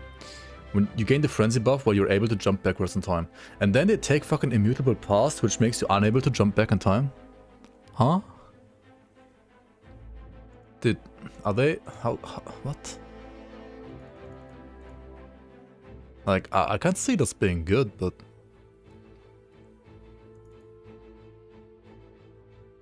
Why would you take this? What is this, Giga Spear? Tangle Tongue, Forked Spear. Forks crits. 10% of skill mana converted to life costs. Okay, what's the good part here? Fork crit. And insane crit chance.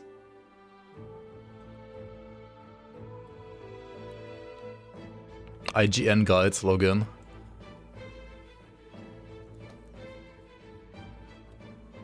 That's good, but like, isn't it like not high enough for... Oh wait, I was double crits then actually. Huh. That's insane, man. Insane. What's my traversal here?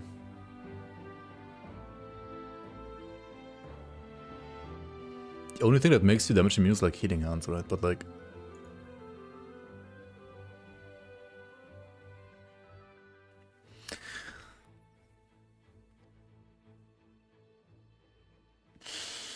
You need all-consuming, right, to actually deal damage, I think. A time rot.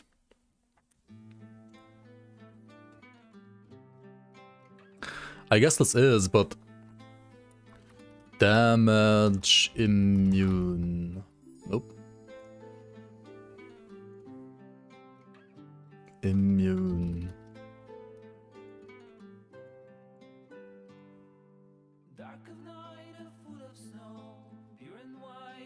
Wait, lunge no longer makes you immune as well? Wait. One thing is immune, the other one is invulnerable, huh? What's the difference? What the fuck? What the fuck?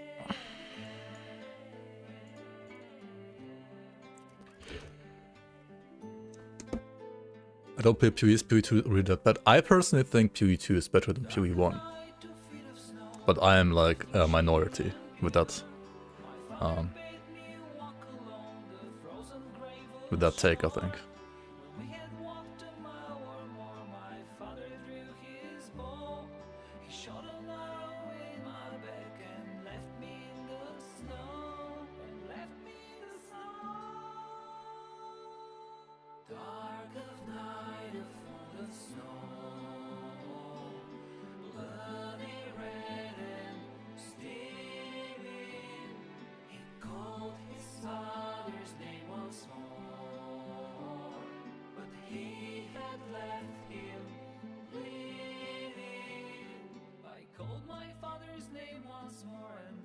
How did they not take these notes?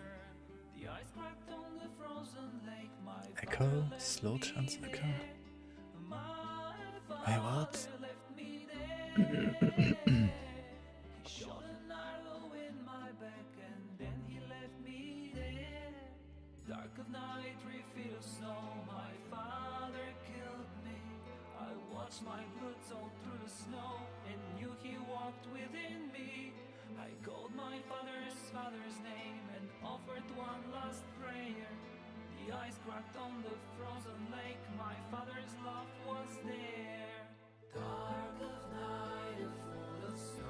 Oh, do these like not stack multiplicative with each other maybe? Wait, no, this one is void damage taken, the other one is damage over time taken, so they should be multiplicative.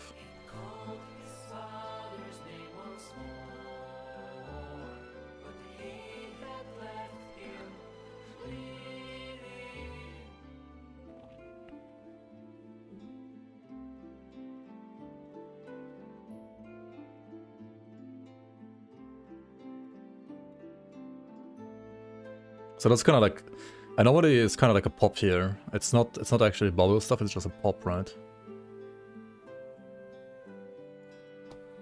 Symbols just exist to exist, like block chance.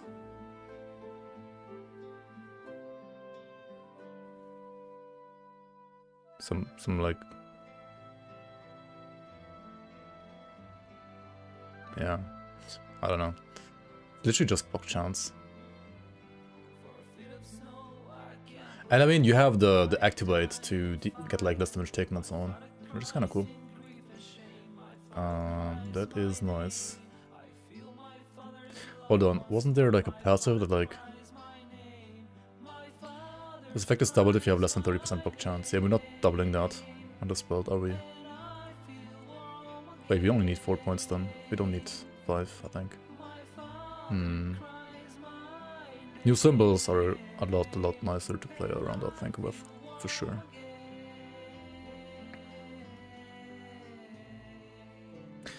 %2 more damage, do I want that? I mean, it's still 2% more damage.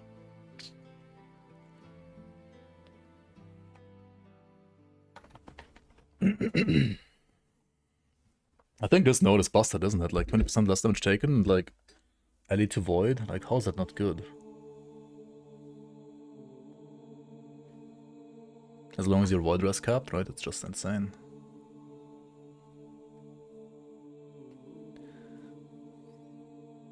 I don't think you like need anything else here for time rot though, like for extra time rot. You just need this one. Maybe like, yeah, 10%, like 6 points here. 5 points here.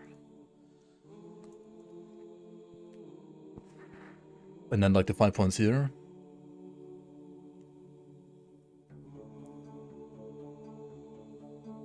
Aaron started build for season 2. The bear. Oh shit, eternal form is health. I forgot about this one. What am I doing? Ay. Yeah, we need the health here for sure. Can I drop this more? No. I just need like health here. How do I leech on this?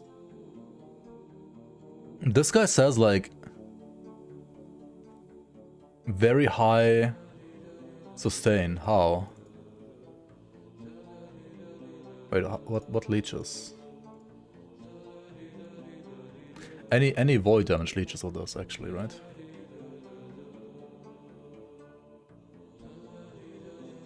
Like time rot can leech too, right? Can it? No, dots can't leech in LE, can they? Wait, can dots leech in LE? I forgot.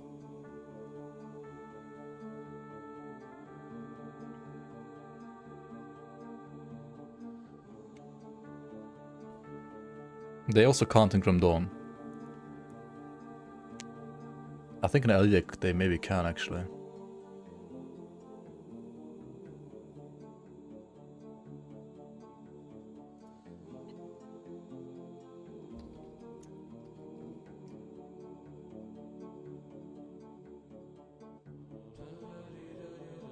This is just the damage leech's health.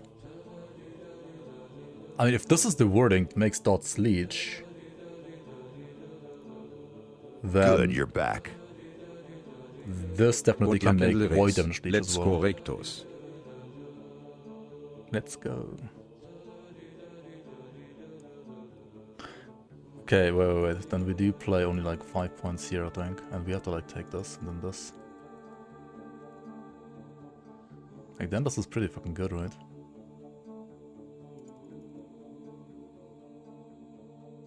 Yeah, Bleeding Heart is like insane for all the dot builds for sure. I don't need Doom Knight, maybe. How much? This is 6 HP only for point.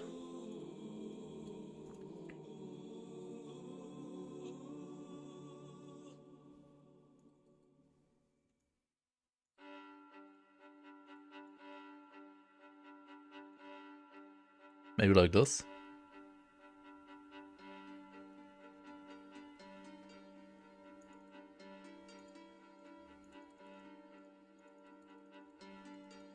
Or like this. I don't know. Do you need the...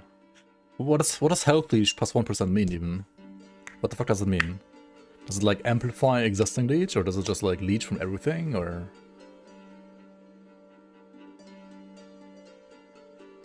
I do not understand what it means actually.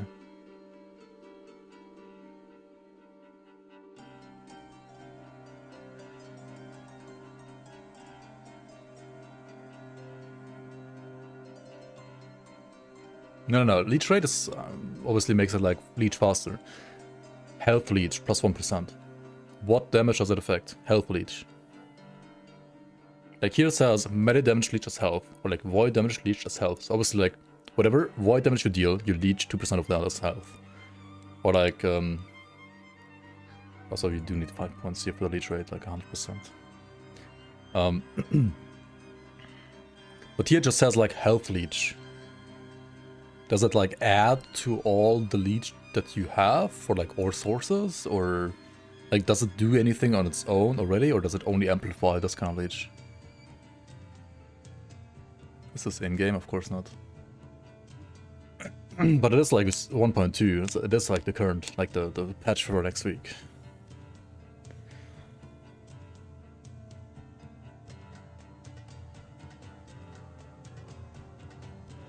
What Sentinel changes happened? All of these. Endure Sentinel.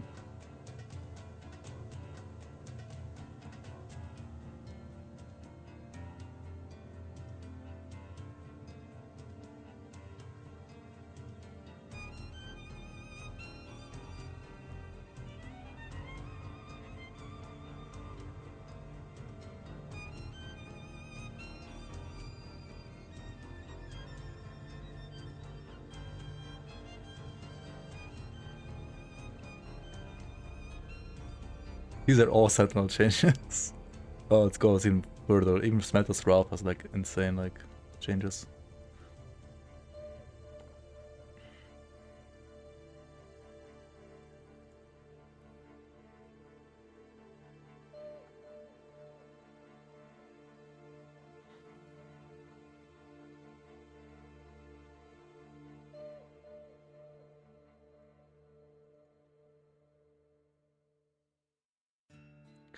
Void Rift.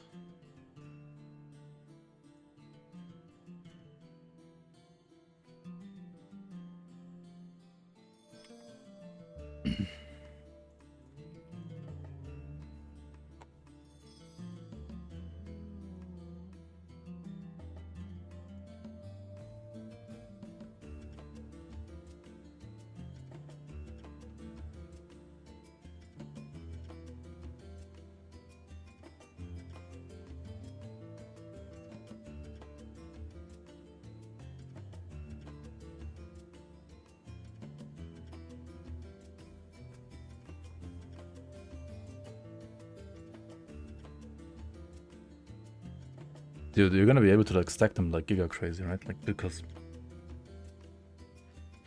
is Void Rift a hit, by the way?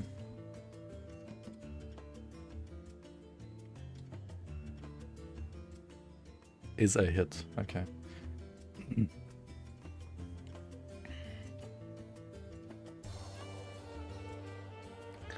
So you spawn like a couple of these orbs, right? You spawn like 3 orbs. You spawn another 3 orbs.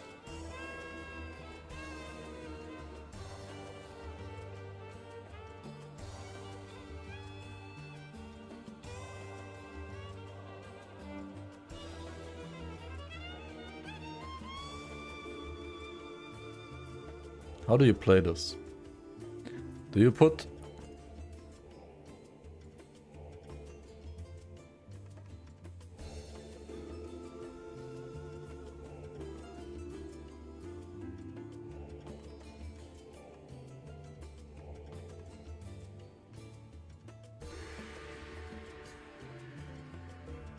What's the AoE?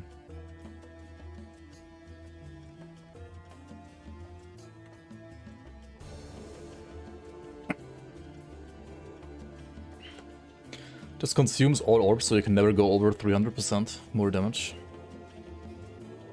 Maybe you can't.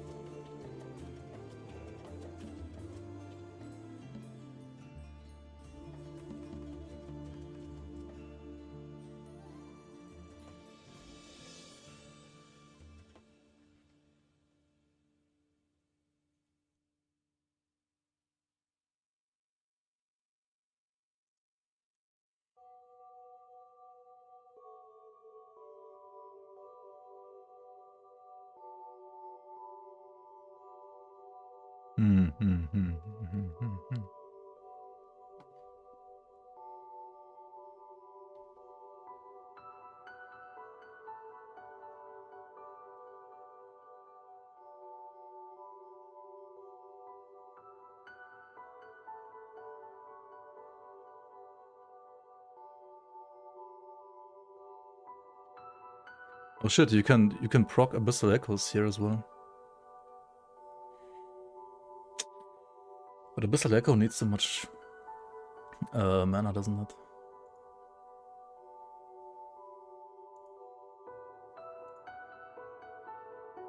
$35 mana.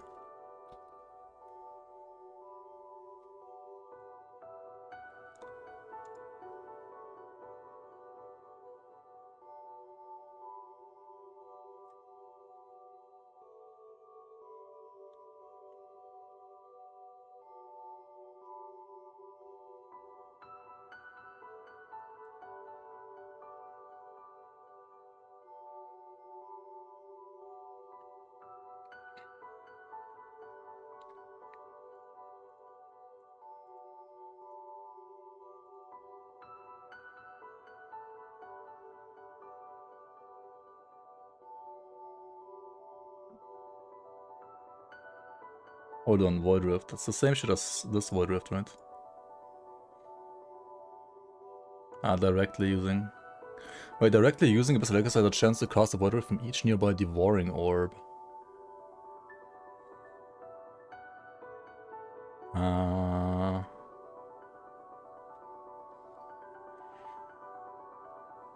But we're not scaling that, so...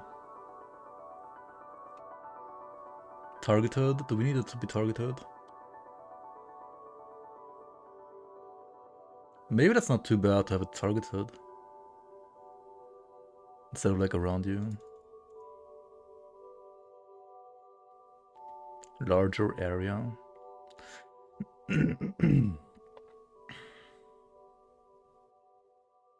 Alright, what is the chain thingy?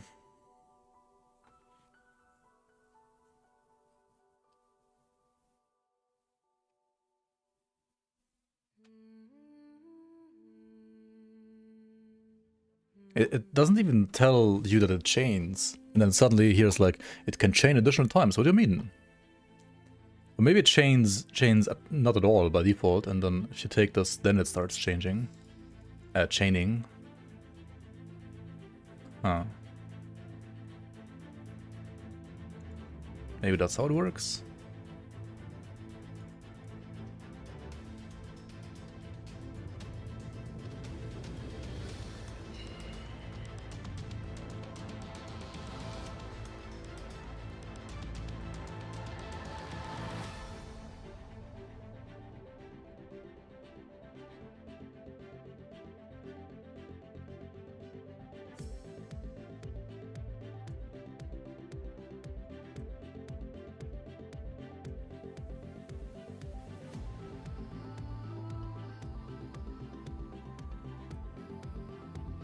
How long does this linger? Ah, we could like increase it. 5 seconds.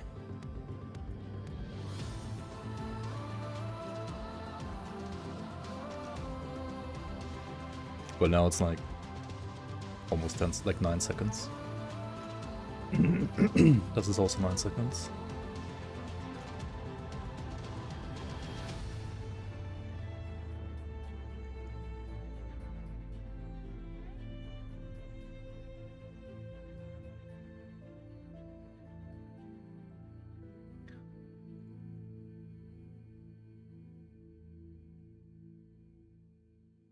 Younger or older? When you jump forwards in time, your existing devouring orbs become older. Jump backwards.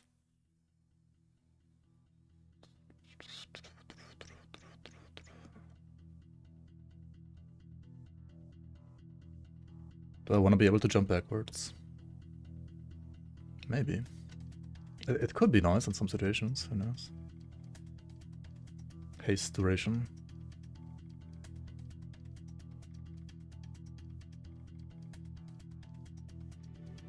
Okay, and then I actually don't press.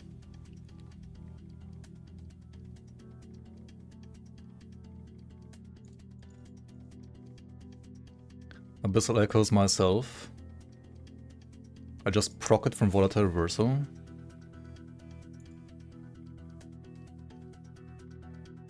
Wait. Wait, this part doesn't work, right? Shit. Because there's no more void bolts.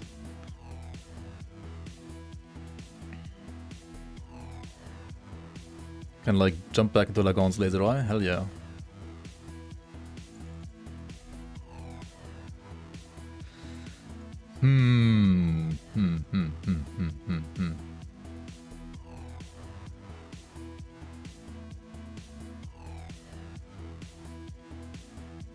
I don't know what to pick, man.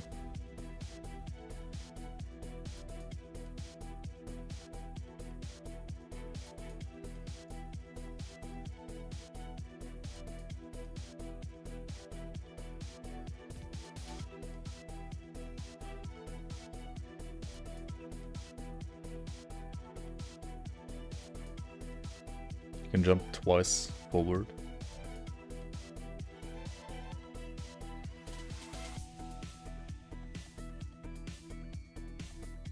Void Essence chance. Hold on, how else do I get Void Essences right now? I actually don't at all right now, right? There we go, Void Essence chance.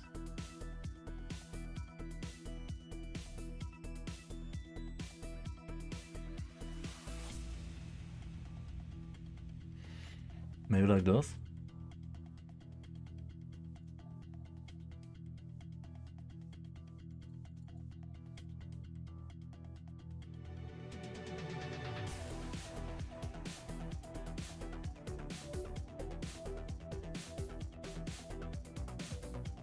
Slow slugs.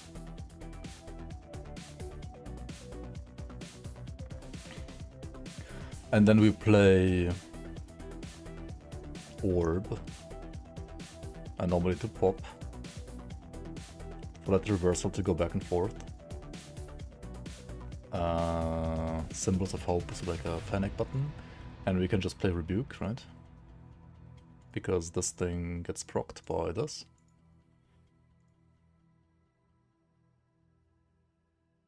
Is that a day one Uber Abberoth killer? Who knows?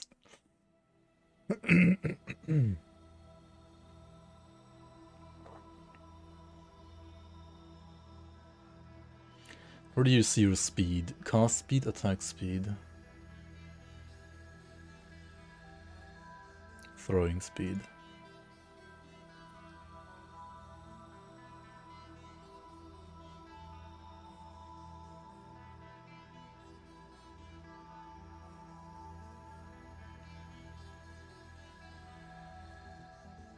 Where do you get casting speed?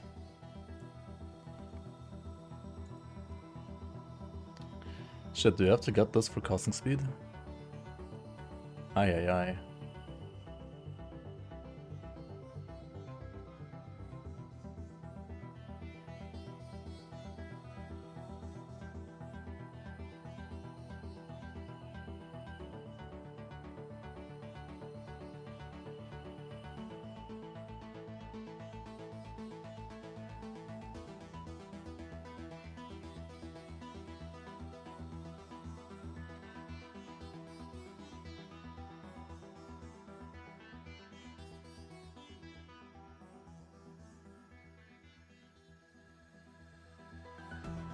What are they playing on the rings?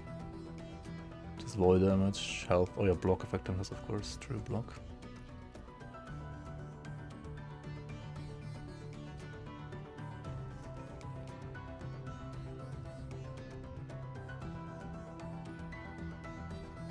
Then I guess just void damage, because like everything else is useless, right? You could go strength for like out damage over time as well. Yeah.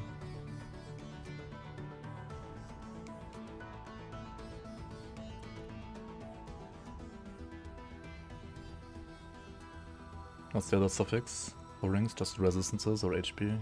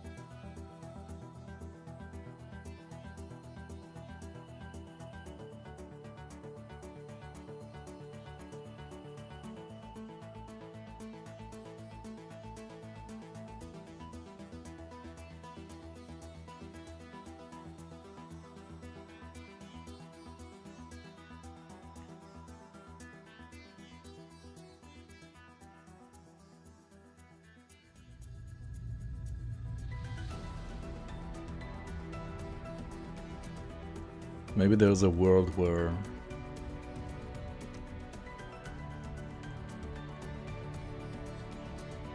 I do take this.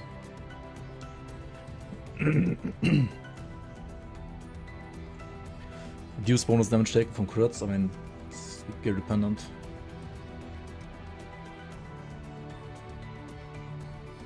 Isn't it?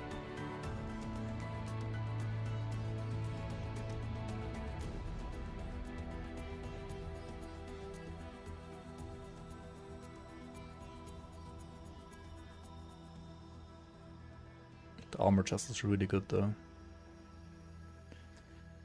Chest is very good.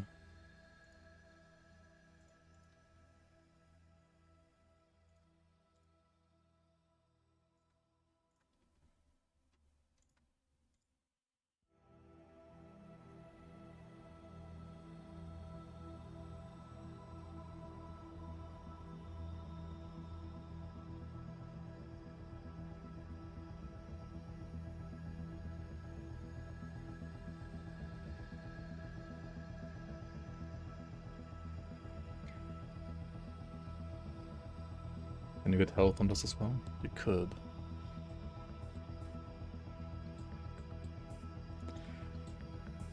Wait, aren't we getting like health and health regen hybrid shards as well?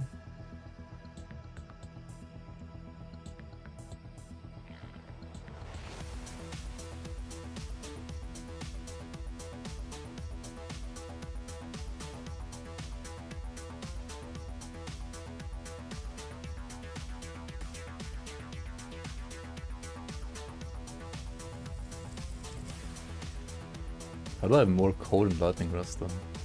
Because of the implicit here, I guess.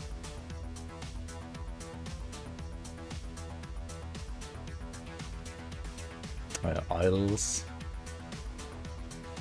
Dude, idols is gonna be, I have no idea.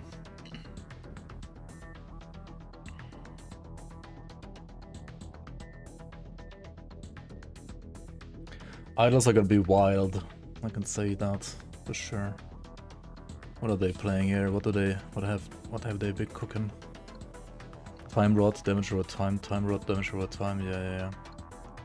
Armor. Wait, you can get percent increased armor on tier 1 idols? What the fuck? You can 1x1 idols? That's insane. Otherwise just like HP and resistances, right? Yeah.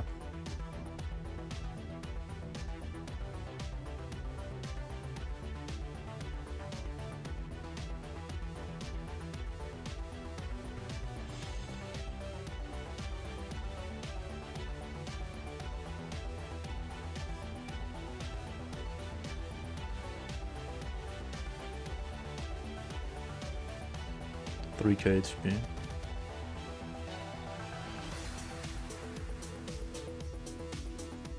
I mean, getting a Viper Tail with like an app, like with LP is gonna be easy, hopefully.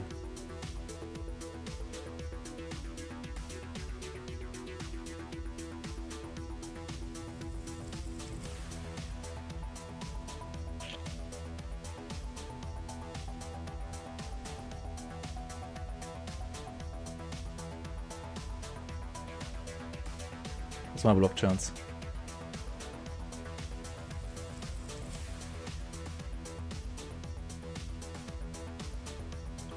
68%.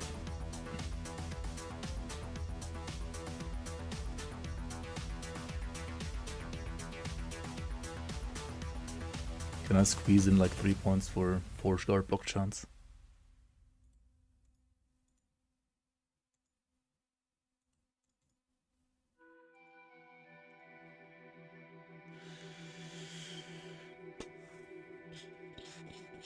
Probably not without losing Symbols of Hope, right? And they are like too much block chance.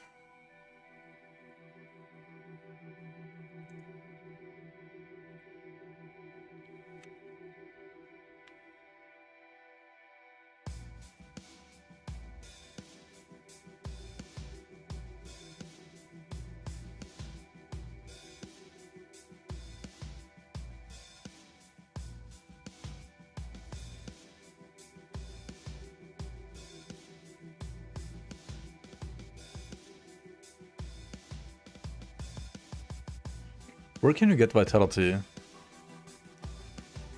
in this game? Oh, you can get it in Helmet as well.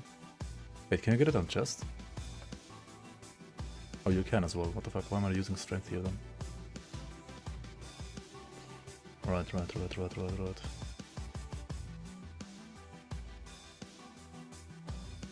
Also Helm. Technically.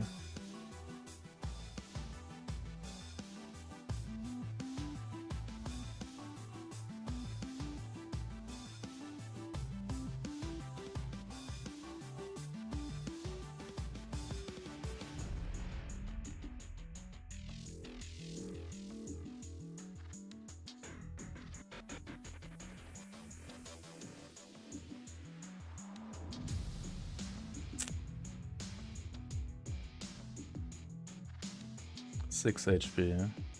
How much HP is Vitality by default? 6 HP and Necrotic and Poison Rest.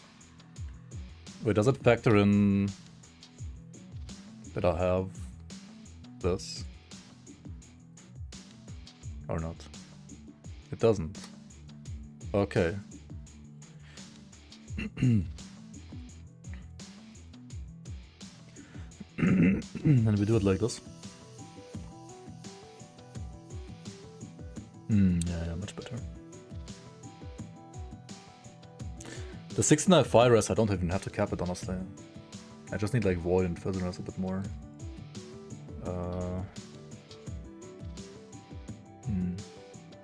It's like one Fizz Rest idle, one Void Rest idle, basically.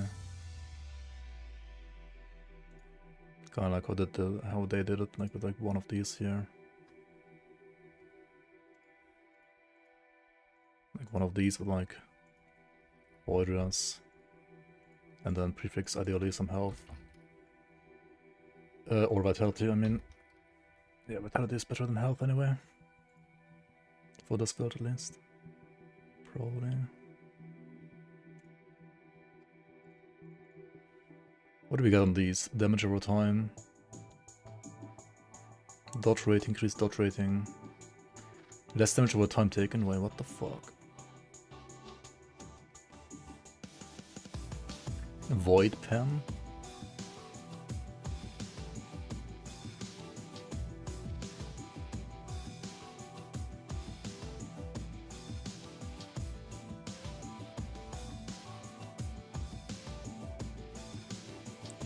These are kind of crazy.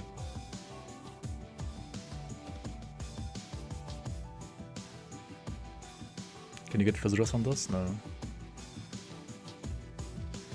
But health.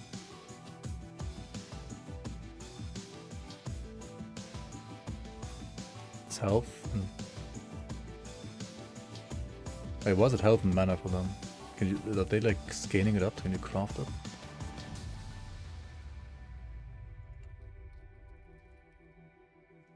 Oh, there's health and mana as well here for this. Interesting. Is there physical resistance? There is.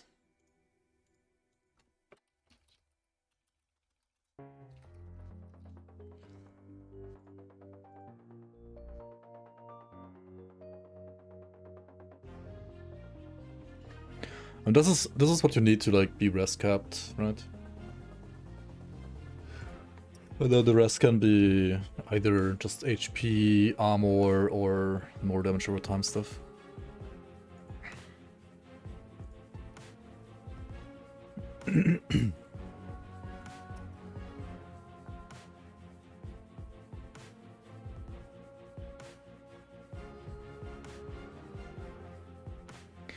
Is this gonna be my starter?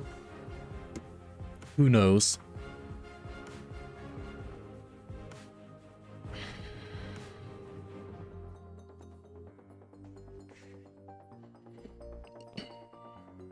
Like sword and board, but literally not even using a single attack, just spells, sword and board. I wonder how mana regen is gonna feel like on this though. Mana might be an actual problem, a hard problem actually. The gloves give you some mana regen at least, but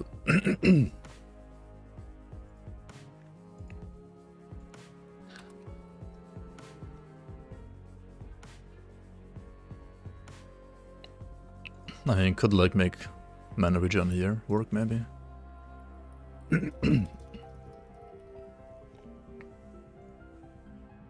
Otherwise, of course, hybrid HP as well would be insane.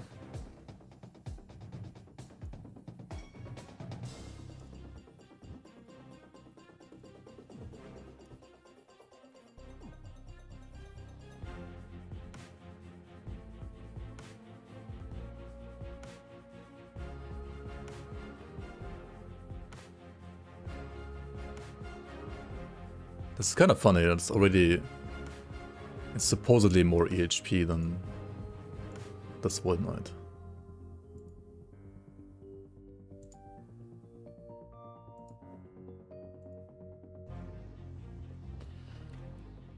Not really necessarily at versus dot though, but necrotic and poison dot. There's also actually less EHP against one shot. Why?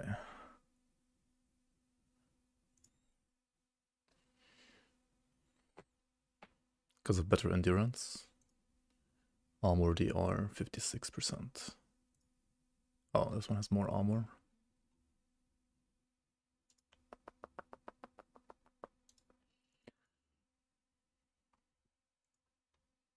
That's just like less HP, I guess.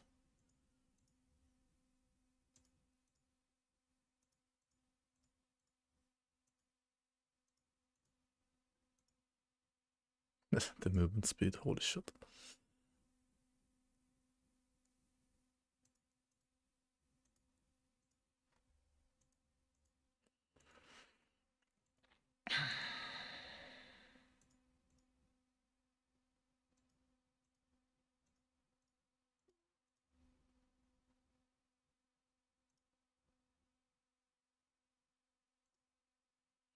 I mean, nothing is exalted in this. Like, if if you exalt the affixes, Then it should be a lot better.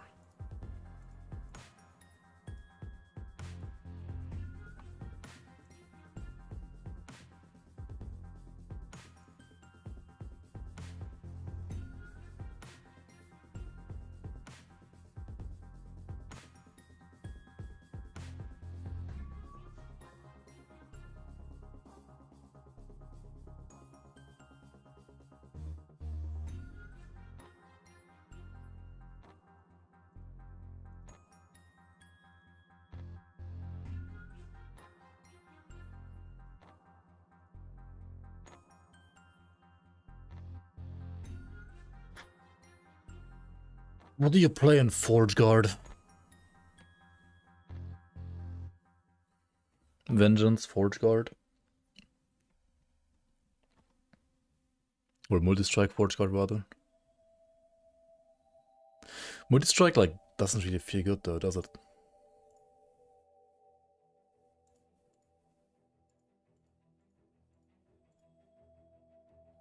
Shield throw, hammer, maybe, yeah.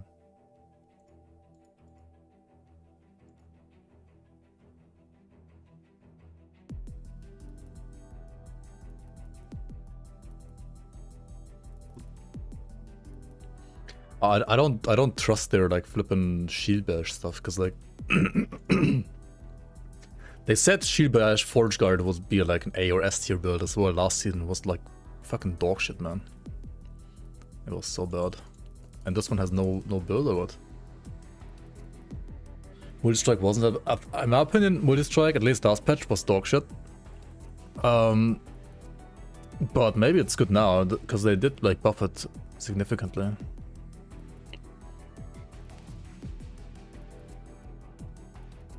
But the problem is like, I don't think it like feels good. Still, because I think the feel is still the same. You get a lot more single target damage now though, with like a certain node. Where is that? Why are these all Void Knights? I only play Void Knights. Whatever, I mean, doesn't have to be a Forge Guard to show the skill, right?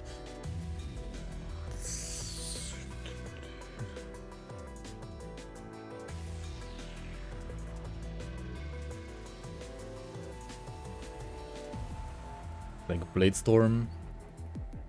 Now, when there's like no other enemies around you, like only one enemy, then like all the other swords are gonna hit that one enemy as well, so I can like shotgun now.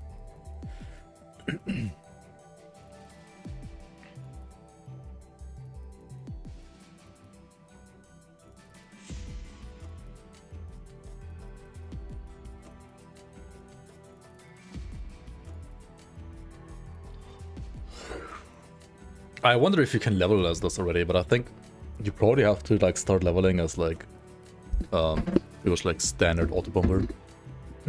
Or you just level as Rive.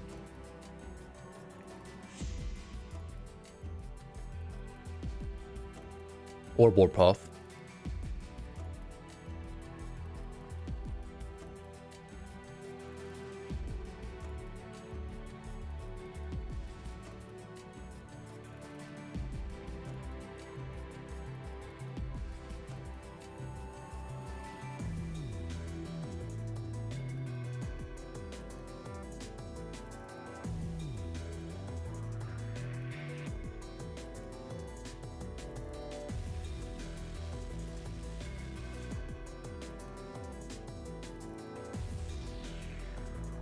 It's funny how they reworked Sentinel, but this stuff like up here is just like still like this is just still bad, right?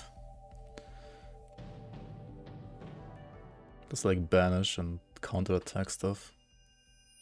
Has anybody like ever tried this stuff? Also Gladiator, why the fuck is that still like minus 9%? Like 9% more damage taken. How is it more damage taken, man?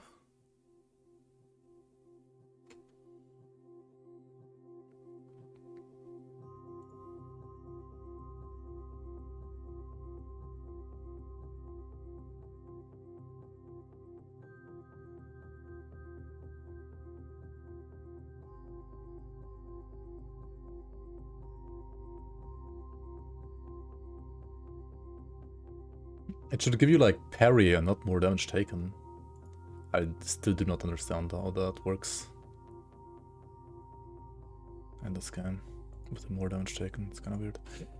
Anyway, I think I should be responsible-ish and maybe go to bed. And tomorrow, I'm not so sure if I'm gonna stream tomorrow actually. I haven't even read all of the patch notes yet, right? Holy fuck. I got like taunted by Sentinel stuff. I'm gonna definitely try cooking some more off stream or on stream before the patch hits, and I should like do a Sentinel run, like a Sentinel like trial run for like at least the acts.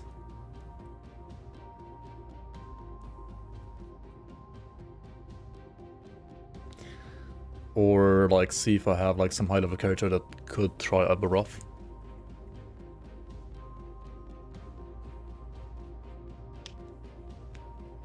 To like learn the fight a bit.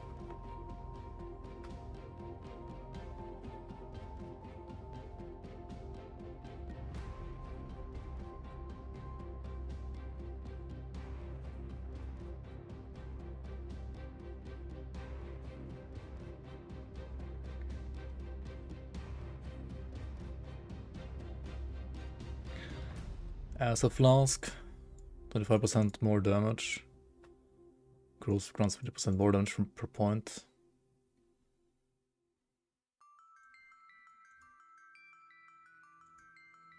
Is it time to play Acid Flask Rogue? Is that actually viable for endgame now, maybe? Who knows?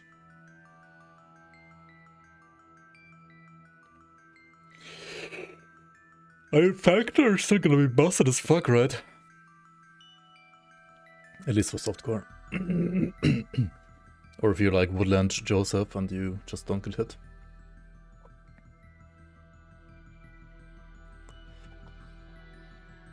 But the Heartseeker Marksman is gonna be busted, right? Like, it's just gonna be busted, I'm pretty sure. Oh, it got nerfed.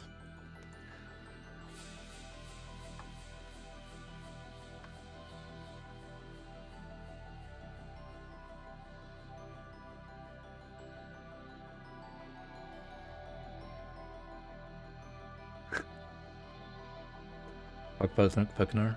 Falconer, I think is really cool. I still like Falconer more than Marksman. Like even with Heartseeker in the game, I think Falconer is still cooler than Marksman. It just doesn't really like have much for it going for it this patch. I think apart from nerfs probably.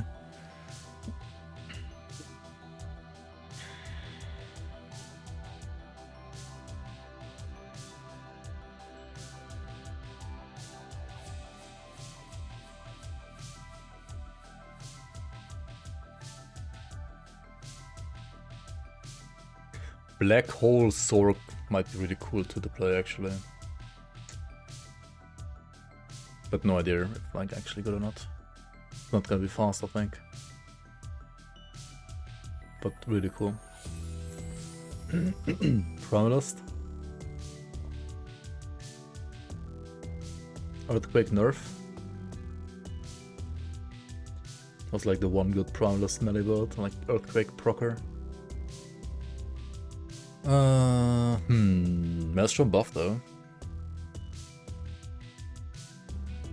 Okay. Serpent Strike, increased range. It's quite a lot of range actually.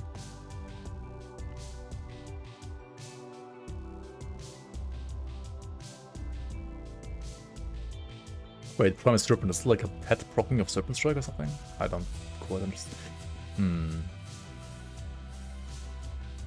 What is Primal Serpent?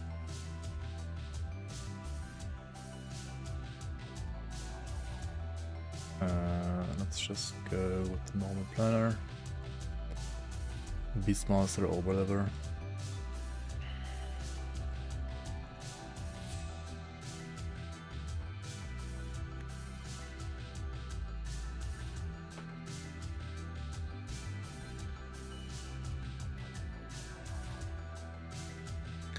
Chance to summon a promisor. It's a fucking companion. Oh my god. Okay. It's a pet. What?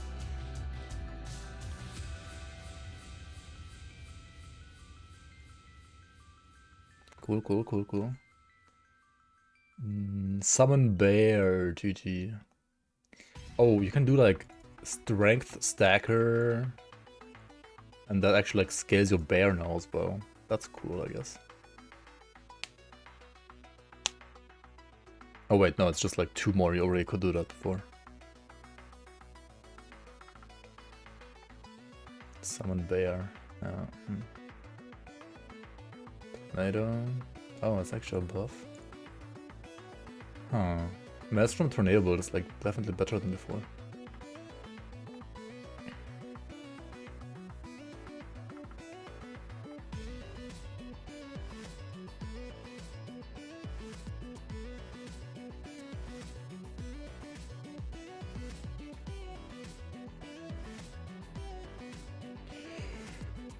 Yeah, I don't know. I mean, I'm just gonna play Sentinel, I think. There's so much stuff for Sentinel that's actually insane, man. It's gonna be fun. Like, Bravo, I kind of like this because it seems very, very easy to gear. This Time Rod stuff.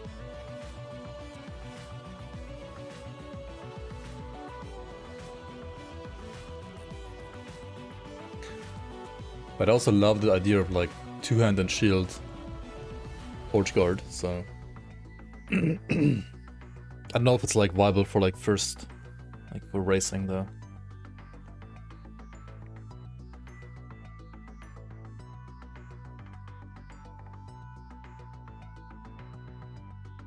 And Paladin just seems solid overall, like Paladin is just Paladin. Yeah, Forge Guard basically got the Giant's Blood, whatever it's called from PoE2 thingy.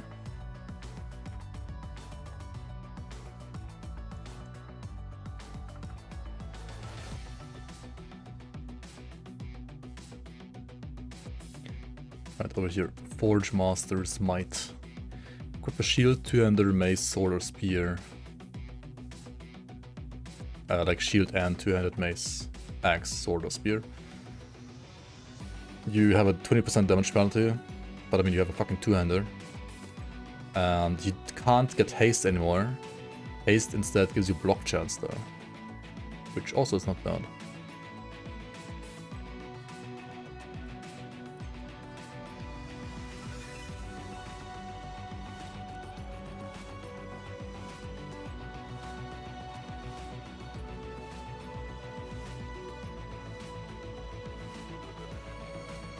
Yeah, you don't need strength now. You just get like a bit less damage, yeah. Also, you have 10% less attack speed actually, right? That I think will make you lean more towards skill like Forge Strike or Smelter's Wrath maybe, than like just Rive once again. Or Void Cleave maybe even actually as well. Right, like Void Cleave, Forge Strike might be pretty cool.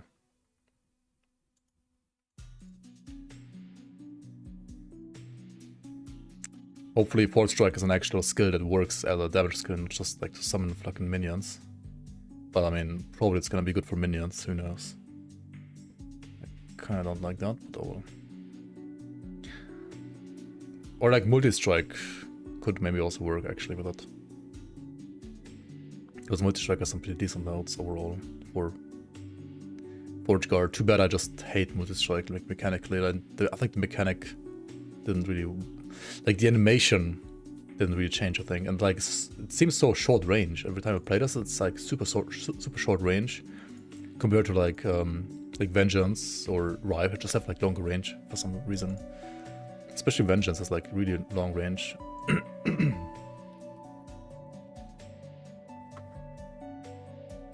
At least it always feels like that. Also, there's a pretty cool item that I saw earlier. For... Let's Javelin. Yeah, here. This is Vengeance, Javelin, Phalanx, like for Forge Guard. If I get this item, I'm gonna play Forge Guard for sure.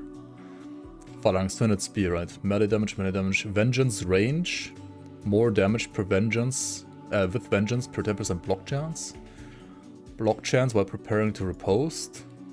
Block effectiveness while preparing to riposte, and then a 100% chance to use Javelin when you riposte. That's so fucking good, man. If I drop this, I'm gonna reroll Forge Guard. If I don't have any like chance to win the race anymore, anyway. Maybe even if. Looks fun as fuck. If Javelin has a cooldown, then you must put it in your bar. If not, then you don't have to put it on your bar. You can only trigger when you're post, right? Because like, obviously you could do probably something like just like proccing Javelin as a buff, right? But then you have to actually put it in your bar, which maybe is not the worst idea. You could like do the standard like buff stuff over here, right? Whatever it is, like this crap and like this and this. Maybe no smite. I don't know if you play smite here, but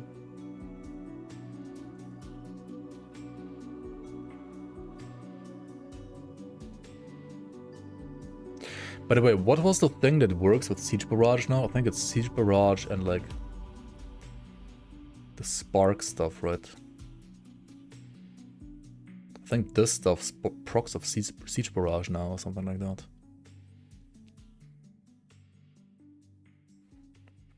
Like either you do it like this, or you actually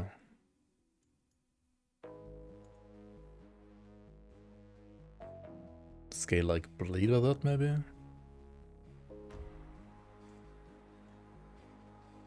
This one puts it on cooldown, right? But this one actually doesn't. You could still do this stuff.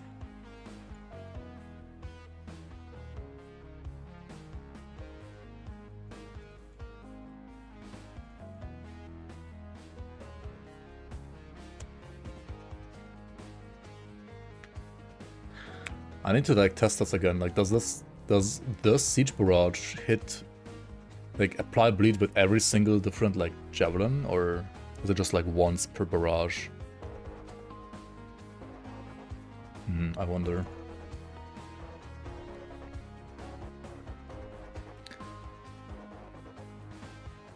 Also, you have stuff like next judgment damage, next force strike damage here, or like next melee attack mana cost stuff. You could like riposte, right?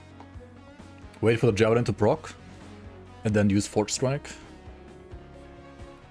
Oh no, this is directly using Javelin. Fuck. Never mind.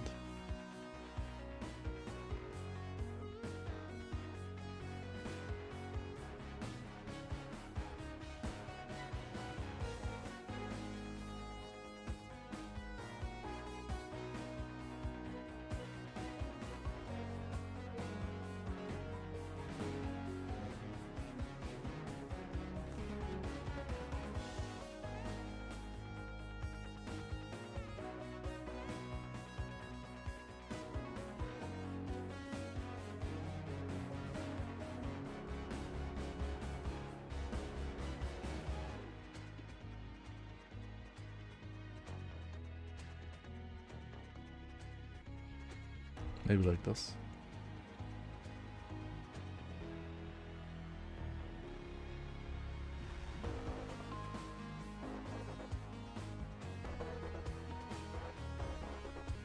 This is only hit damage, right?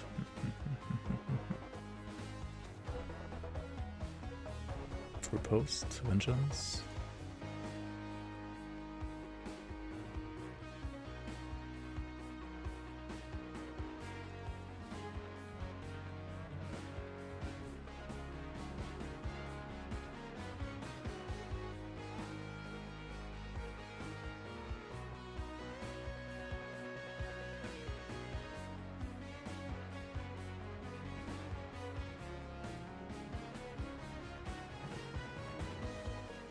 Something like this.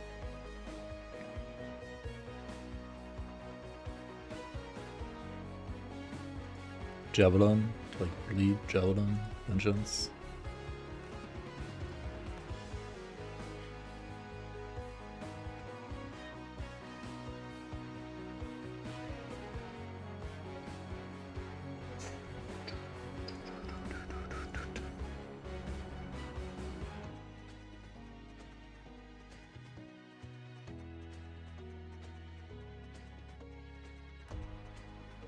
Bleed chance with axe.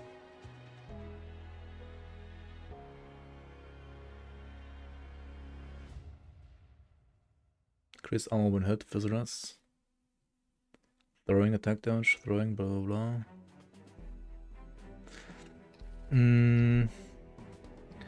The problem are these nodes in Paladin, right? Like, bleed is just still fucking way better on Pada, isn't it? Maybe not. Hold on, Big Bonk is not good for bleed. This is not part of exile. Big Bonk is not good for bleed.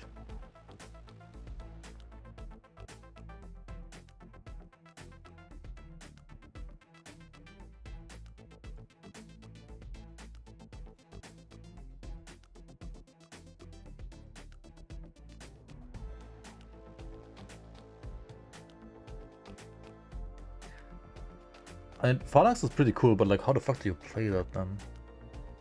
Is it just vengeance for damage? I mean, yeah, it's more damage for block chance for vengeance. Maybe this part is just bait, I don't know.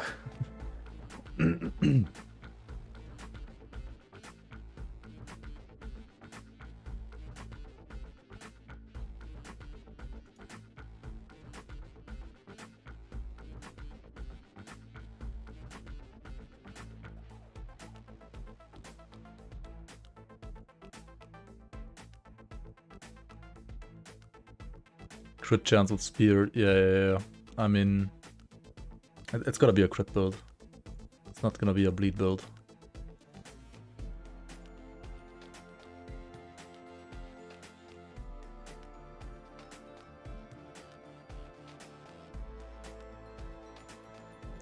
Fresh from the forge. Fist pen with forge strike and smelter's wrath. Why only with those skills, man? Why not just with all skills, huh? Strength. Strength stack.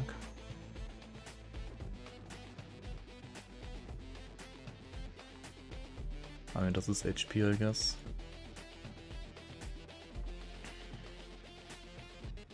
Thorns.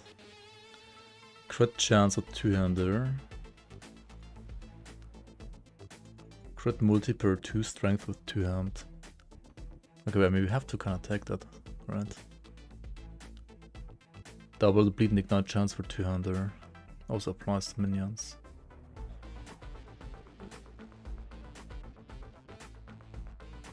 Minion attack speed.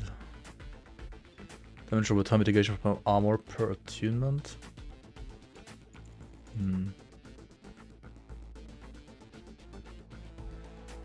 Might be good.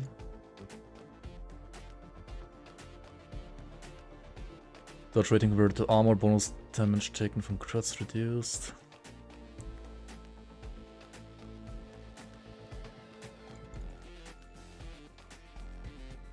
Okay, so this is like strength stacker or what?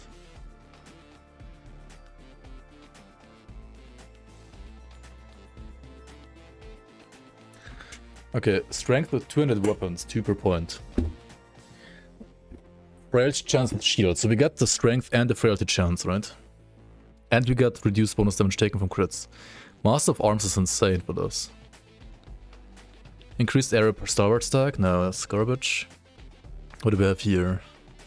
Armor with shield, less damage taken.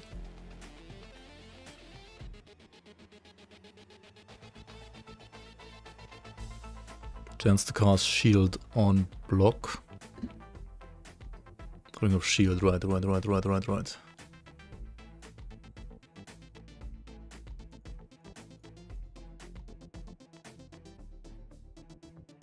3 times every 6 seconds.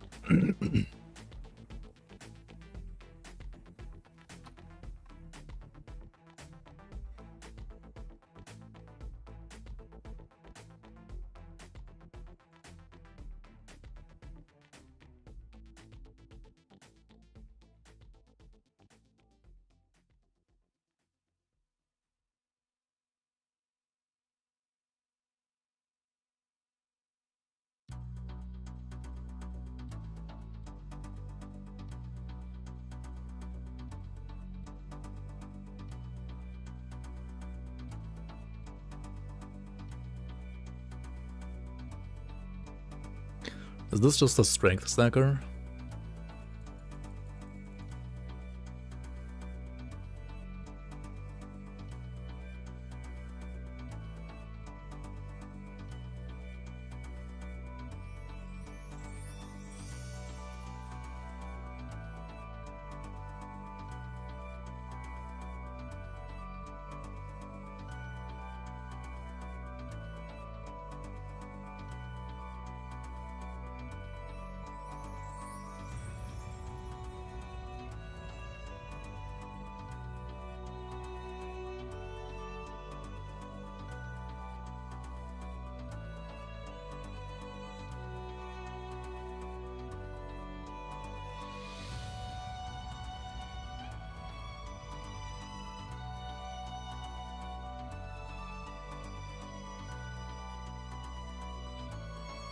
I should we need this as well, right? Liquid iron is too good.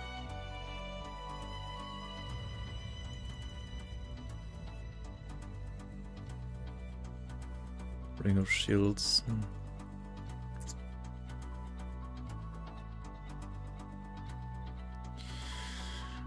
What is this? Less fire damage taken per 10% over capped virus.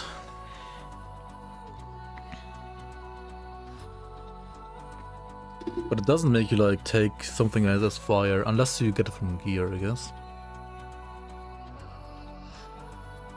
Shared address with shield 3 per point. Shared fire damage over time with a shield 12 per point. Huh. Okay, hold on.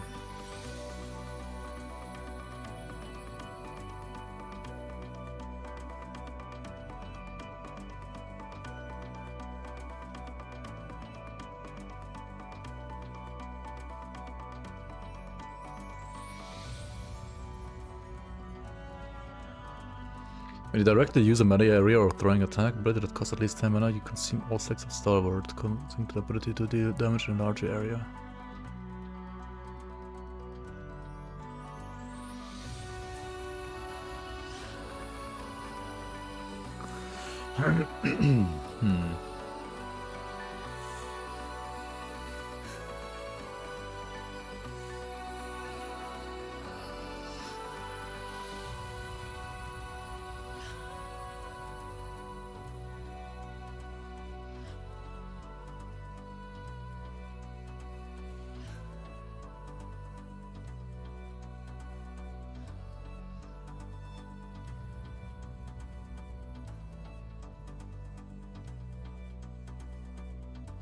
This is pretty fucking juicy though. Where was the... Yeah, like 10% DR. 15% dot DR. And then like fire damage, a joke, pretty much.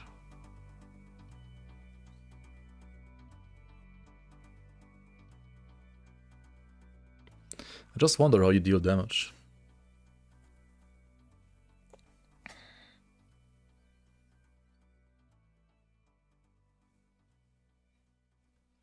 Without going minions. I don't wanna go minions. Fuck minions.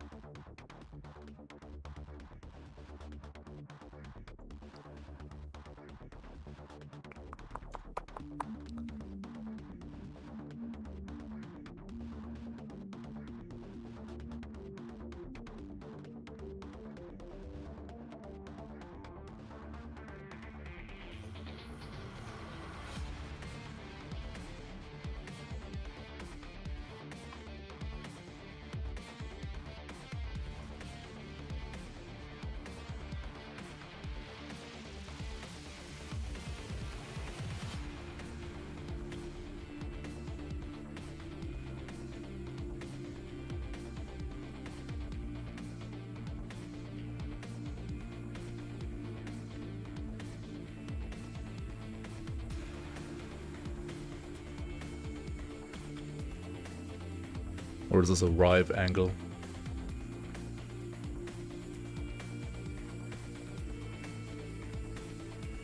No, Rive still has no fire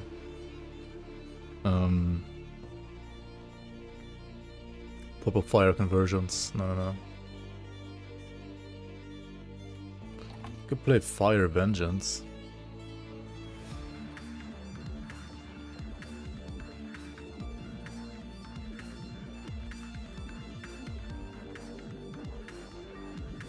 Fire hit damage per ignite. Riposte ignite chance.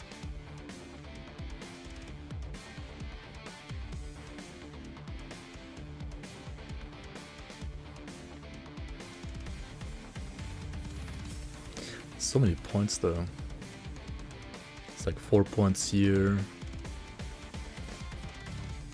4 points here.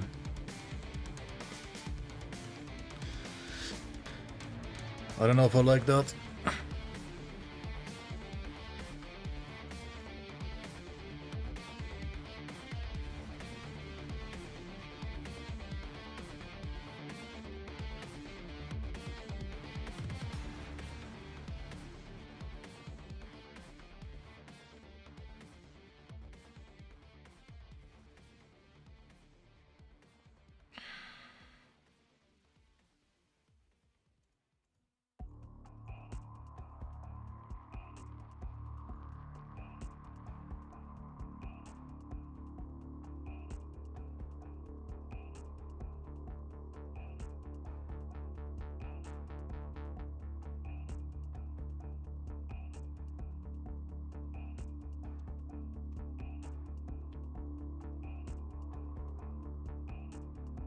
This stuff is just insanely good, isn't it?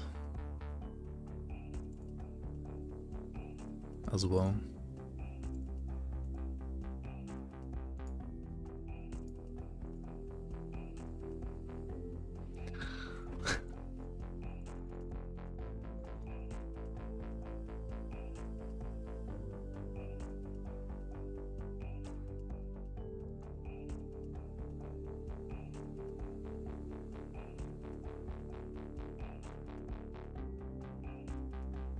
Wait, you could also wait. You can actually use it on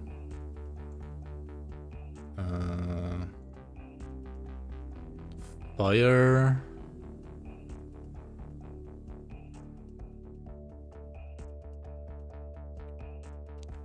Like fire void cleave. Is that gonna be a thing?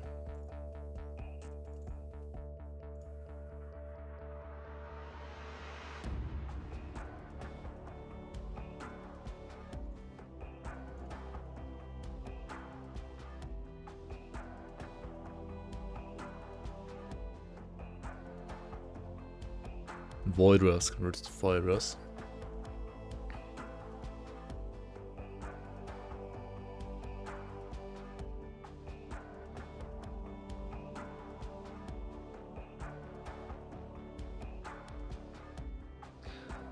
Abyssal Echoes.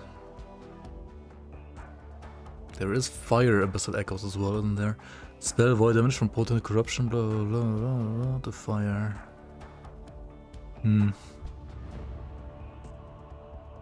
There's ignite chance here.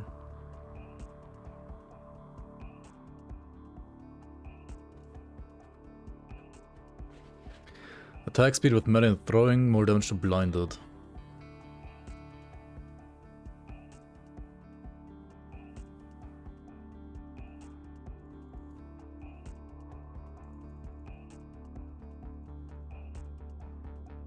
And that's it.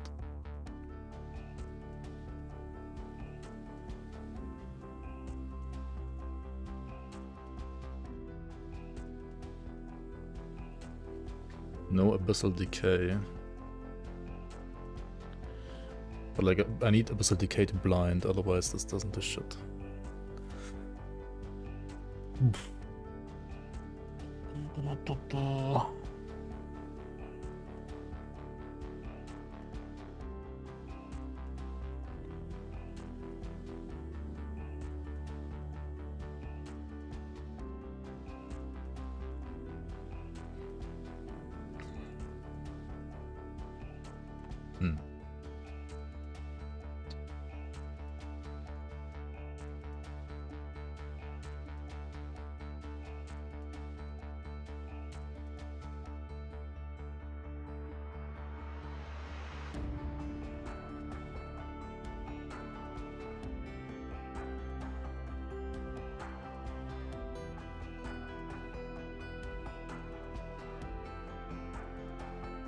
Oh wait, but it's...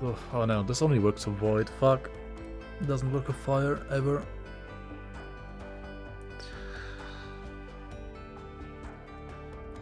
Okay, fire needs to do healing hands. Like 100% healing hands.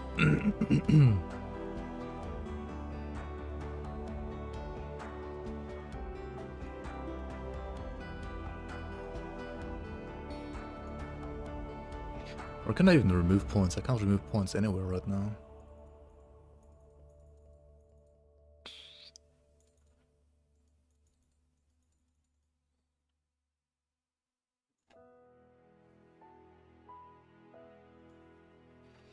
Maybe from Osprey's Bane?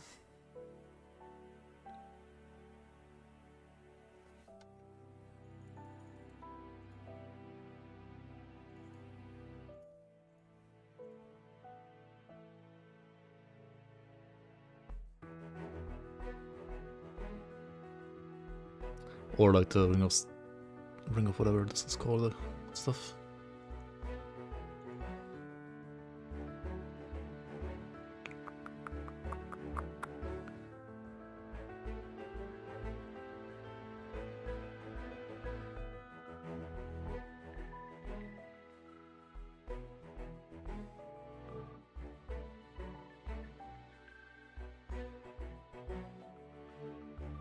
Throwing stuff. Maybe hammer throw, forge guard is also like... That has to be also really good, right?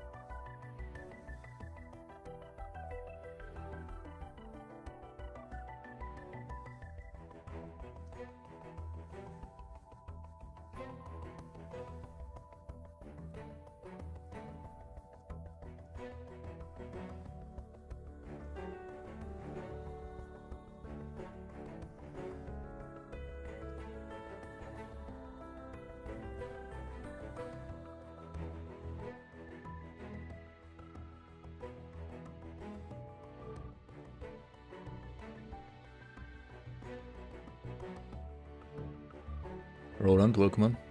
Hello, hello.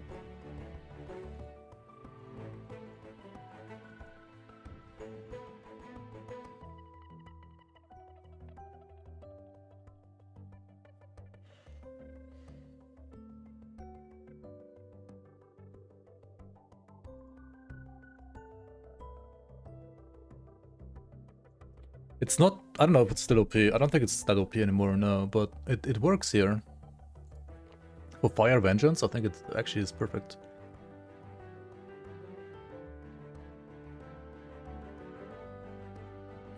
But it's fucking... It's not a fast attacking hit, is it?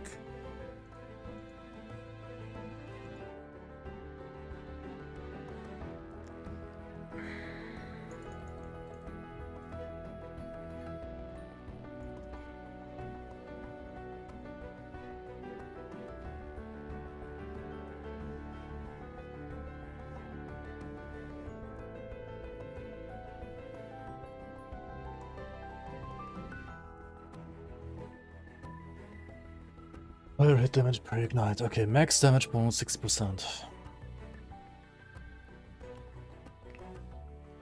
So you need 15 stacks of ignite.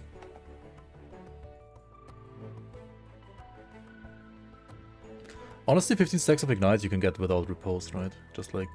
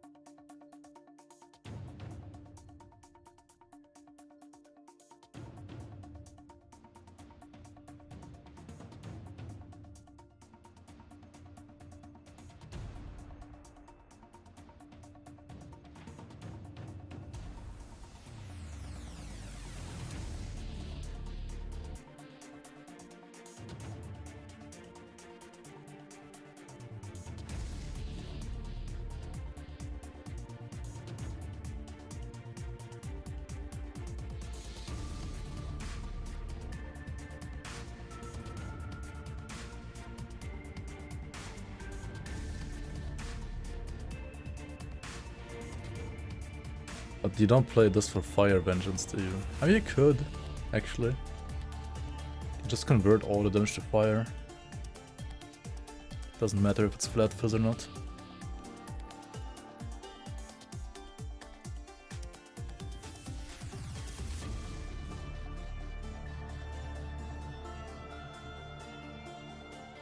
Is there ignite here? There is ignite.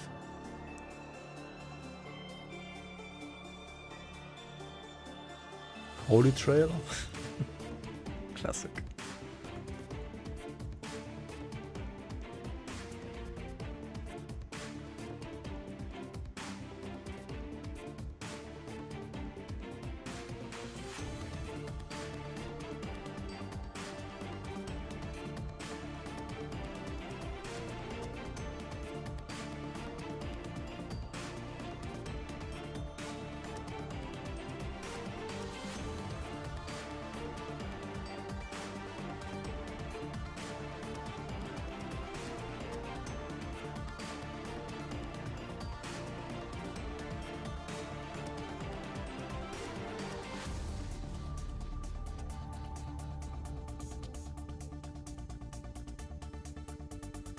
Pokemon Iron Stag. Yeah, hopefully you're gonna find something good. Let's see.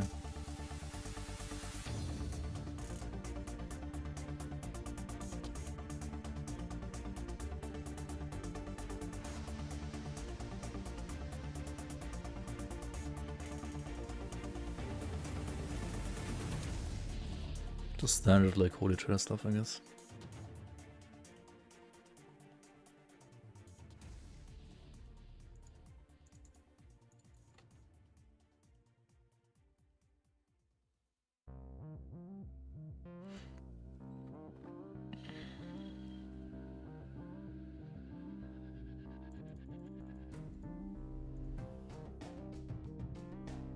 I wonder how the targeting is like.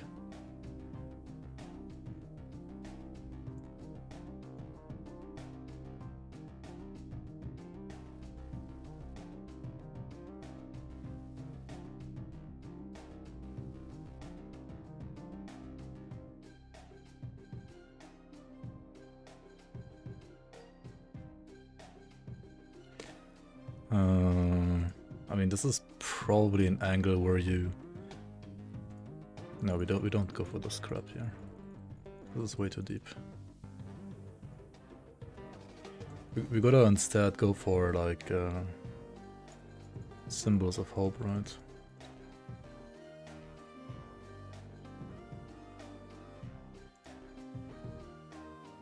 I think.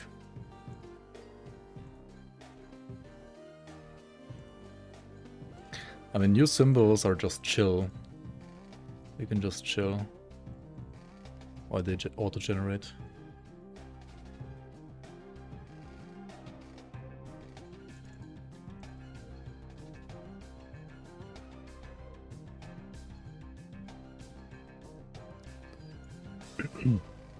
And like whatever bonuses you have, you like put more points here and here.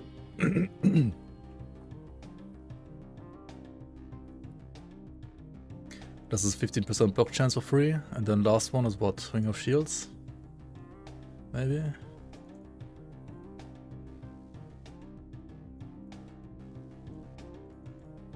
This one lasts only 4 seconds though.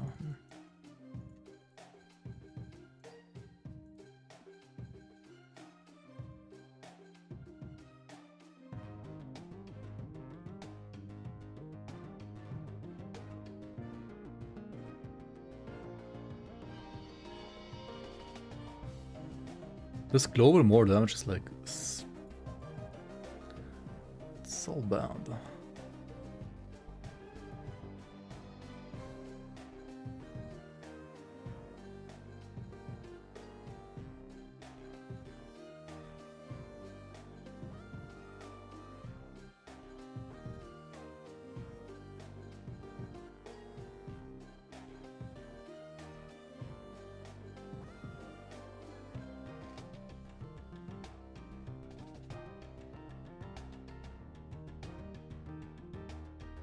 Do we summon Anvil? Summon Anvil. Fire damage.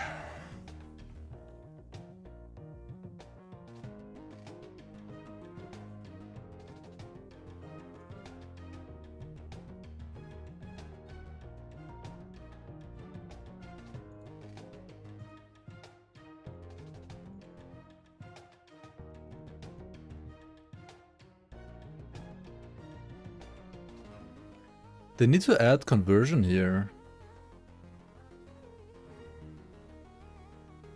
Like, they added conversion to, like, so many things, but temper... Why is this not converted to flippin'... Like, it only multiplicates fire damage, but there's only 20 melee fire damage. There's... Like, the base is still fizz, right?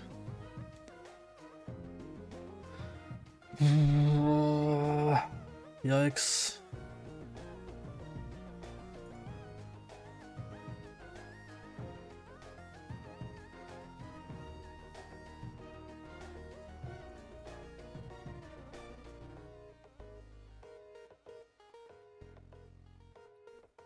This is a spell, right? Isn't it? No. Strength? Okay, scales of strength. Fire damage. It's casting speed. Fire, melee, strength, attunement. It is melee, actually. Never mind.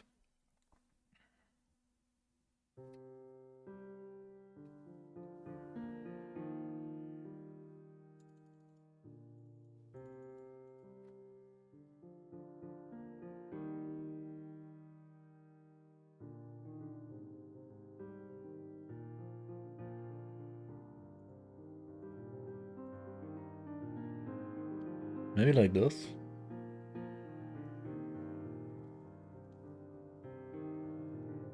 Casted target is kind of nice, but it's a lot of points here which are all useless. This only gives you more physical damage.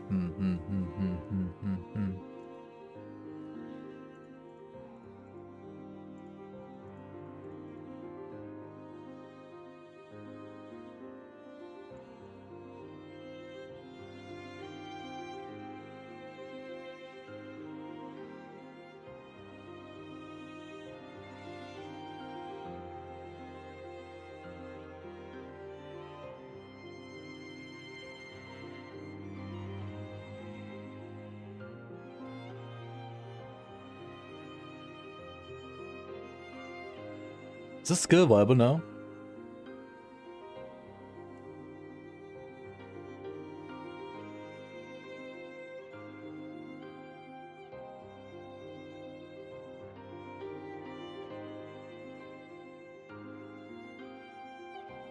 Dude, I would rather play Temper from PvE2, where like the flippin' blacksmith like hammers on his mace for 4 seconds, than play Smelter's Wrath. The skill triggers me so hard. Like, I'm not even kidding.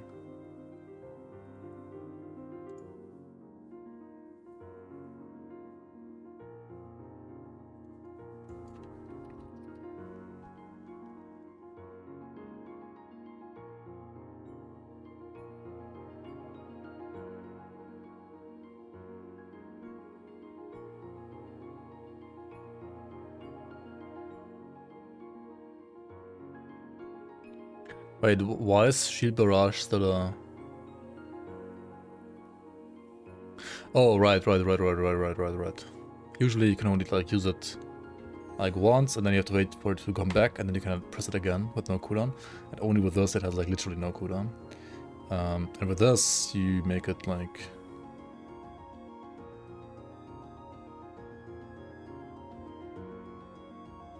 Stack of Colossus. This can stack up to 20 times. Each stack grants you increased armor and additional physical penetration.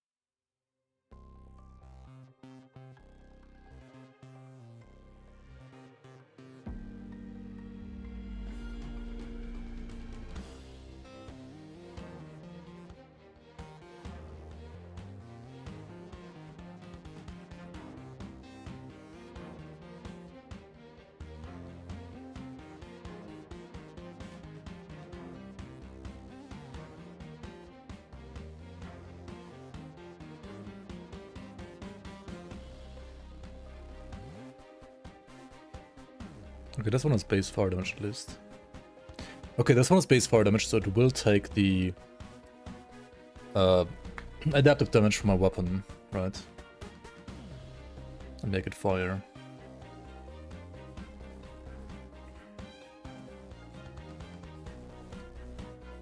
Okay, so that's why there's no conversion, because this one just deals fire damage.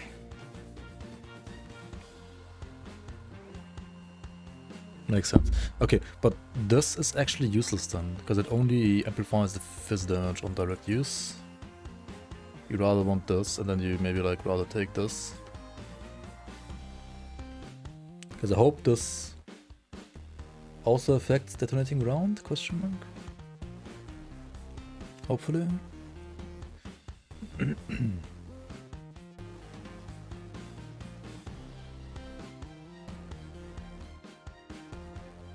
Or we take like bellows for ignite damage.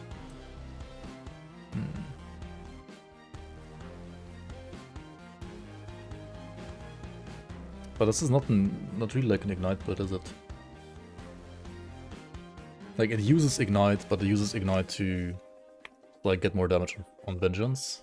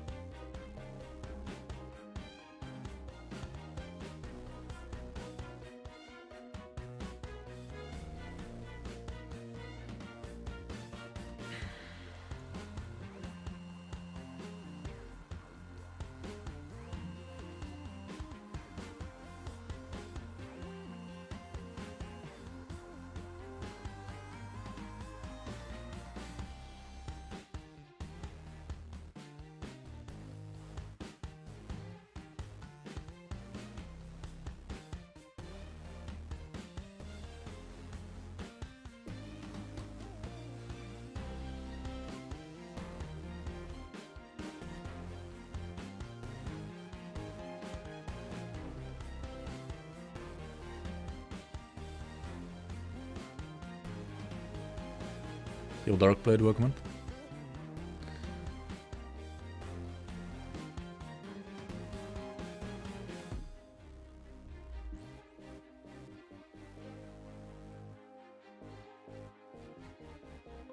House is only 1500 HP. What?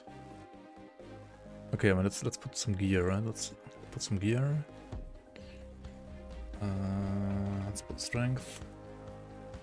And like, I don't know, vitality. And health. And armor.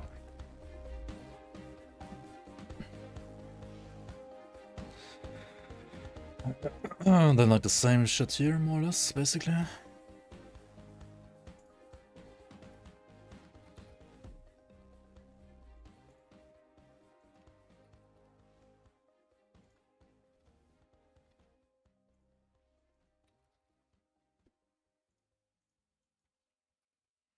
By the way, didn't they say they buffed like health regen? Shouldn't there be like a hybrid? Wasn't there like some hybrid effect somewhere? Like for health and health regen? Where is it? Like which slot is it on?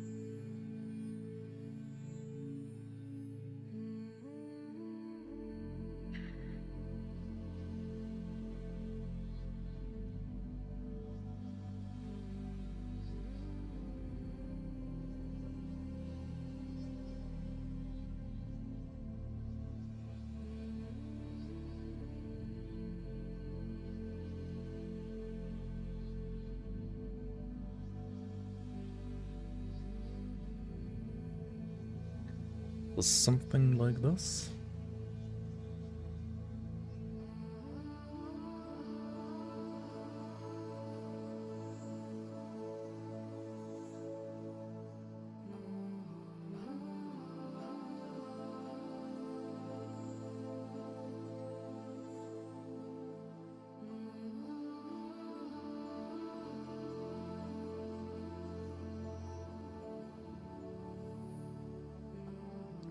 Oh, wait, block, actually. And prefix string.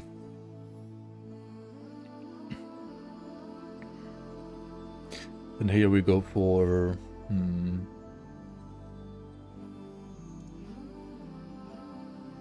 But if we get this passive, we could get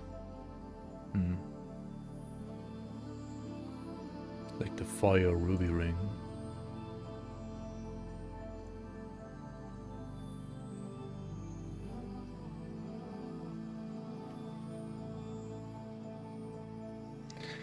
I'm not sure if it's gonna fit though.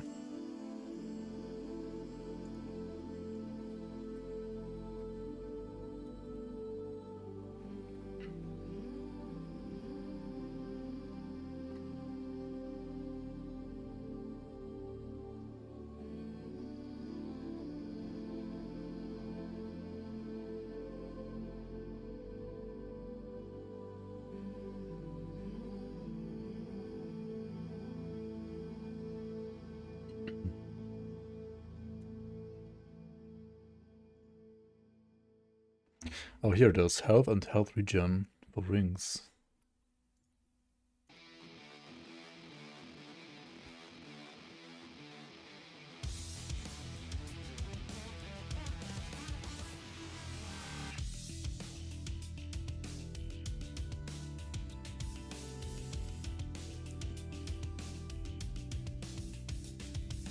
Wasn't there like cleanse or something? Ailment cleanse ward. And then this one can be block chance, block effectiveness.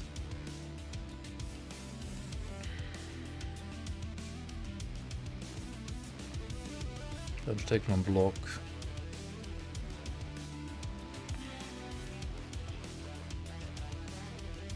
And probably HP. Or like all res.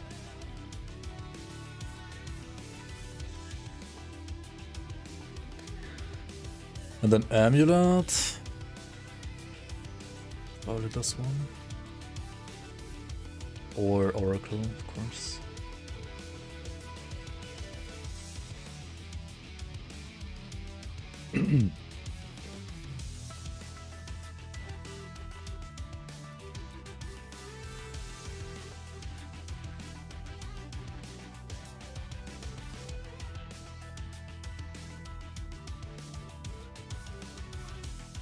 Health and stun avoid.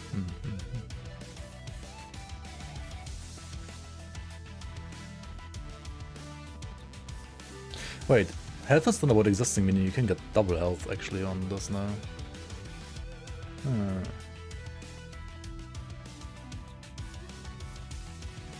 What are these?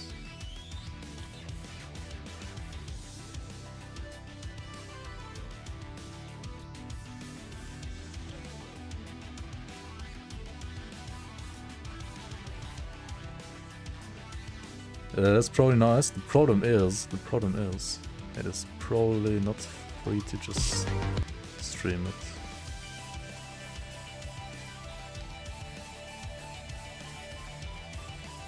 Or is it? Like, it's not royalty free music, probably. But just the good thing about gaming music, it's mostly like as long as you're streaming some game or like doing what I'm doing right now, it's nobody really cares too much about using game music. Luckily. Okay, now we do have health.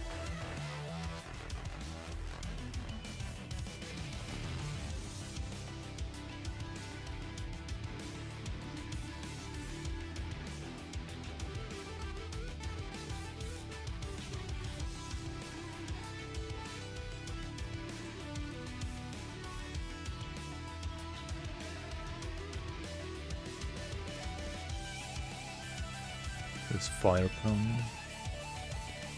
What kind of health is there? Health on kill and increased health? What the fuck? Block effectiveness and health gained on block? Wait, what kind of block stuff is there?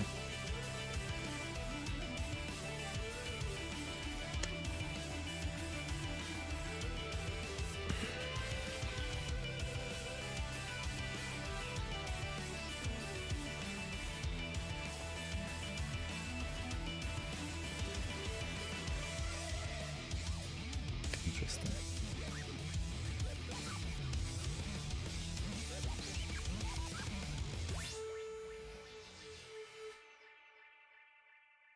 Spell damage with a shield and spell damage with a 200 axe. Wait, what? You can double dip on that, right? If you're playing a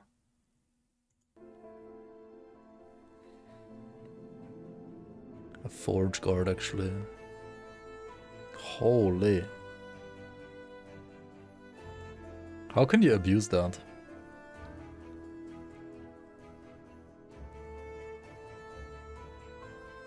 Axe spell damage, what the fuck?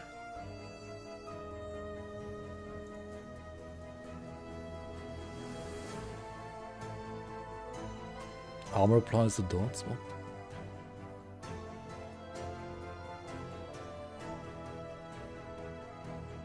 These new idols are absolutely cracked. They're crazy. They are super crazy. What?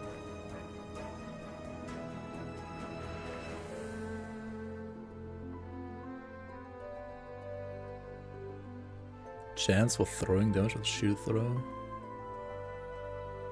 Is it like a shield throw smite build? With a 2-handed axe? What? Increased warpath area? Wait, did this always exist? Lightning damage with hammer throw?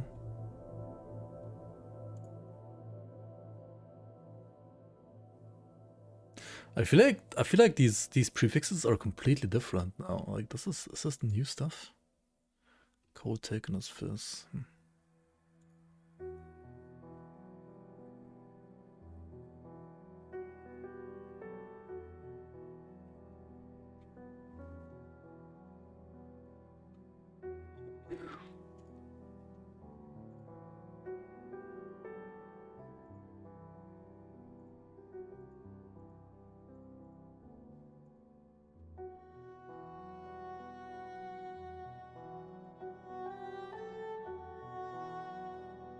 Crit multi with Ripe and Judgment.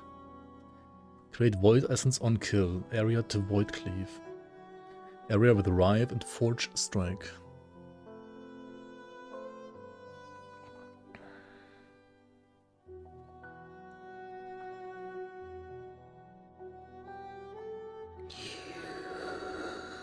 Oh my god, there's so much stuff now, what the fuck?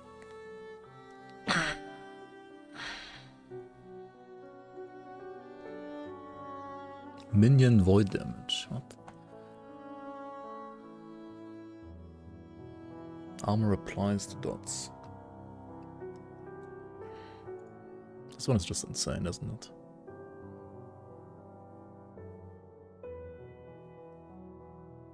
CDR and mana regen. Crit chance and crit multi.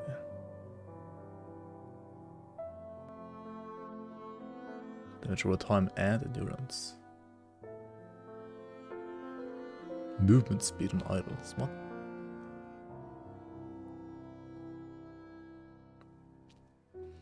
Less damage over time taken while using a shield and health regen on block. Health gain on block. It's 1% all the way to tier 5 and then it's suddenly 3%. Should be like 2% here, shouldn't it? Like that seems kinda cracked. Should it be like the same scaling as here, like 1 and then 2 at tier 5 at least?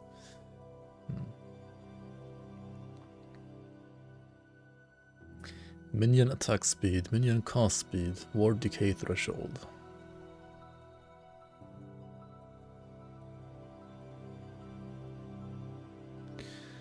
Okay, this Weaver shit is gonna be so insane, man.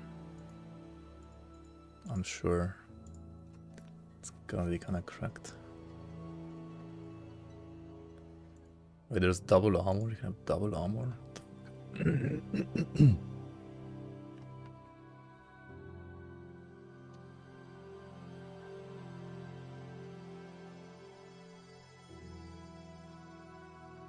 What? 11,000 armor? Casual 11,000 armor?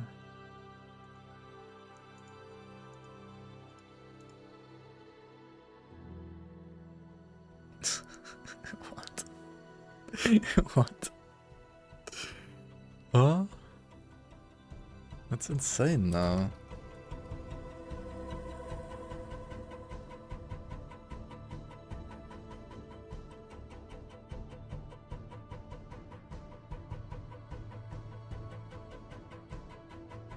And you could get so much more actually.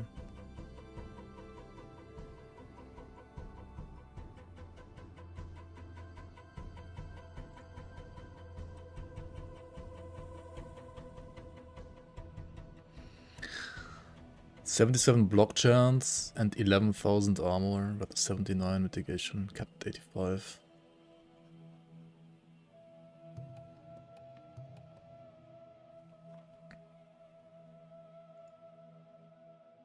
This dot Void Knight had like 3.8k. Wait, maybe I do play Forge Guard.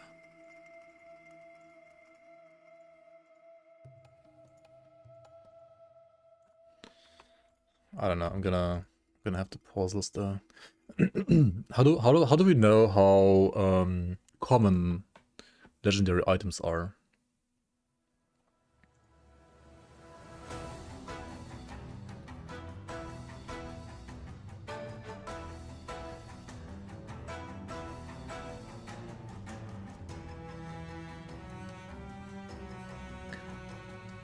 Random drop common. Okay. 1 LP 1 and 3, or 2 LP 1 and 17.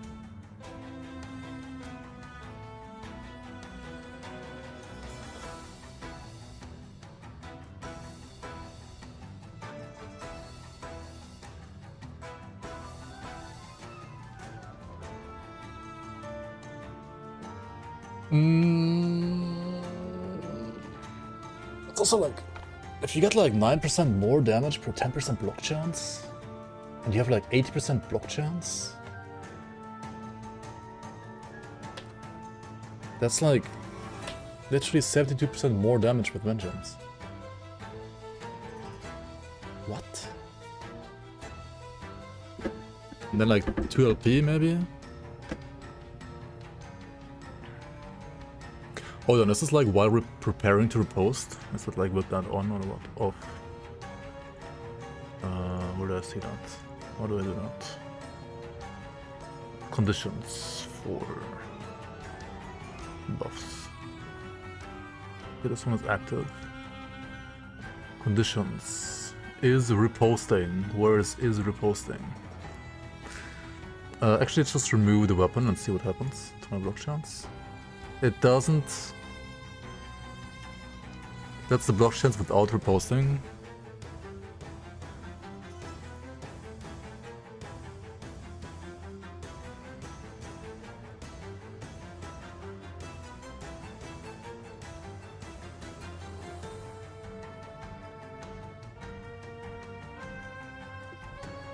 How do I level this? I just level this as Holy Tray, right? Holy Tray Forge Guard.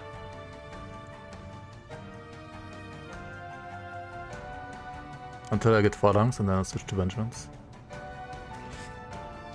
It shouldn't... I don't know how hard it's... I mean, it says common, right? Do I wanna do a Leaguestarter around a flippin' like... unique? I mean, it's common, actually. Like, uniques that are common in this game are kinda common. There are a lot of them though now, actually. There are 352 unique items now. How many of them are common? Rarity, chance.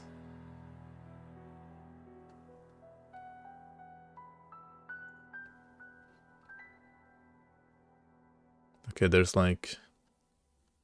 How many are there in one page? 3, 6, 9, 12, 15, 18, 21, 24, 27. I guess 30, 33, 36.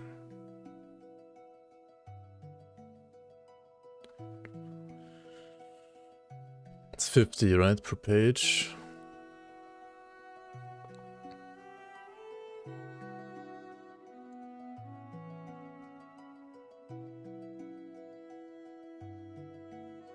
And then here we have 3, 6, 9, 12, 15, 16, 17. So it's 83 that are not common.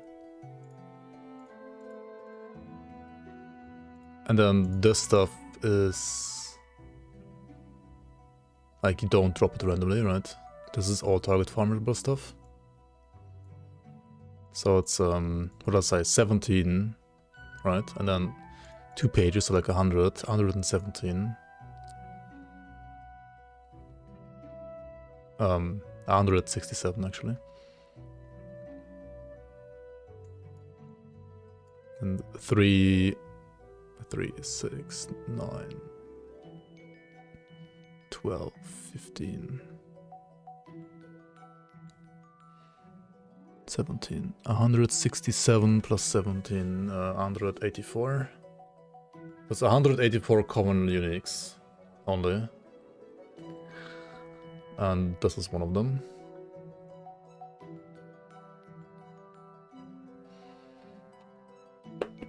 And then it's like a 1 in 17 to get 2 LP, a 1 in 3 to get 1 LP.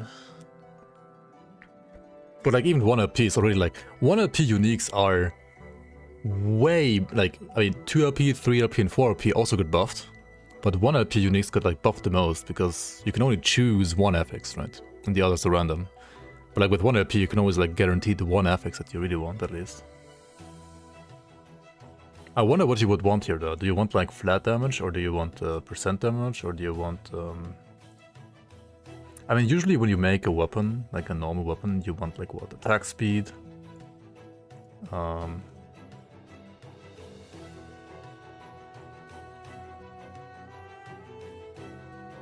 Like melee attack speed, right? Melee damage. Say fire damage, for example.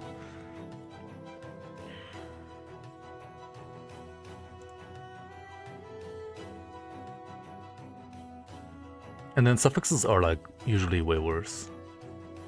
But depends on the build, of course. But like armor shred, if you're, well, not if you're playing fire actually. Fire pen exists now. And or attributes was like never really bound, but it's not like that great either. Chance to ignite maybe.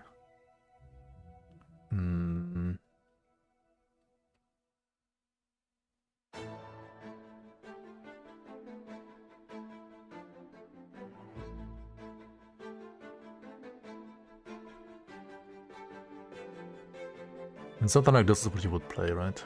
Usually.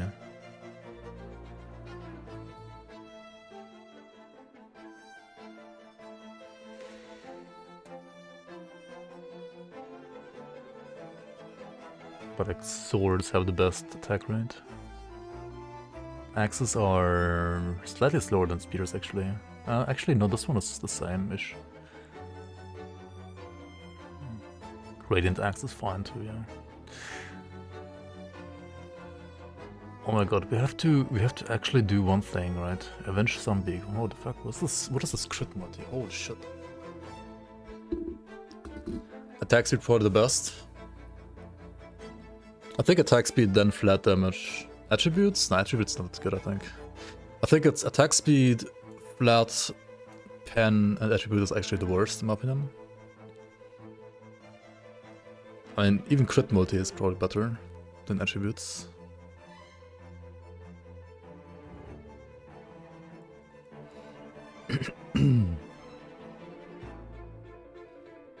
You can't get strength on weapons. You can't. You can only get all attributes like this one here.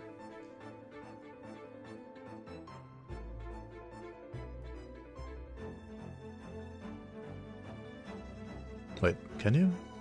Did they change that? No, you can't. Nah. Maybe on some uniques, I don't know, but not on normal weapons.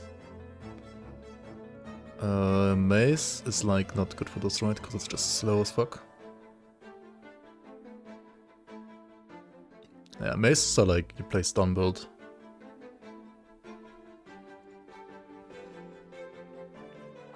Axe is like Radiant Axe or Stun Beak. And swords. I mean, swords are never bad, right? It's the Bleed Sword.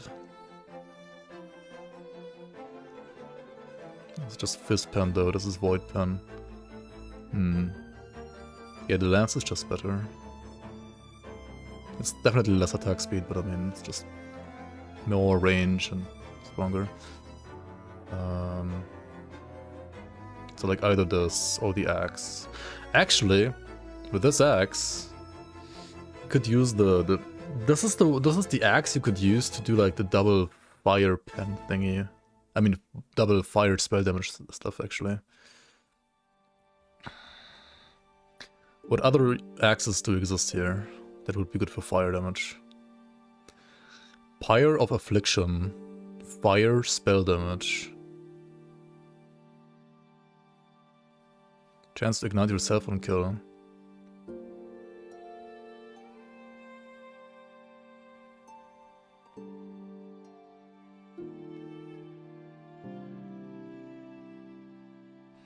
Pyre of Affliction, Fort Guard.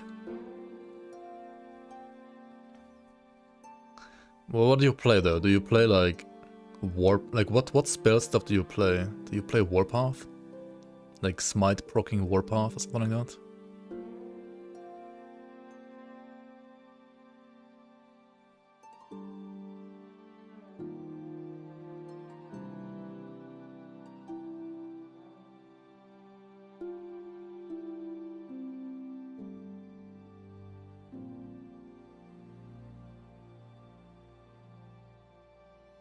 Oh shit. How common is this, by the way? 12% chance from tier 4 Soulfire, but okay.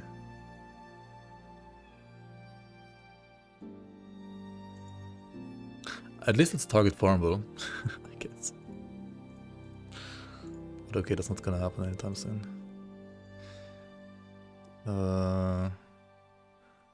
Like this thing, and then you have like the spell damage while using a shield and while using a two-handed axe stuff.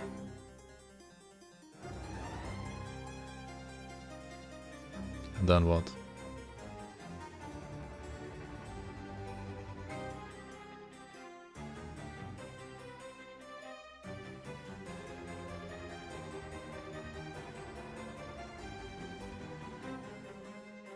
Global spell damage while spinning. And smite each second, right? That's what you would actually play, I think.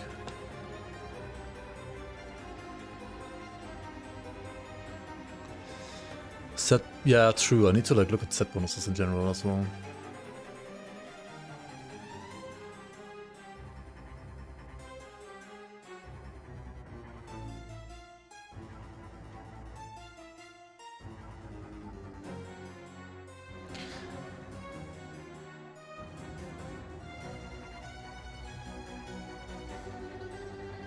The spear is like really cool though, I have to say.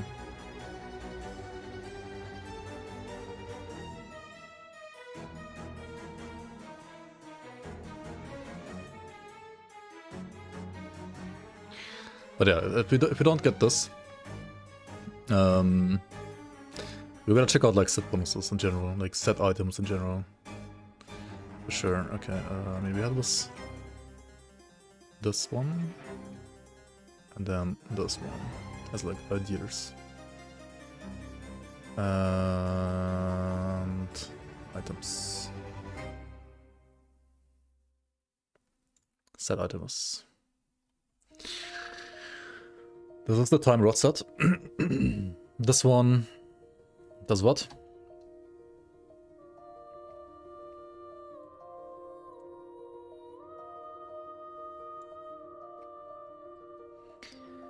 Active companion, Storm Totem can hit all allies to grant health. Okay. Corsair. Glancing blow to block chance. Ferrobor. Gasper. Halvar. Isadora. Mountain, avalanche stuff, Lich.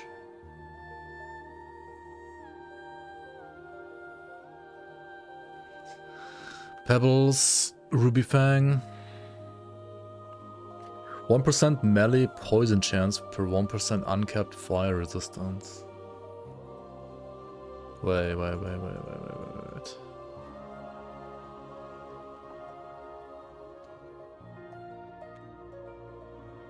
What are the shards of this? Where can you see the shards?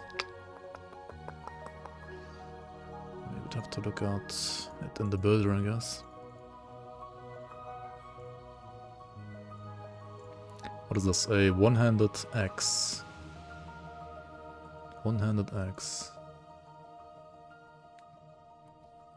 Set.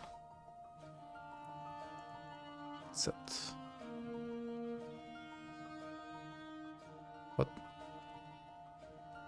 Oh, it's a suffix. Melee attack speed and chance to apply poison on melee hit. Okay. And then the ages.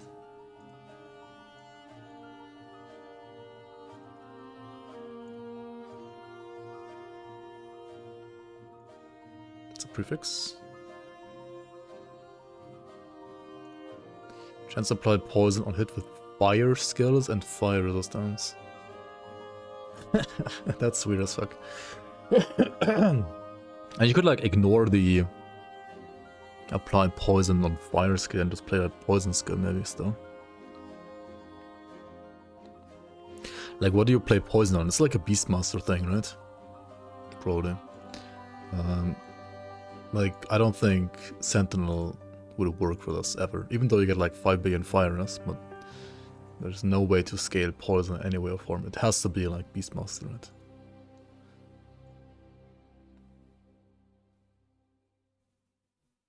Has to be Beastmaster stuff. And then like Serpent Strike or something. But wait, do you... Of course a spear, never mind. Like swipe poison with a shield? I don't fucking know.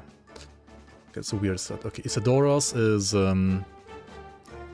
necrotic, warlock stuff I guess, damned, whatever. Iris Pledge is avalanche porter stuff. Gaspers. What is this? Decimate, you directly use a lightning spell. This is like a void sorcerer or something, right? Isn't it? Okay. Ferrobor. Totem. Corsair is like some rogue stuff, I guess.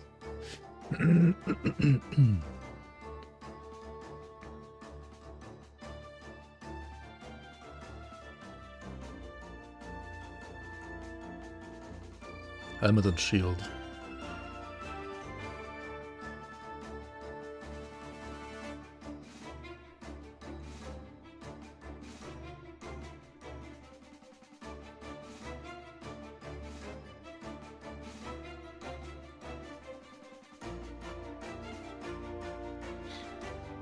Isadora's necrotic pen and stun avoidance. Wait, where's Corsair though?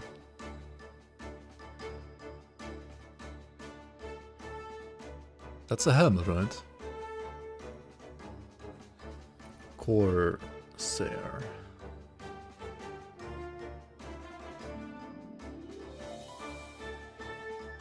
Oh, is it like a rogue only? Ah, it's rogue only. Okay. That's weird.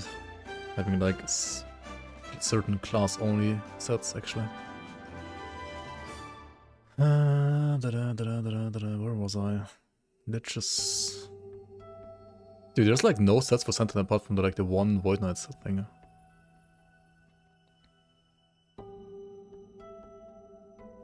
Melee cold damage per regen. I wish something like Paladin would just have like elemental support, not just like fire and lightning, and you could like play something like this even in like Paladin maybe. Would be kind of cool.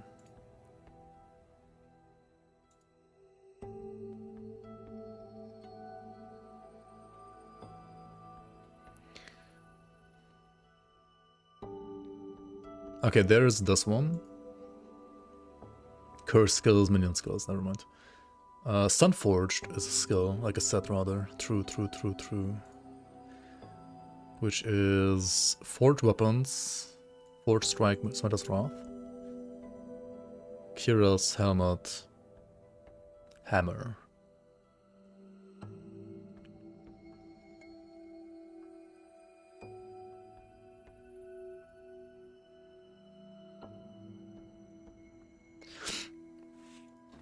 I mean, instead of the vitality, you could have increased armor per forged weapon and health gen per forged weapon. Sunforged, Curious. Chance to forge a weapon when hit. Fire damage per forged weapon. I see. You just can't get away not playing minions on Forge Guard, eh? Invoker, Fire, Cold, Lightning Spells, Snap Freeze.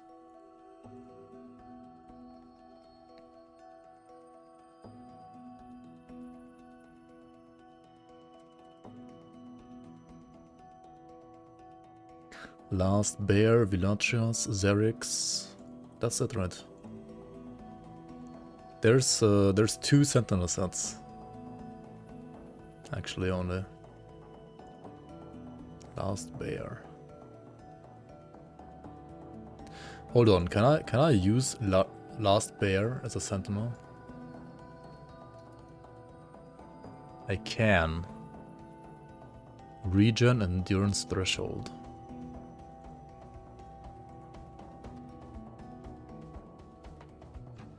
Endurance, physical damage leached as health on hit. Okay. And what's the third item? Gloves. Well, doesn't work on this. Oh yeah, it works on the Forge Guard though. Bear. Health regen per point of strength, physical, melee damage. Physical.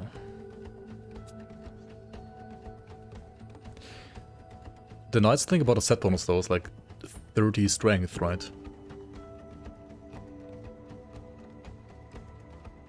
You can't LP set affixes, no.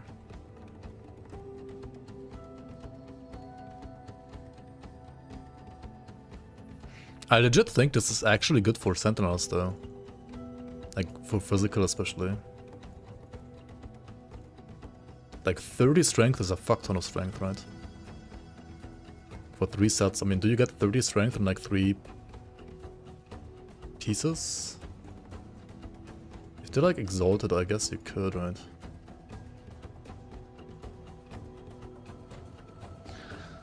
But I mean, you could like go strength and more strength via the other prefix. And some of them aren't even prefixes. They're, this is actually a suffix, right? You would have to like give a block chance there. Regen for block chance. And then here, I think bear was also a prefix. So here you would have to like give up vitality, for example.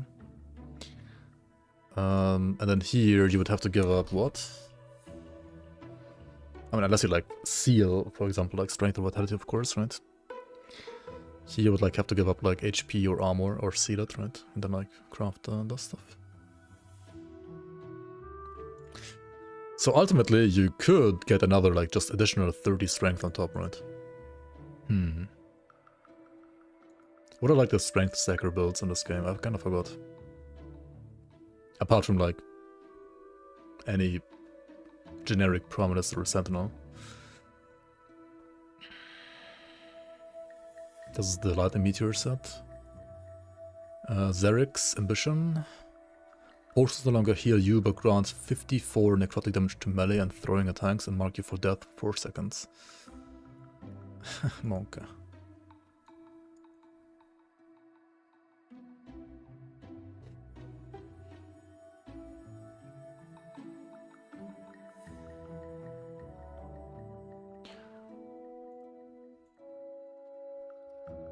Zarek, an okay one-off. Leech rate and movement speed. I mean, you can actually get like double movement speed, right? Like this. And increased leech rate.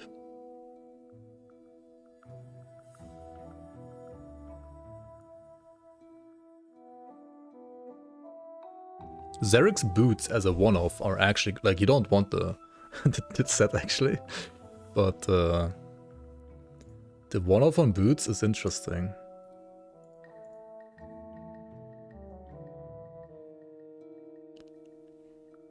Because it does give you like double movement speed.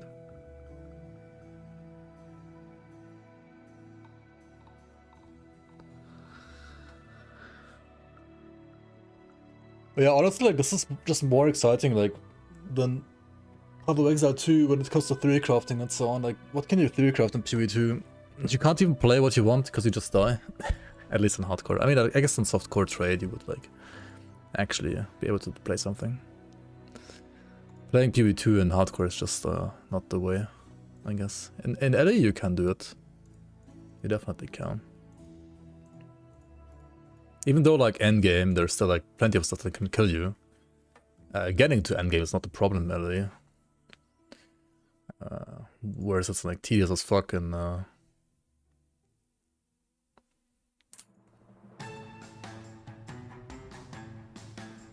PvE2, to be fair.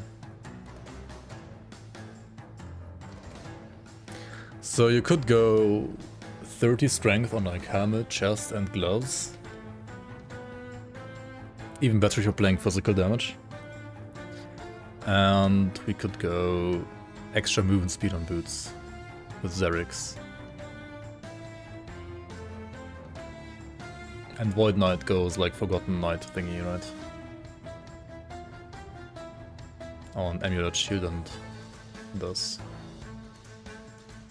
Void Knight can't go for strength because he needs these gloves and they conflict. And the 2-piece endurance threshold for strength. Probably not worth it when the build has like only 13 strength anyway.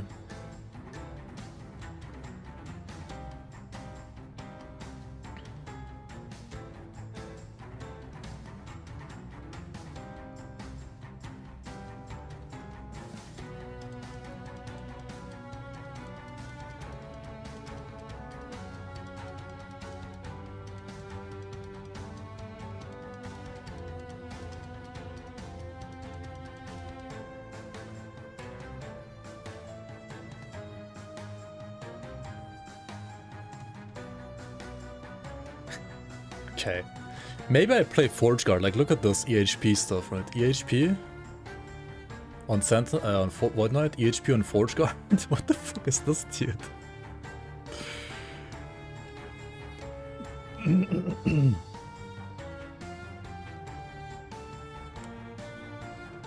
$40k EHP versus sets, 25 versus one-shots physical. Okay, I mean, it's like necrotic and so on. It's kind of terrible though, I have to say.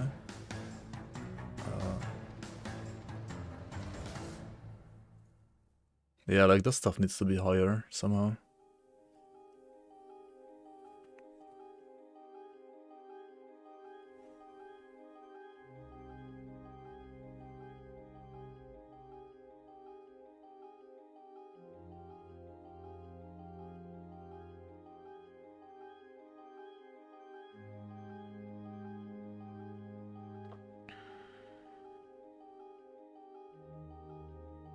You just gotta spam like X taken as physical, I guess. Right?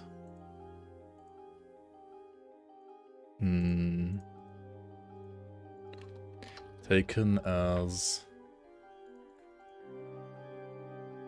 This is only cold though. I wonder how insane this is. Like if I remove this from 42, actually it's not that insane.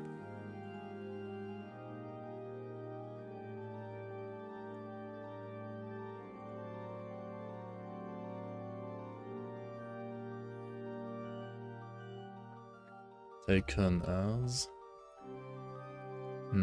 we're already taken as...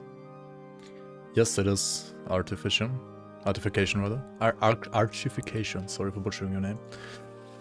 It is. You are free to... Theorycraft now.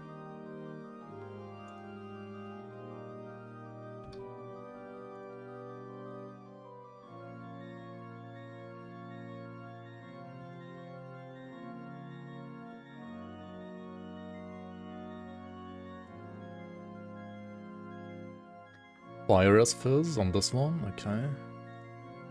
Fire is not really a problem though, I think it's like the one that's like the least problem.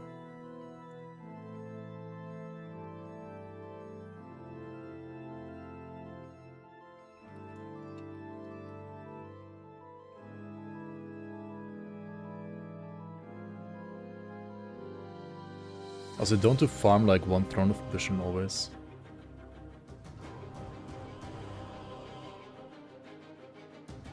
You always get like one Throne of Ambition somewhere. I mean, ideally at some point.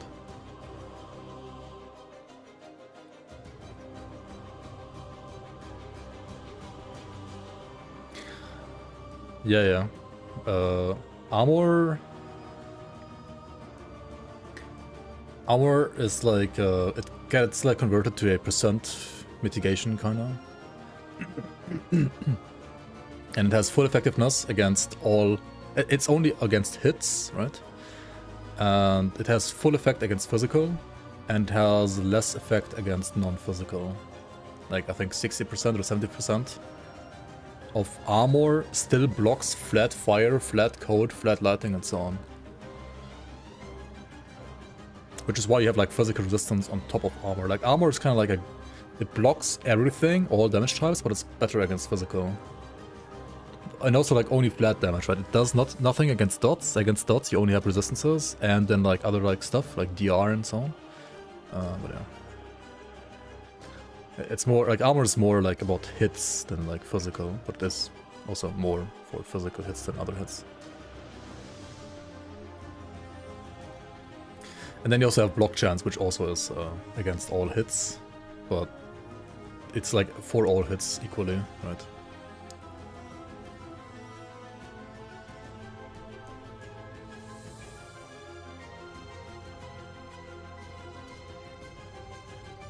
And armor is 100% chance, whereas block has like a chance. Yeah. Can never be 100%.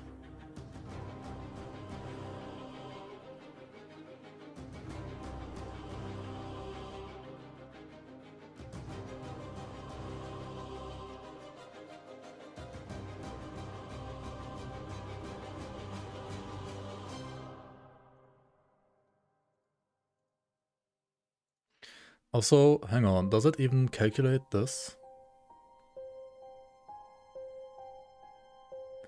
It doesn't even take this into account, right? Like less damage taken.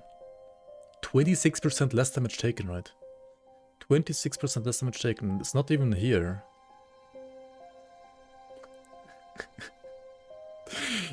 This is Giga Tank, right? It's still melee, but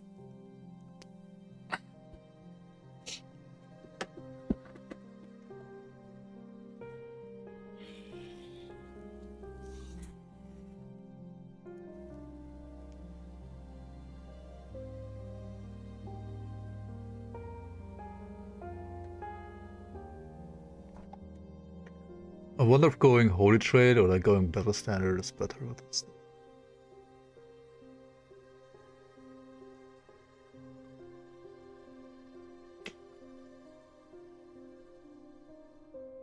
Many Ignite chance and cooldown is kinda nice though for the fiery frenzy here, yeah. I do not know about Force Strike though. I could go Ring of Shield instead of Force Strike actually. Could go Ring of Shields instead.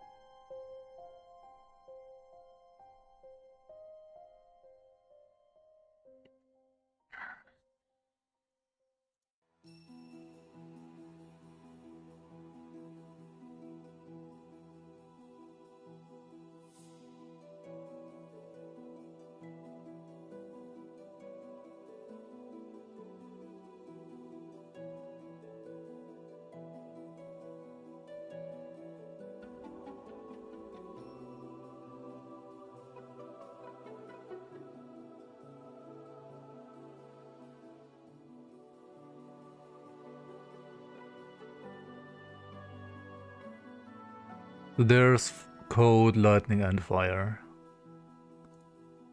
I can add. You can use this one. I don't know what suffix.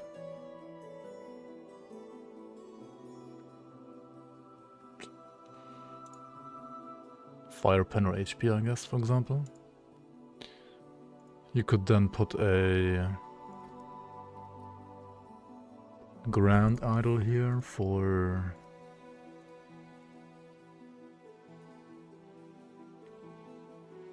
like armor, for example.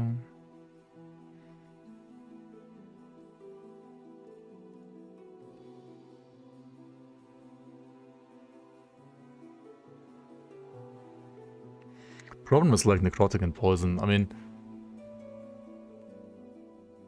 this thing is very nice, but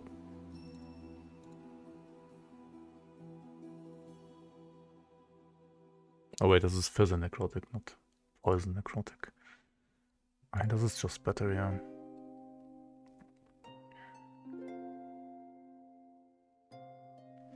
Get double HP on this now. Do we need the health regen? How do I like Ellie? In my opinion, it's the second most fun ARPG there is. It's kind of been like that for the past, literally like 5 years for me, I think, actually. It's been the second most fun RPG for the last 5 years for me.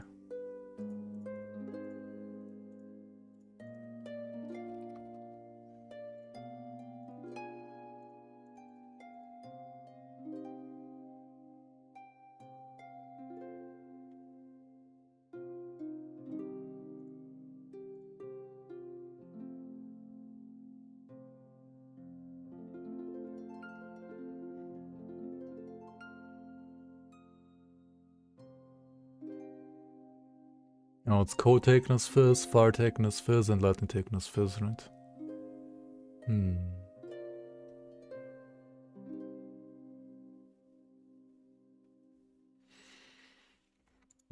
You could also not do the fire takeness fizz and try to somehow get Osprey's Bane.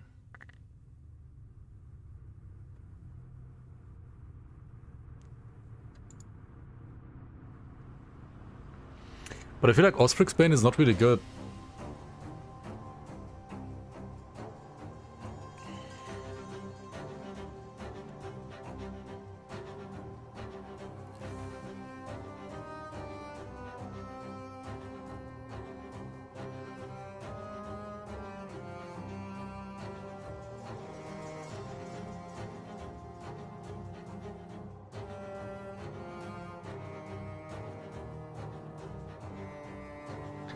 Grim Dawn first, for sure.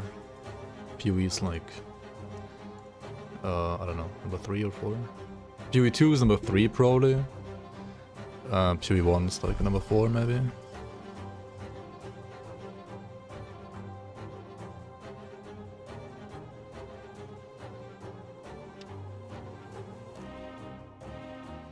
The flat health on boots is not good enough. This should be like poison rust probably. Or necrotic rust.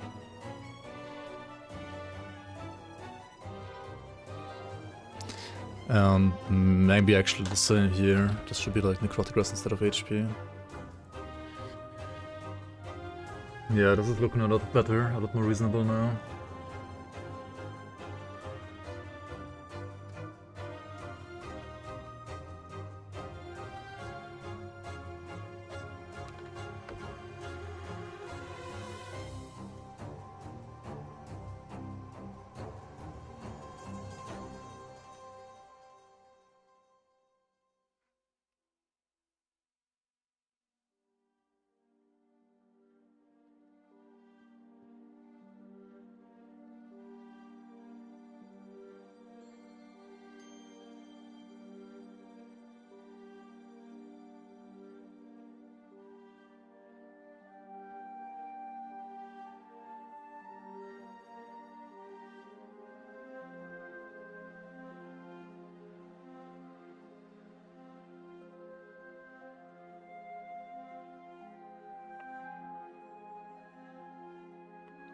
This is already with all rest on the flip and shield, right? Aye, aye, aye.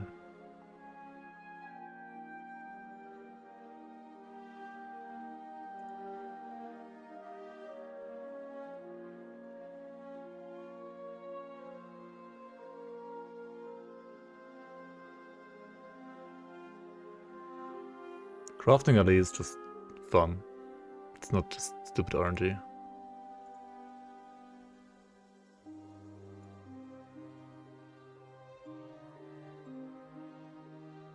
PoE1 endgame crafting is better, I guess, but...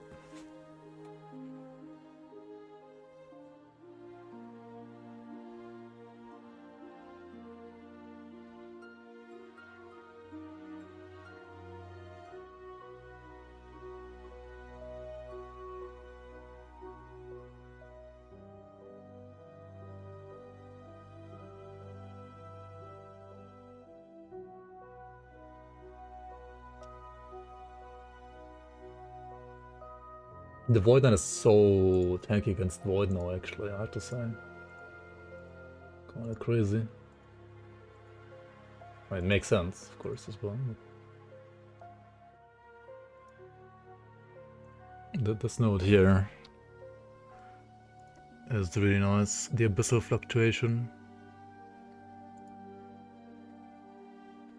Also, flipping like 50% elemental takeness Void is still also, I think, absolutely nuts.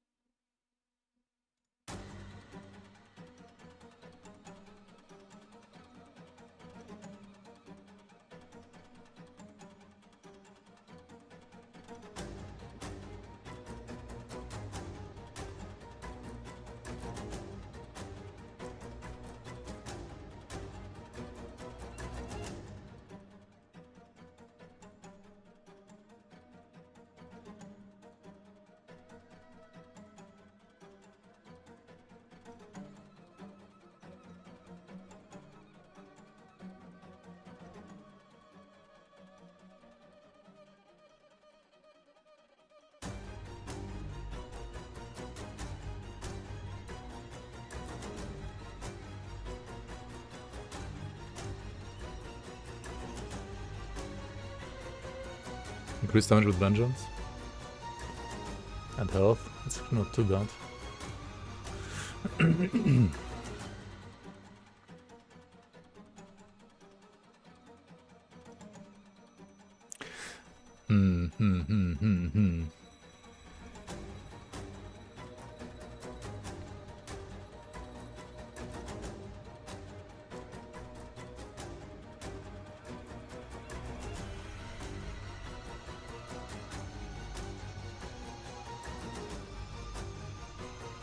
To be fair, this game is also like tons of power creep, I have to say. It kind of just is lots of power creep as well.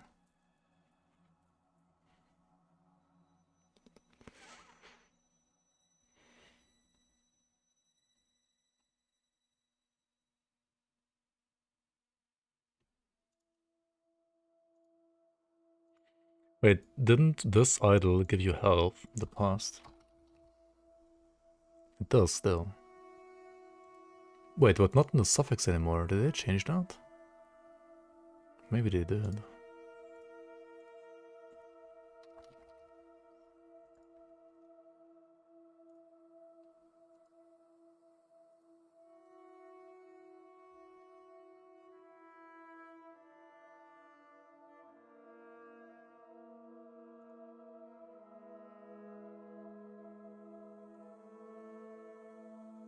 Interesting.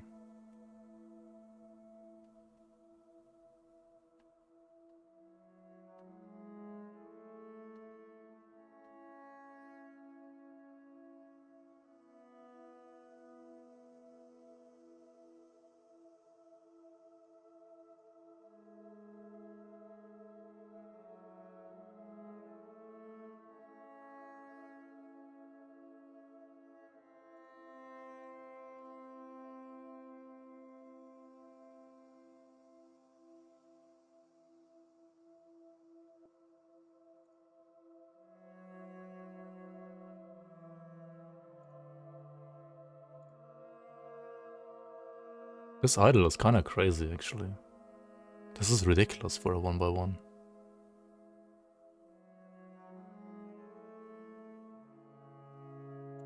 Like, nuts.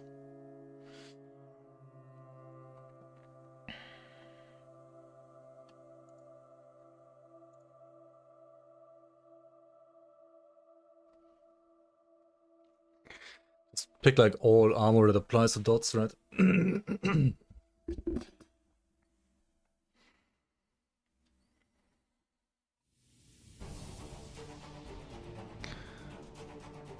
Less damage over time taken when using a shield. Yeah, like these two are just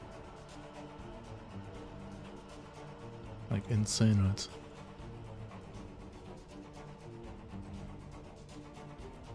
Increased armor and armor applies to dots.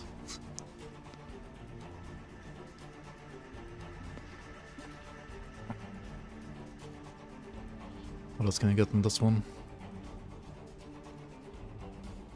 Minion attack speed, minion cast speed. Less damage over time taken when using a shield. Or movement speed. I mean, movement speed is actually not too bad either.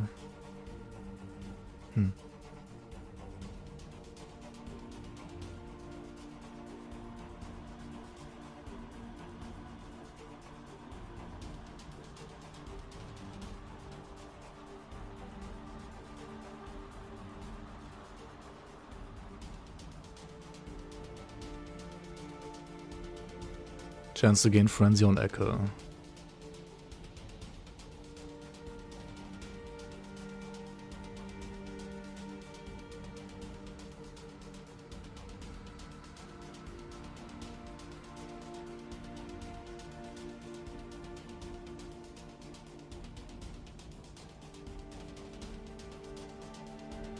The armor one is just always insane. You can get this on every single class idol. Like, what the hell, man?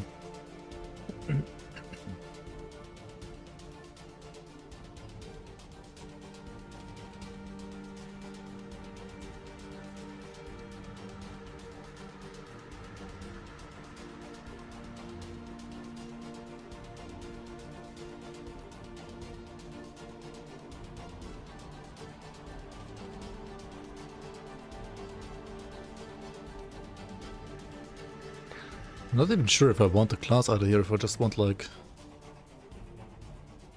I mean...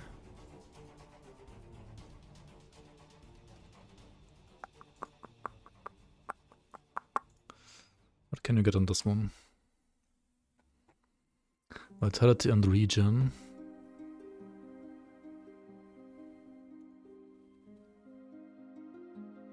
Poison resistance. Necrotic resistance. Spell damage.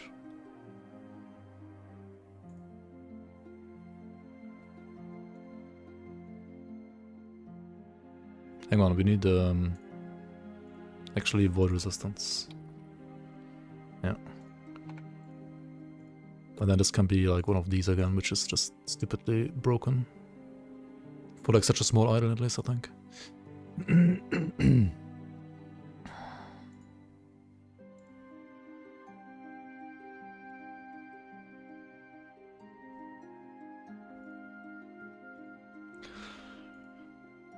Does this look decent? Maybe. Like, considering it's like 0 legendaries, 0 exalts. I mean, okay, it's 1 unique, but this is supposedly a common unique.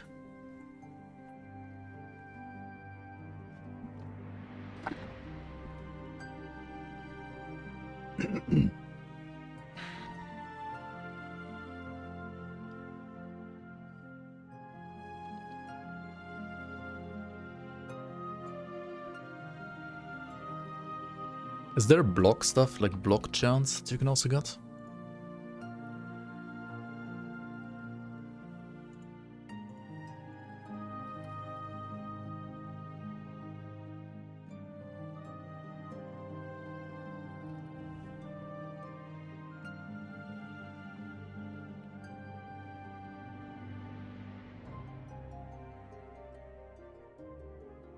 Wait, can't you get block on this thing?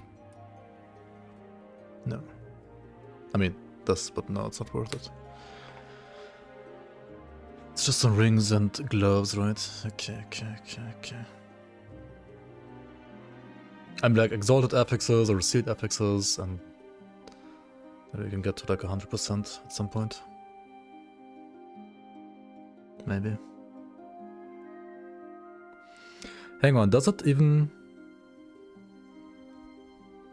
So it counts shield, ring, forge guard passive, paladin passive,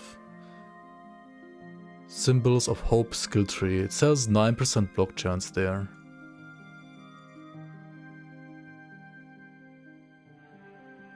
But we have 5 symbols, not 3. So it's not 9%, it's 15%. So it's another, it's 83%. Wait, now it updated, what?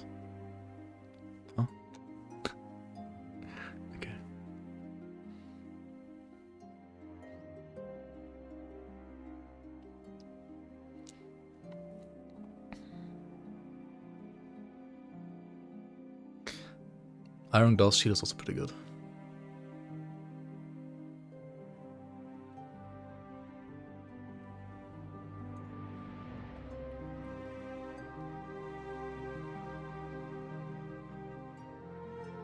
Oh, but like, it doesn't count the block chance while reposting, right? Maybe I don't even need that much block chance, actually.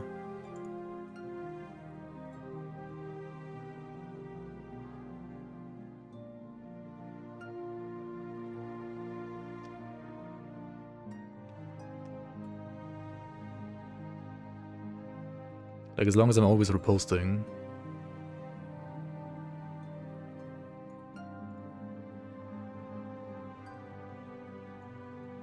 Maybe I grab like this stuff here. Oh, I don't know. Where's like bonus points to vengeance? Where's plus vengeance stuff? It's in chest. Okay, we need to get rid of the vitality, I guess. Wait, no, this is mana and vengeance. Vengeance. Okay, level of vengeance on helmet, that's actually really good. We get rid of the vitality, I think. Like this. Sure, we're gonna like tank 100 HP almost though. And we gain like triple repost maybe?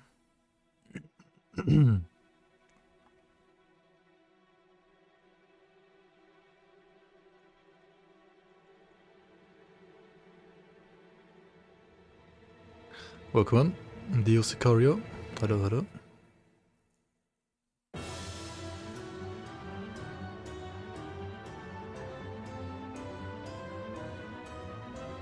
Damage might be a problem though, right? Do I play Volatile Reversal instead of Forge Strike actually? This is a Forge Guard right now. Because I saw this weapon and I was like, this looks actually really cool. The Phalanx, common unique apparently.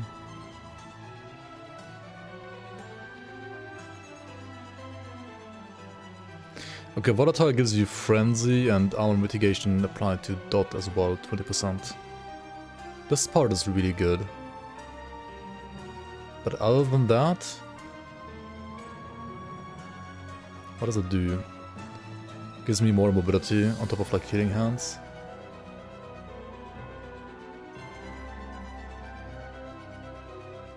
But we have to make it a non-traversal, right? We would have to pick up Anchored Timeline. Which is, I guess, fine, but...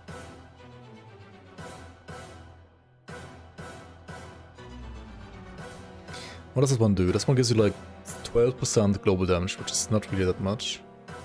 And then 30% Fire Pen, which... I mean, I guess both together is kind of nice. Hammered in. Yeah, I know like flipping the throwing builds are still like probably really, really good. Like Hammered in and also probably also Forge Guard thrower.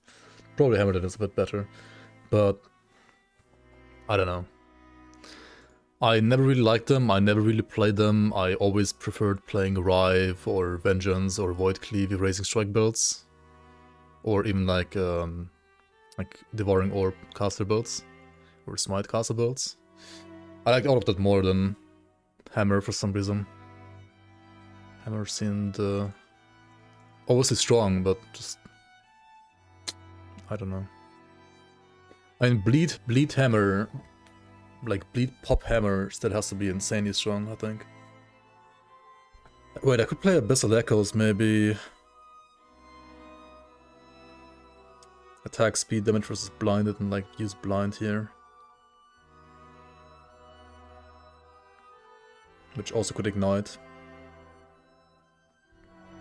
Which is nice for Fiery Frenzy.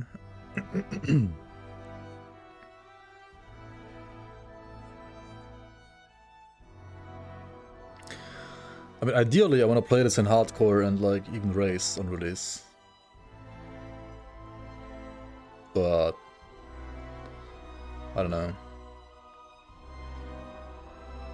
Could also do like what is this again? Like Time Rot Void Knight, which I was looking at earlier.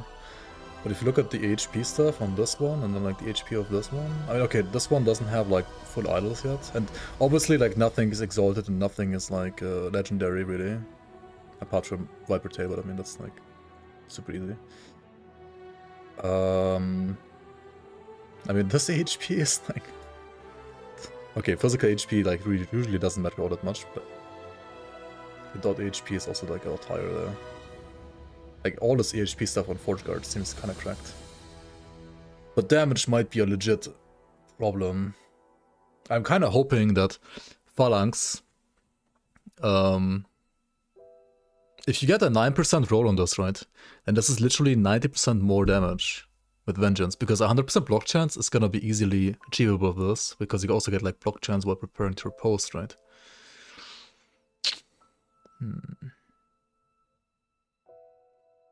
And if you get this for like 1 or 2 LP at least, then you can like guarantee an FX, like attack speed maybe, for example.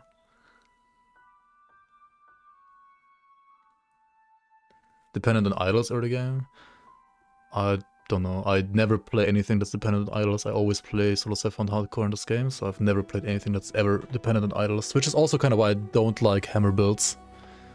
Because they do want like some idols ideally, right? To work properly. Just like looking at like the new stuff you get from Weaver, and it seems kind of cracked, like all this mitigation applying to damage over time seems very good. Like 33% armor DR actually for dots with these gloves, this chest, and then like all these idols. And then you get the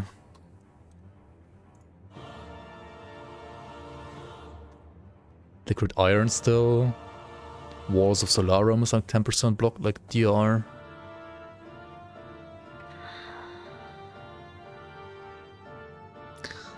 Kinda nice, kinda nice.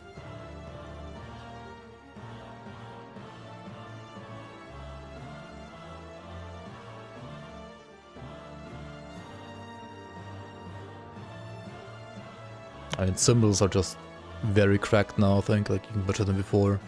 Don't have to like worry about recasting it. You just have them permanently, only press them when you really need to, as a panic thing, right? You just need like, kind of like plus skills, I guess, to get some damage here.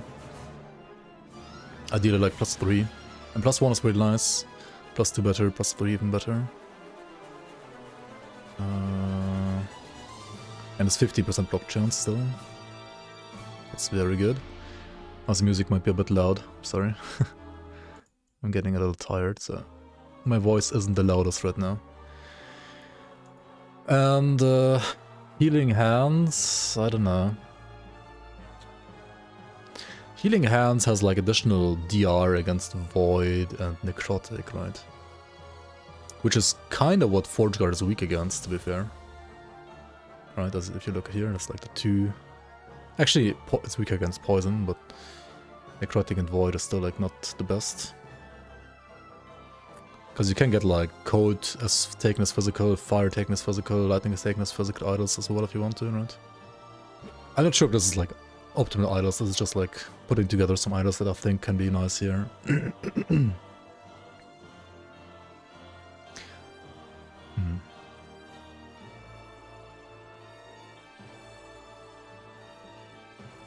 I'm not sure about Forge Guard though, I mean Forge Strike rather. I think Forge Guard, the passives are good, but the skills are just so... Like Smelter's Wrath is just giga cringe, I don't want to play it. I don't want to play pets, I hate pets. Shield Throw, it's a throwing ability, which as mentioned earlier, is strong, but I just don't like them that much. I could play Ring of Shields. But what do I play this for? For the block chance? I'd rather play Symbols of Hope for block chance, I think. Because these symbols give you damage as well, and this one doesn't really give you damage. Does it?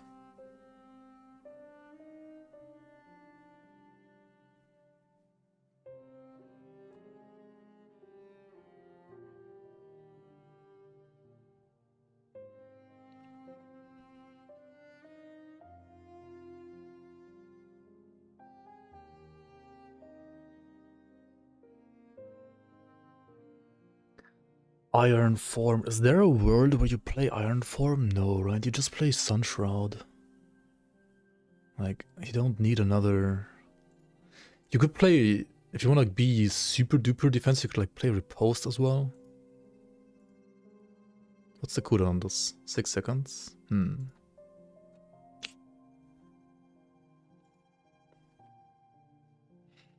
I'm not sure about this. Like it's, I mean, the global fire pen and the global damage here is nice, and I might have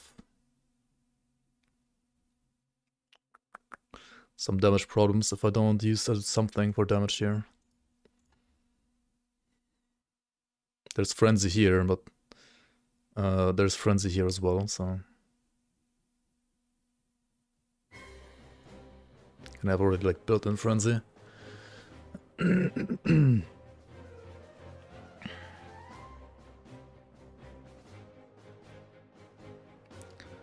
I could do the Embrace the Darkness and Abyssal Echoes, maybe.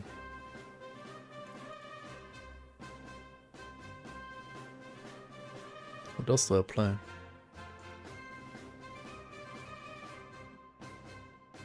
Kind of feels weird to play a Forge Guard without a single like Forge Guard skill if I remove Forge Strike, but it is what it is.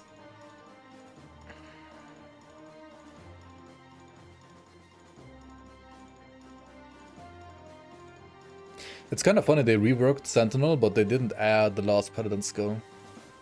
Like, still they didn't.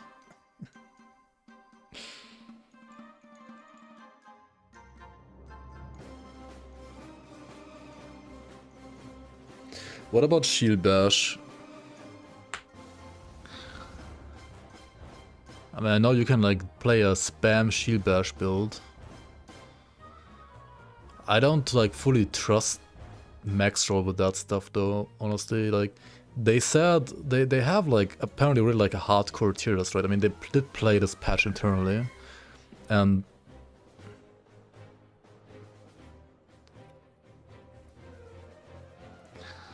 I mean, like Paladin reigns supreme, right? I guess. But they have like Shield Bash Forge Guard here, and they had Shield Bash Forge Guard in like A or S tier as well. I think in either release or 0.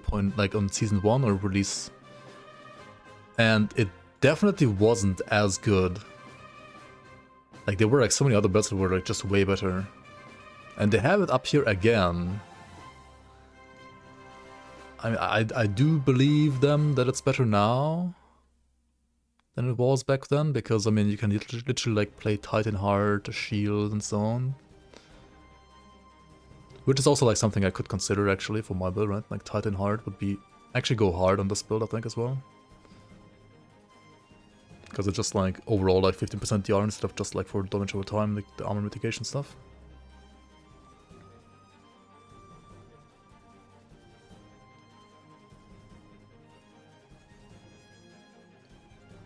I don't know how rare Event Horizon really is. But the thing is, like, they have like Starter, Endgame, Aspiration, right? And Starter already has Event Horizon. Like, what?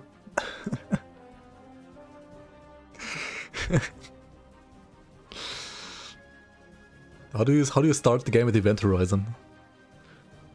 No, it's not Abberoth. It's one from the Harbingers, I think. Yeah, it drops from Harbinger of Destruction, the Reign of Dragons timeline. It's not from Abberoth. It's not that crazy. It's Harbinger of Destruction. But still, I mean...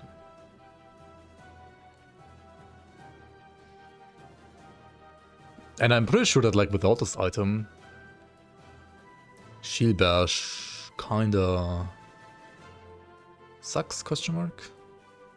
I mean, Shield Bash like scales of block effectiveness and stuff, right? Oh wait, Doom, do I need Doom on my build as well? Doom like scales of everything, right?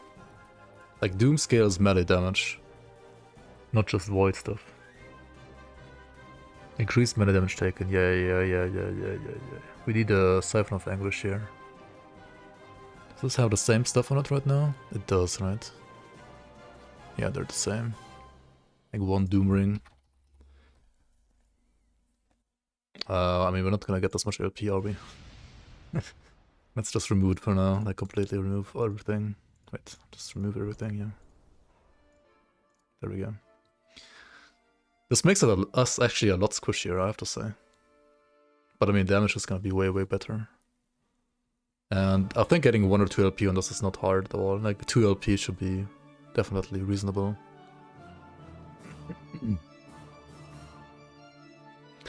Doom dot does more damage. I mean, the Doom itself, the dot I don't really care, but it's like, I don't scale void damage anyway. But like it's 4 times 4, so like 16% increased melee damage taken, so it's just like a 16% total damage modifier basically. Yo, welcome.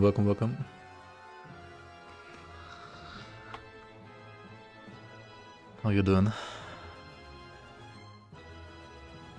Okay, I mean, let's go 1 LP for now, because I know this is giga easy and you can definitely guarantee an affix. What is the best affix I want here?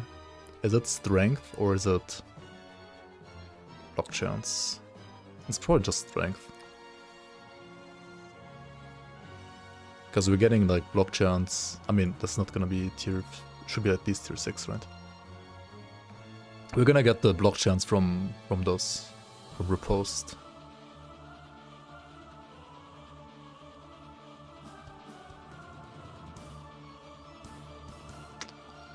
And it depends what role you get on Phalanx. I really hope we're getting this item. Okay, even if we don't get this item, we can just play... We can play this, right? This spear after that. Or like some sword or something.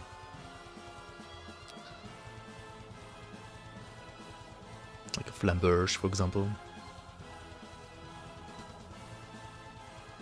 Void Knight badge? What do you mean? This is a Forge Guard. Fuck off, booty. This is actually a new class. Oh, like, well, new class.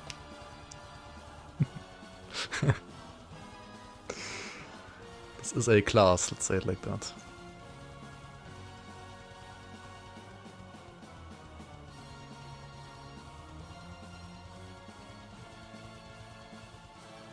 Mana?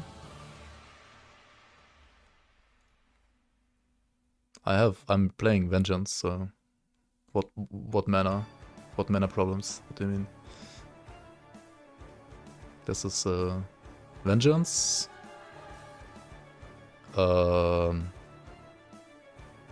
Healing Hands for mobility, right? Symbols of Hope as a panic button. Forge Strike, because we're pretending to be a Forge Guard, even though we could like easily switch this out. And then Javelin, but we actually never press the button, right? Because ideally it just procs a Phalanx. And if I don't have Phalanx, I think I don't actually play Javelin. I might just play something else then. Or I do maybe like play better standard Javelin. Think about Vengeance, CDPS. I mean, if I get this weapon is 90% multiplicative more damage to Vengeance. It like pretty much doubles the damage, right? If I get like a high roll. Because we're gonna have to have a 100% block chance with this. And it gives you like more range. And you cast Javelin when you riposte, which you can make into like Holy Trail Javelin, for example. Or like better standard Javelin.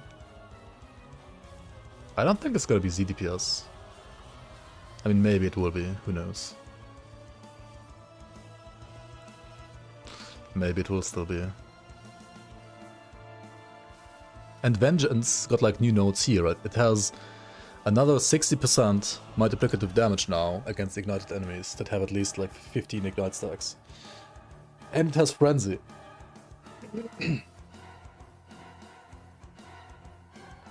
Like these nodes are new, right? They didn't exist before, did they? Let's check actually on this old planner here. Vengeance. Yeah, Vengeance had like total garbage nodes here before. This was like ZDPS before, literally.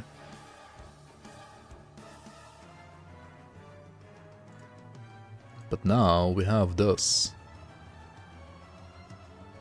I just like write more damage, like more. And then you look at this and like, holy shit. More fire hit damage.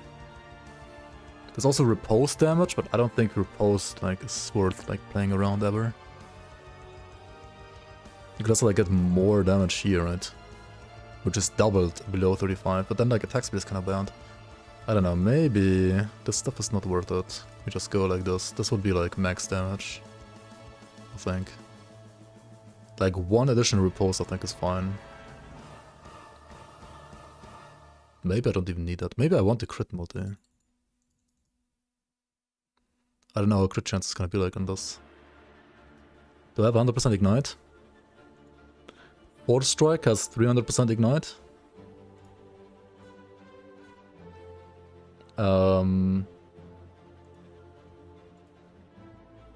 Healing Hands. Does Healing Hand ignite?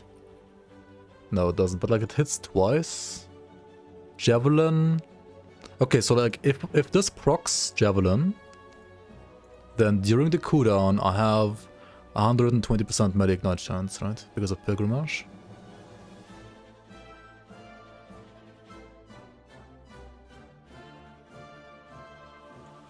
And I could get some more, I guess, from here, right? Okay, I could get another like 140% ignite chance if I really want to. And need to. Oh, there's also this. Hold on, wait. But this like loses me HP and endurance. This having endurance now is so stupidly good as well, actually. What the fuck, man? Yeah, no, it's just, this is like too fucking good. Vetter is too good. You can't get ignite chance here. Yeah, I mean, you need like 15 stacks, right? And then I do need 15 stacks. I don't need just one stack. I do need... It's more damage per ignite, 4%, right? But like max damage is 60%. If you do the math, that's 15 stacks. I need 15 ignite stacks to get max damage. But it's not like that much, right? It's not that many. And you bonk, you get 3 stacks instantly. Maybe you like do some more ignite stuff here. And it's like actually six stacks instantly, right? Ignite chance LP? Maybe.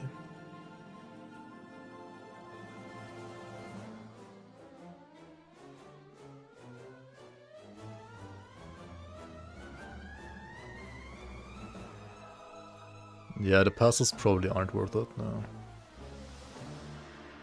And this is already like only 11 unspent points, like... This is level 89 or what? Yeah, this is level 89.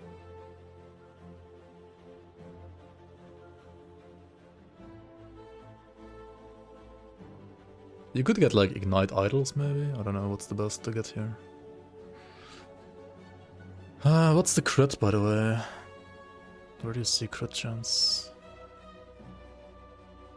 25% crit chance. Hold on, doesn't Vengeance have crit? Built in. 2% additional crit.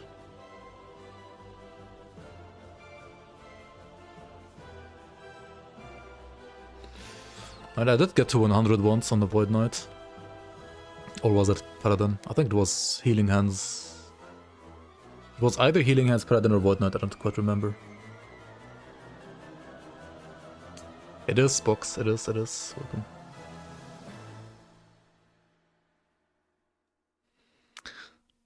Symbols of Hope doesn't have Ignite chance, unfortunately, right? Paladin would have it in Holy Aura.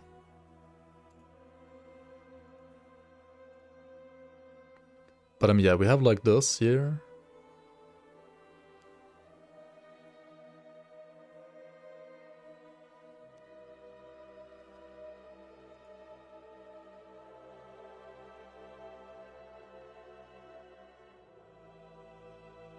By the way, how do I leech? I have 0 leech right now, don't I? Where is leech? Where do I see leech? Other leech? Leech? Hello? Any leech? Mod check?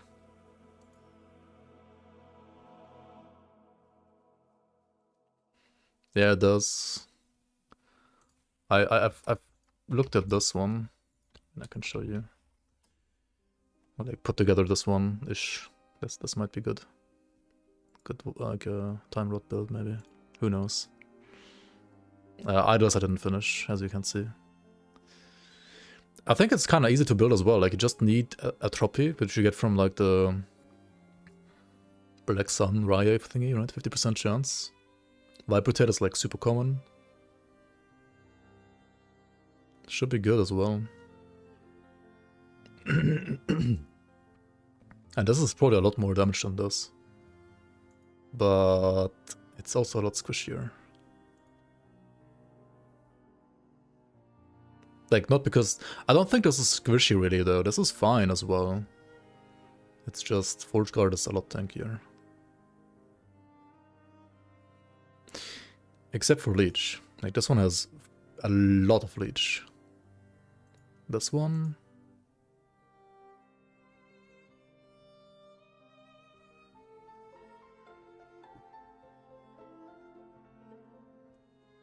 What happened to these? They were like capped earlier, huh?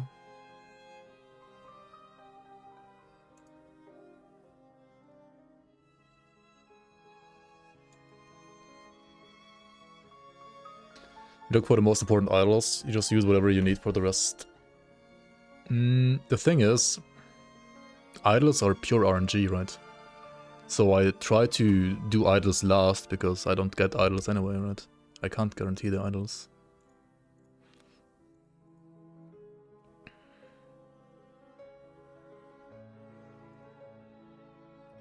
Do I have to get the leech here? World Eater. Like 1 here, 5 here. I mean, then I might play Abyssal Echoes after all. Instead of what though? Instead of Forge Strike?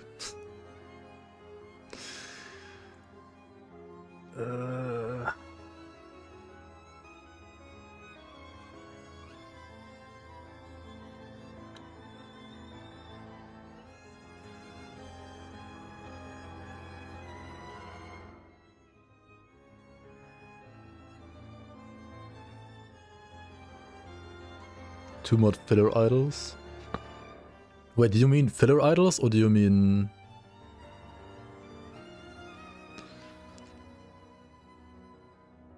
I have to make a filter before the season starts, 100%.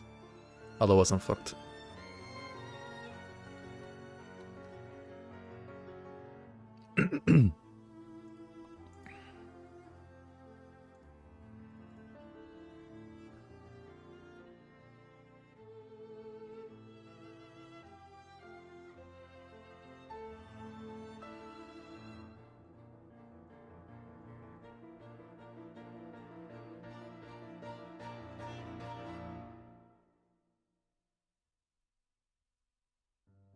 Dude, these ones, look at this, like the Weaver idol, these new Weaver idols, they have armor, percent armor, health, and mana. Like, what the fuck? Okay, the mana's kinda useless, but still crazy. I like this one, Ellie Res and percent HP. Even higher than the one before. Vitality, Void Res, and regen on top. Minion Void Res, I mean, okay, whatever, but... Health gain on kill. On kill is bad, actually. But... Symbols of Hope can give you a chance to ignite. Wait. Oh, right, up here, I'm blind. Right, we just... Yeah. Like, extra points go up here. It's very, very low ignite chance, though. Okay, well, it's 30% per point. Right, it's 30% per point, which is definitely better than 14% per point.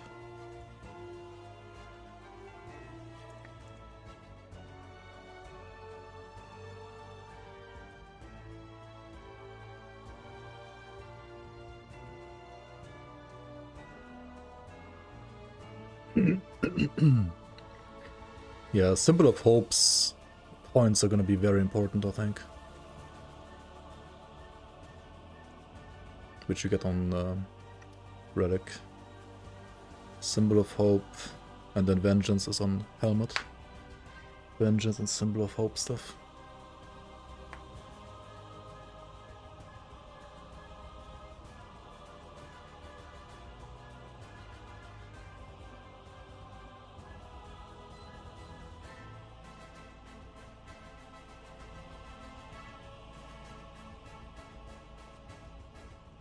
Generic percent damage for that?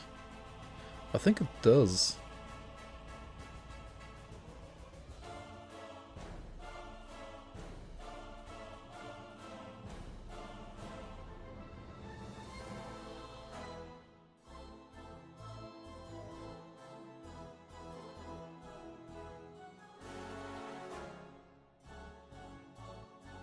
Oh yeah, I removed some vitality, I think, or the vengeance stuff. That's why these are like uncapped now. I mean, would be capped now again, right? Yeah.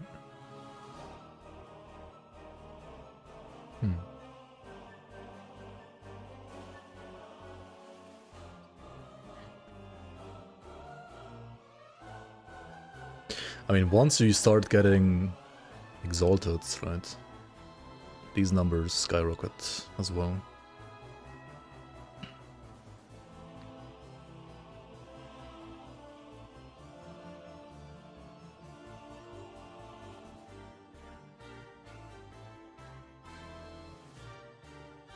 Like, this is also like double the damage from melee. And then you would go like... I don't know if the crit mode is that good actually. Maybe we go attack speed instead. Or like the last edition repost. Nah. Attack speed is better for sure. And here you kind of wanna... What I say? Get like Symbol of Hope's levels. Ignite chance or like this damage, I don't know.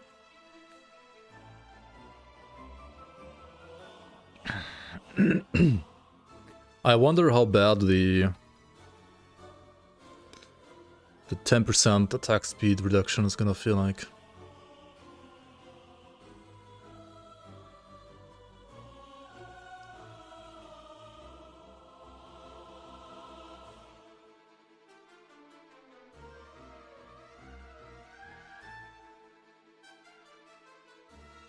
This ring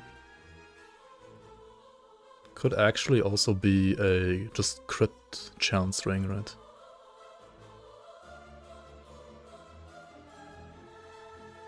Hmm.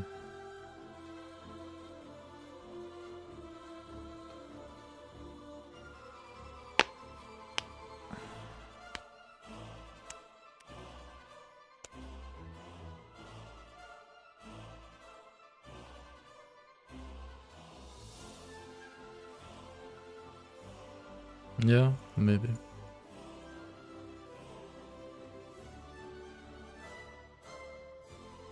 This is 12 HP per point, right? That's pretty good.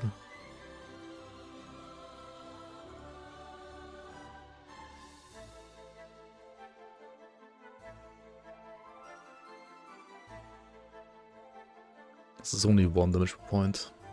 And then like 10 for Smelter's Wrath, like fucking terrible skill. Board Strike, I mean it's not my main damage either really.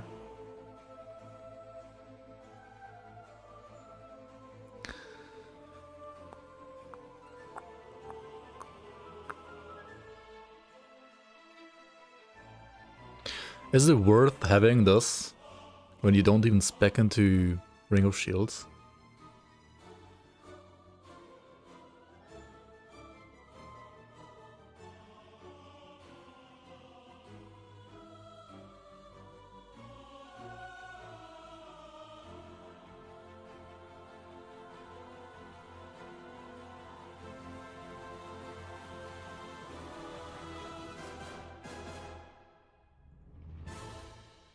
What does it do on its own? Setting equipped shield also applied to shields created by Ring of Shields. And maybe it's worth. Who knows? How much mana? I mean, mana's not a problem anyway, right? It costs like 30 mana, whatever.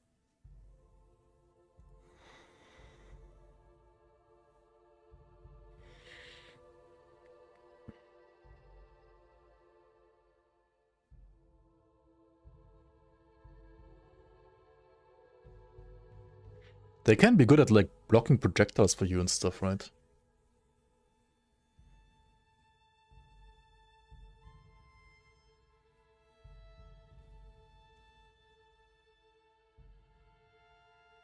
And they do give you block effectiveness per shield, like 100 per shield. How much do you have by default?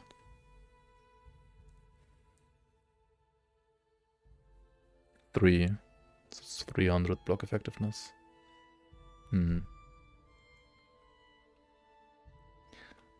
Ah, you can get like way more, right?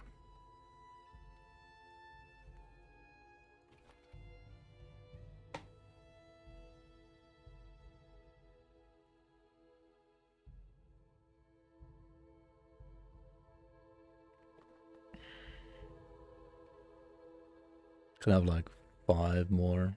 Can have 800 block effectiveness, 950 block effectiveness. That is a lot. Wait. You have there's touched by fire. Do I play that instead of flipping Force Strike after all? This is 600% ignite chance though.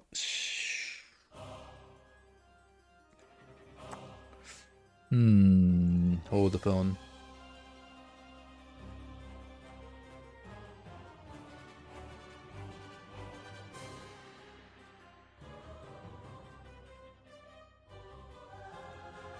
Oh wait.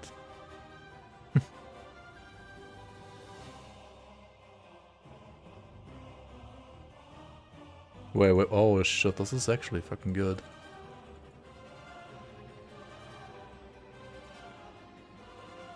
Hold up. No, we do play Showing of Shields. I didn't see this node on here. It's only increased, but I don't actually have that much increased fire damage, so 90% more is quite a lot at this point.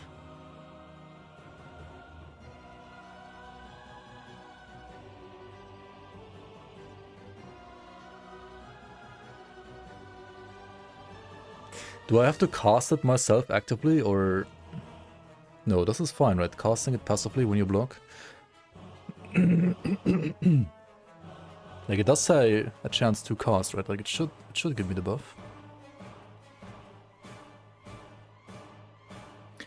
Where do you get Ring of Shields stuff? Here as well. Minion health. Nah.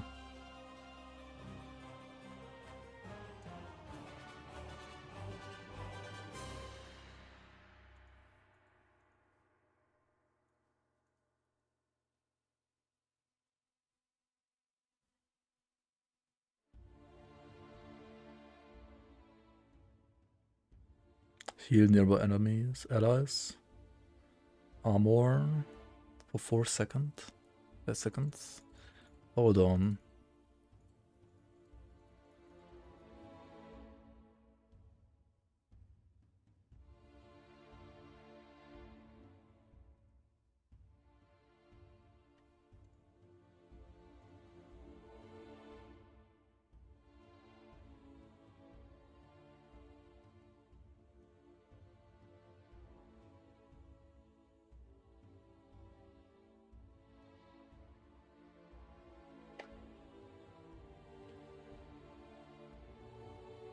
Void Knight is so good, man. Like, the new skills are so cool. Like, Volatile is really nice. The Devouring Orb tech is really cool.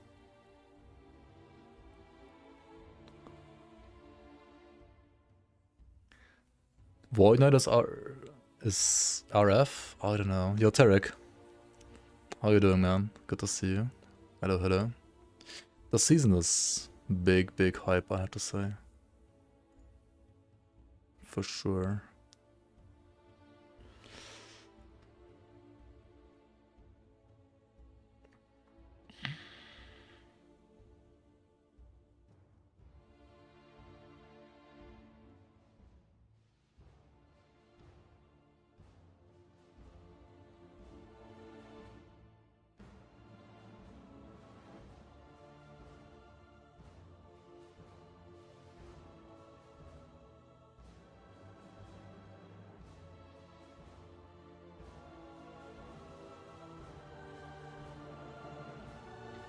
I wonder what's better, like percent. Wait, no, percent armor is better than percent block effectiveness, right? 12,000 armor, okay. This is like with 0 gear, right? I mean, okay, there's like some. Okay, I put like some stuff here, but. I mean, these aren't like hard to get. To be fair, the level of vengeance might be hard to get. Let's put it like down here again. Tarek, what's the best build right now for racing? What's the best racing build to get to Abberoth without dying on hardcore?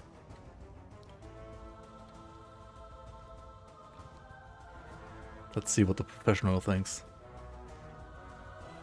Falconer forehead? Yeah, just don't get hit, right? Just don't get hit.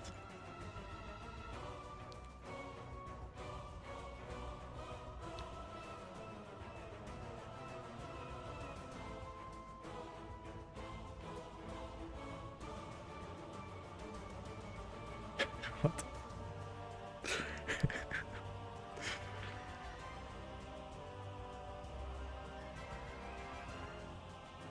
Okay, let's even remove the strength here. Let's make it like giga budget. Just have to get the flippin' spear, right? Just have to get phalanx. Just get lucky and get phalanx. Actually, now it's like one less button to press, right? Not even Forge Strike has to be pressed anymore. Why does this open the menu? What? Oh, right, because it's like this. Wait, so I don't press... I mean, I have to put it on my bar, but I don't actually like press this. Symbols of Hope, I only press if I need to, and then I have Healing Hands. It's literally a fucking one button build now.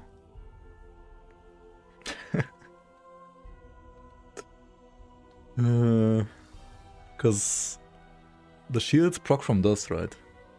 If I have good block chance. I mean, I guess I have to like sometimes use them myself. Who knows?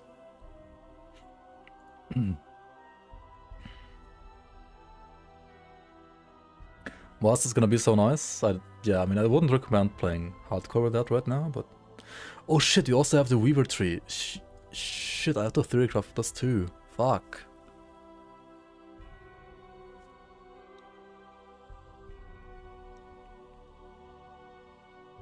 Aye.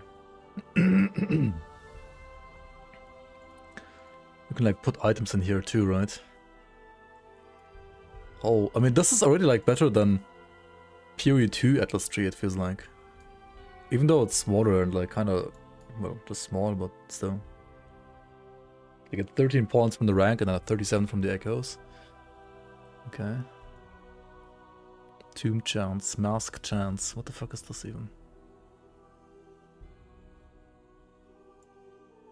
Just improvise it in-game. Exalted item drop chance? Log in, dude. Drop chance, let's see. Memory Amber.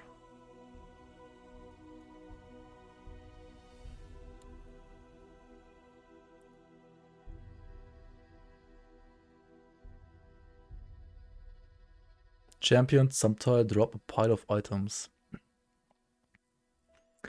3% chance, what the hell? Plus level of skill affixes, okay. That seems kinda good.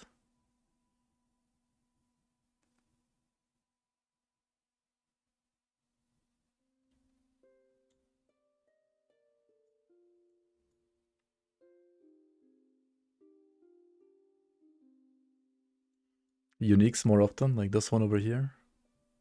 Wait, no, this one. It increases boss reward drop chance by 0.3%. GG.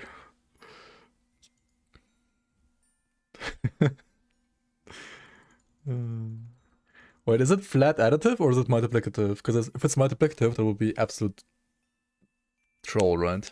The Nemesis. Should additive? I mean, additive is actually good, yeah. Here is Nemesis. Possessed Nemesis chance. Increased Nemesis spawn chance.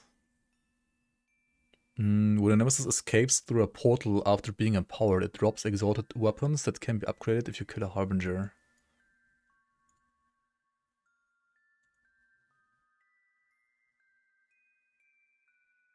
What is a lost cache? I forgot what that is actually. XP tome.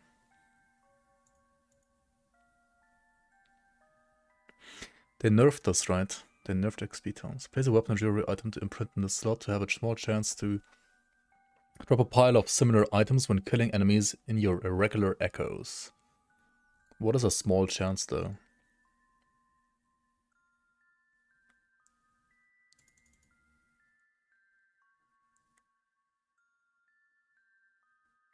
Okay, I feel like early game you just do this and this, right? Increase the rank as soon as possible. And like... Okay, like you do this, right? Like this, and then this.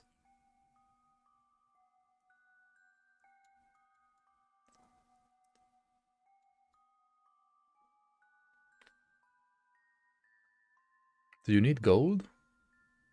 Exalts are purples, yeah.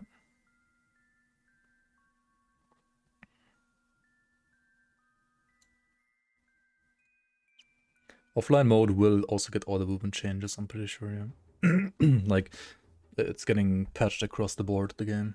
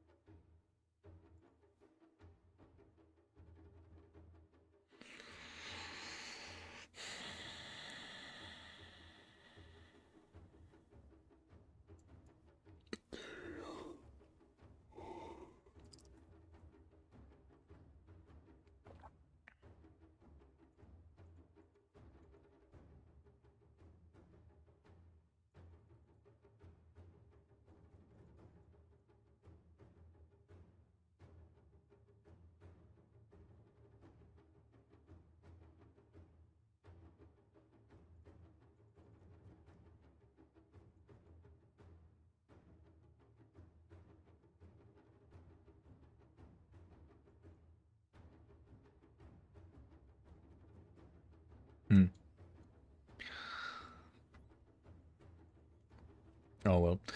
I think I'm gonna figure out the Weaver tree like tomorrow maybe. Until then, I'm gonna post the stuff that I came up with so far. And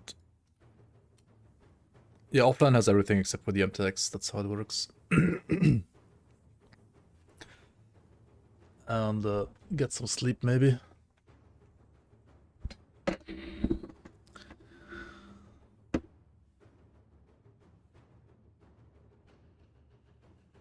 Patch looks giga hype, I have to say though. Anyway, have a good night, guys, and I'll see you around as soon as I can again. Not sure if tomorrow, maybe tomorrow, but maybe not tomorrow. I need to do some practice runs with like Sentinel in general. Forge Guard or Void Knight, it's gonna probably be some riving. And or actually, maybe not riving, it might be just Holy Spear, Holy Javelin, whatever it's called. I need to like check if the Holy Trail is better or Rive is better for leveling. And then, yeah. What else do I need to check? That's kind of what I need to check, right, for leveling. Just see how it feels. 6 hours sleep into practice, log in. I'm gonna sleep a bit longer than that, I'm pretty sure. But yeah. Until then, we can also discuss Theorycrafting LA on Discord, of course. You can also check out my YouTube, and I'll see you around on the next one. Good night.